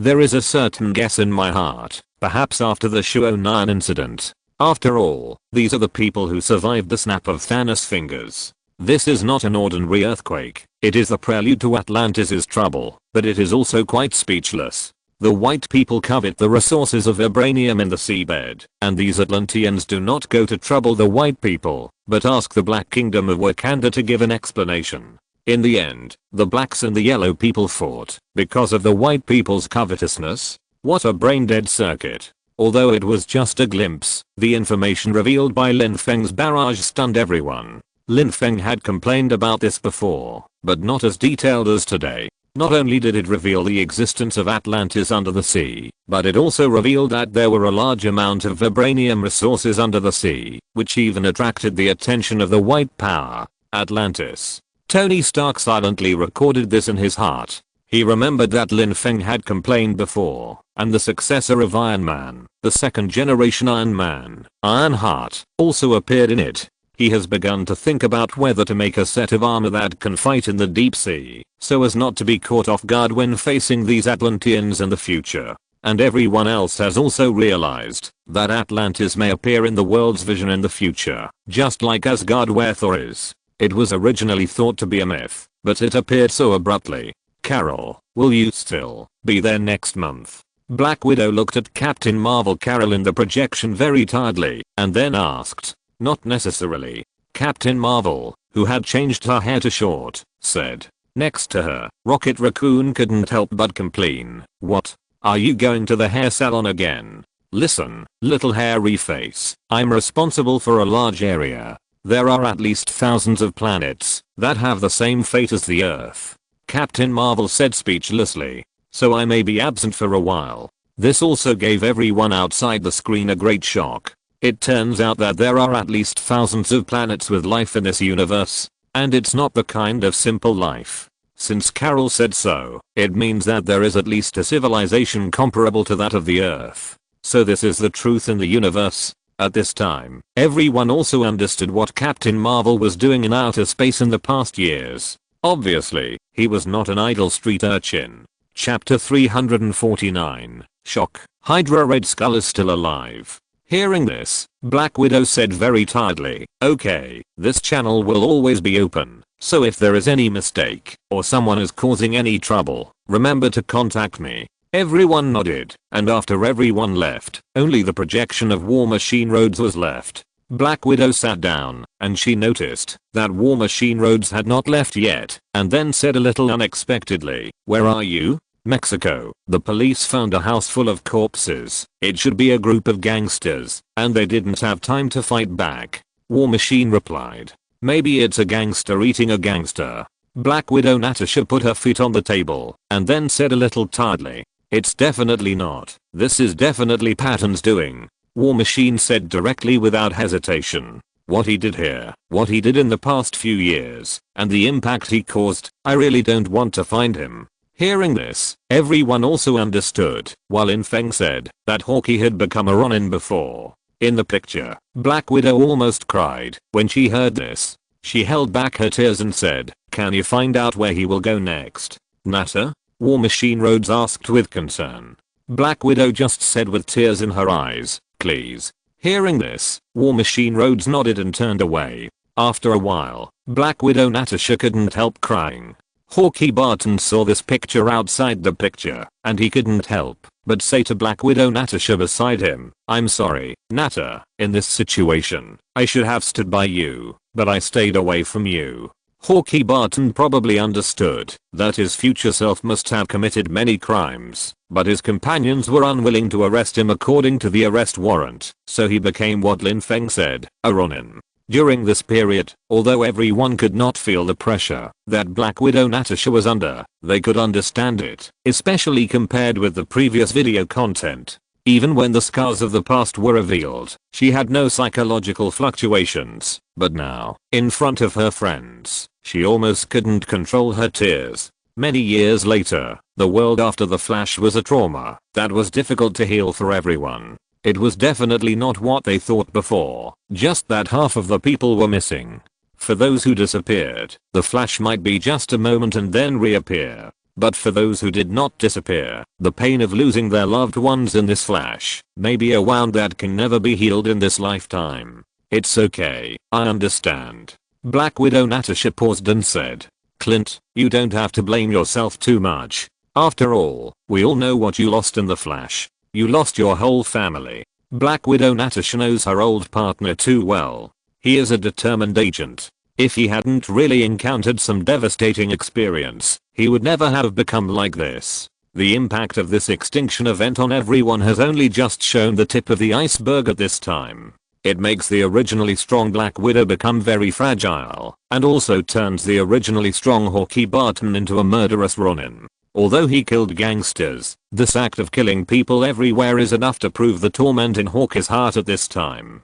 Japan, Tokyo. Black Widow took the Quinjet directly to Tokyo to find Hawkeye, who had become a Ronin. At this time, a tragic killing was taking place on a street in Japan.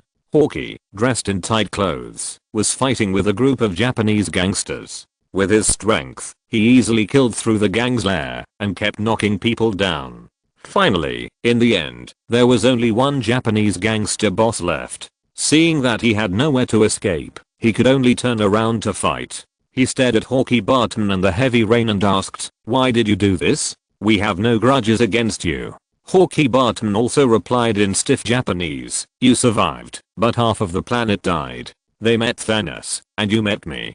Don't even think about killing innocent people again." At this point, the two sides went to war without saying a word, but how could this gangster boss be the opponent of Silver Crown Barton, the former top agent, who was killed by him in the heavy rain almost as a joke? No matter how he begged for mercy, Hawkeye Barton would never let him go, because what he wanted was something that the gangster boss could not give him. What he wanted was his family back, which was impossible to achieve. Everyone outside the screen also confirmed that Hawkeye Barton was indeed completely crazy because of the sudden death of his family. They had actually seen that scene before, but they didn't expect that Hawkeye Barton would become so crazy that he didn't even use a bow and arrow and started using a knife. From a shooter to an assassin. Behind him, Black Widow Natasha looked at him with an umbrella.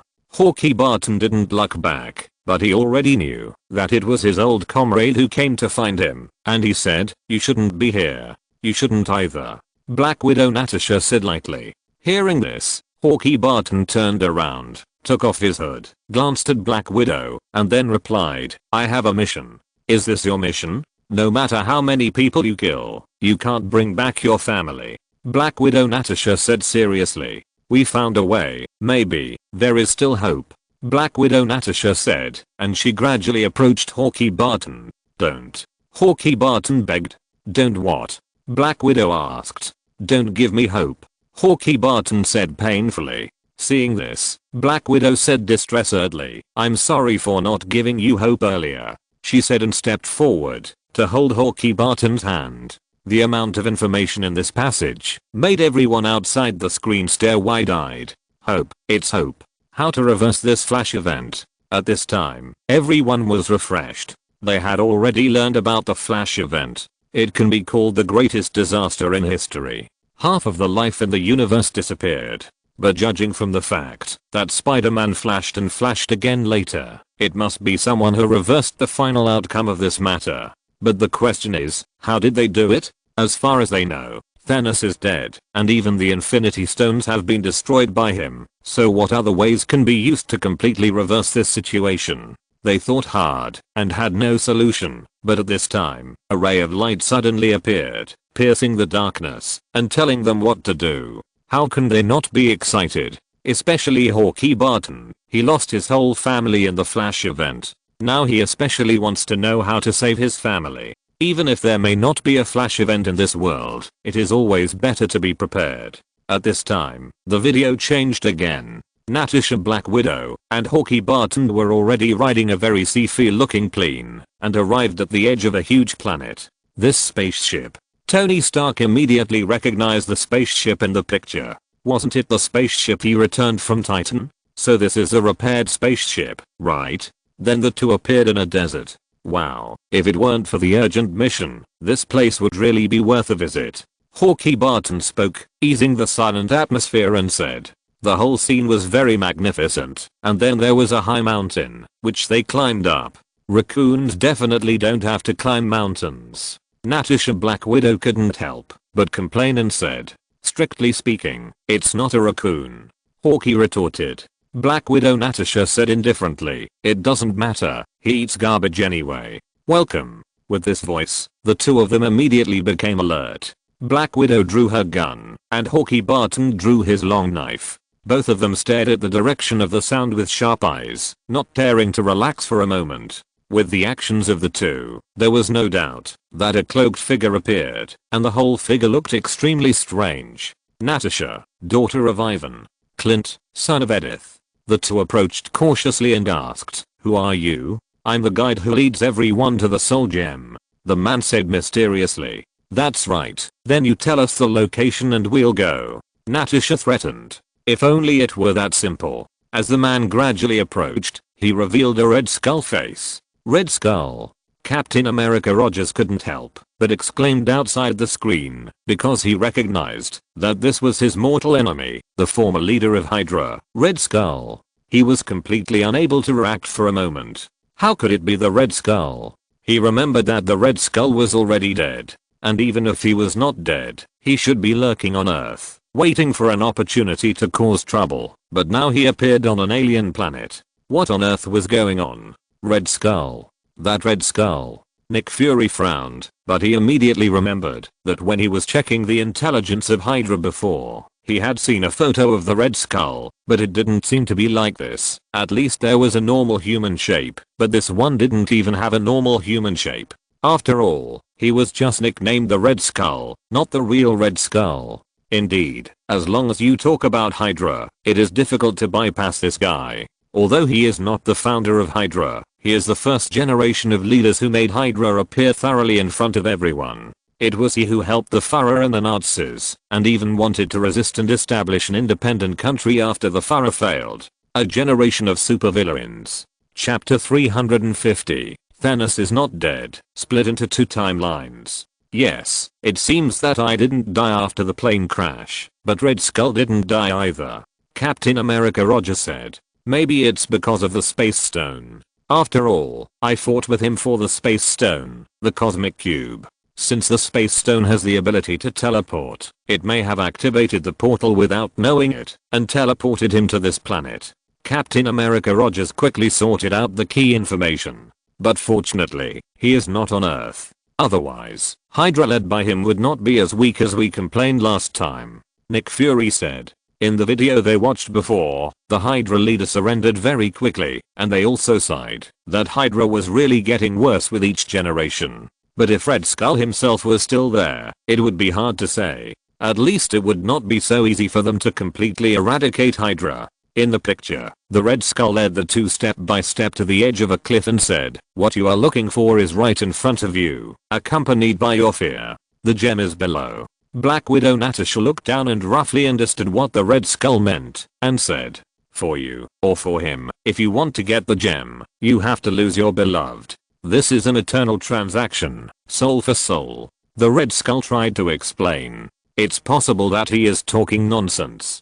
Hawkeye didn't believe it at all, or rather, he didn't want to believe it at all, because if it was true, it meant that one of him and Natasha had to stay here. No, I don't think so. Black Widow Natasha rejected Hawkeye's judgment, and she thought of something else. But the injuries on his body don't look fake. At this time, Coulson reacted immediately and said, "Yes, that's true, but if that's the case, why do Natasha and I have to get the soul gem again, unless this soul gem can be resurrected?" Hawkeye Barton said. "Or this is not the future on the sacred timeline. Maybe it comes from a parallel time and space?" Bruce Banner thought. For example, in one of the parallel universes, Thanos chose to retire. He destroyed the Infinity Stones with the Infinity Gauntlet and planned to end this trick of ruling the world. But in another parallel universe, he did not choose to destroy the Infinity Stones with the Infinity Gauntlet. He just returned them to their original place, and then Natasha and the others went to collect the Infinity Stones.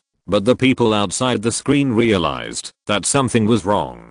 Indeed, they had seen in the video before that Thanos exchanged his daughter for the Soul Stone. He was very painful, but he had no choice. Tony Stark said. Nick Fury said, "If Thanos has completed his mission, then what can we rely on to collect it? Now there is only one possibility." Hawkeye Barton said, "Why? Is it because he knows your father's name?" Everyone also suspected that there was such a possibility. For a father-level existence, death may not be the end of everything. Yes, Hawkeye Barton said. That means we were deceived by Thanos. In fact, Thanos did not destroy the Infinity Stones at all, but exiled the Infinity Stones to various parts of the universe. Black Widow Natasha continued. It is true that there is such a thing, which leads to 2 paradoxes. One is that Thanos looks old and retired, and the other is that Thanos has not retired at all, and is still young and energetic. Even the 3 Avengers are different. The most obvious one is that Thor has become a dead fat otaku. But if I remember correctly, didn't Thanos say that he had destroyed the Infinity Stones? Is that a lie? Coulson couldn't help but say. But if that's the case, there is also a bug. That is, Thanos has been beheaded by Thor. But the problem is that in the so-called Avengers 3 giants fighting Thanos, we see a complete Thanos, who doesn't look like he has used the Infinity Gauntlet at all. Everyone thought about it, and it seemed that it was indeed very likely. With this explanation, many unreasonable places seemed to be reasonable. Is it possible that he was injured when he returned the gems? For example, some places are difficult to return, or the backlash of the Infinity Gauntlet. This Infinity Gauntlet will have backlash when used. Even if you only use the power of one of the Infinity Stones alone, there will be a certain degree of backlash, not to mention so many Infinity Stones. Captain America Roger said. Otherwise, this situation cannot be explained. After Tony Stark's reminder, everyone immediately figured out what was going on. But there was one thing wrong, that is, Thanos had destroyed the Infinity Stones. Black Widow Natasha shook her head and said, I didn't even know it myself. Thanos took the original stone from here and left without his daughter. This is not a coincidence. He also realized that what Red Skull said was probably true. Is it possible that Thanos is not dead? He is the overlord of the universe. Is it really that easy to die? Is there no backhand or something? Hill said. After all, now everyone is really accepting of parallel time and space, and they are used to such things. I also remember that before the three giants of the Avengers fought Thanos, they asked about the gems, but we didn't know what the so-called gems were at that time, so we didn't pay much attention to this detail, but now we know that those gems are Infinity Gems. Black Widow Natasha suddenly realized and said. Besides, what did Thanos say? Because we are attached to the old world, he wants to create a new universe. The creatures in that universe don't know about him and can start over. So I'm sure that this Thanos at his peak is the Thanos who appeared after I went to get the Soul Stone. Let's call the Thanos with his head chopped off Thanos A and the intact one Thanos B. It may be that different choices have led to the emergence of two completely different timelines. If this is the case, many explanations are reasonable. After all, Doctor Strange also said that he has seen more than 14 million future endings. These may be just two of them, Tony Stark said. Everyone nodded and agreed with this judgment. This is also the most likely guess so far. There are already many different timelines, and it is normal to have one more now. Everyone does not feel depressed. On the contrary, this is another way to understand the future. They don't know which future their future will lead to, so it's good to know more information. And, maybe there is another possibility, that is, for example, the Soul Stone will come back after being used once. Similar to some kind of original setting of the universe. Bruce Banner said. For a moment, various speculations appeared one after another, which made everyone feel a little headache, not knowing which one it was, at any cost. In the picture, Black Widow seemed to have made a decision. As she said that, Natasha, the Black Widow, immediately stood up and looked at Hawkeye Barton and said, if we don't get the original stone, hundreds of millions of people will not be able to survive. I know, at any cost. I think we all know who should go. Hawkeye Barton glanced at Natasha, the Black Widow, and then said, yes, I know. Black Widow said. The two shook hands, and then Hawkeye Barton said, I think the candidates we chose may be different, Natasha. Obviously, he saw through Natasha's thoughts, and he would not agree. In the past 5 years, my only goal has been to come here, and everything I have done is to bring everyone back. Black Widow looked at Hawkeye Barton and said seriously, 5 years. 5 years after the extinction? Nick Fury outside the screen squinted his eyes and thought. It seemed that in the previous video of Spider-Man Peter Parker, it seemed that they returned 5 years after the extinction. So, in other words, will Natasha succeed this time? At least it is like this on this timeline. This is at least good news, directly pointing out a way to victory. Don't say anything nice to me, Natasha. Hawkeye Barton immediately exposed the idea of Black Widow Natasha and said, do you think I want to do this? Natasha replied. I'm saving your life, idiot. Hawkeye Barton immediately said, I really don't want you to do this. Natasha, you know what I did, you know what I became. Hawkeye Barton said affectionately. But Black Widow shook her head and said, I never judge a person by his mistakes. But I think you should do this. Hawkeye Barton said. Black Widow's eyes were red, and then she said, but you can't even do it yourself. I really can't do anything to you. Well, you win. Hawkeye Barton said, as if he had let go of some knot in his heart. Just when everyone was confused by this somewhat inexplicable conversation, Hawkeye Barton took action directly, pushed Black Widow to the ground, and said, tell my family that I love them. But Natasha counterattacked and said, go tell them yourself. Hawkeye was directly electrocuted to the ground, and Natasha also took this opportunity to run madly towards the cliff. The two people attacked each other, but in order to sacrifice themselves and not let the other party sacrifice, everyone understood what their purpose was. Because in order to obtain the soul gem, one person's life must be sacrificed, and obviously, both of them hope to exchange their lives for the soul gem and let the other party take away the upcoming soul gem. End of this chapter. Thank you very much for reaching the end. Don't forget to like. Looking for more exclusive content and immediate access? Subscribe to our Patreon. Remember, every like, subscription, or donation encourages us to continue. Thanks to everyone. See you in the next video.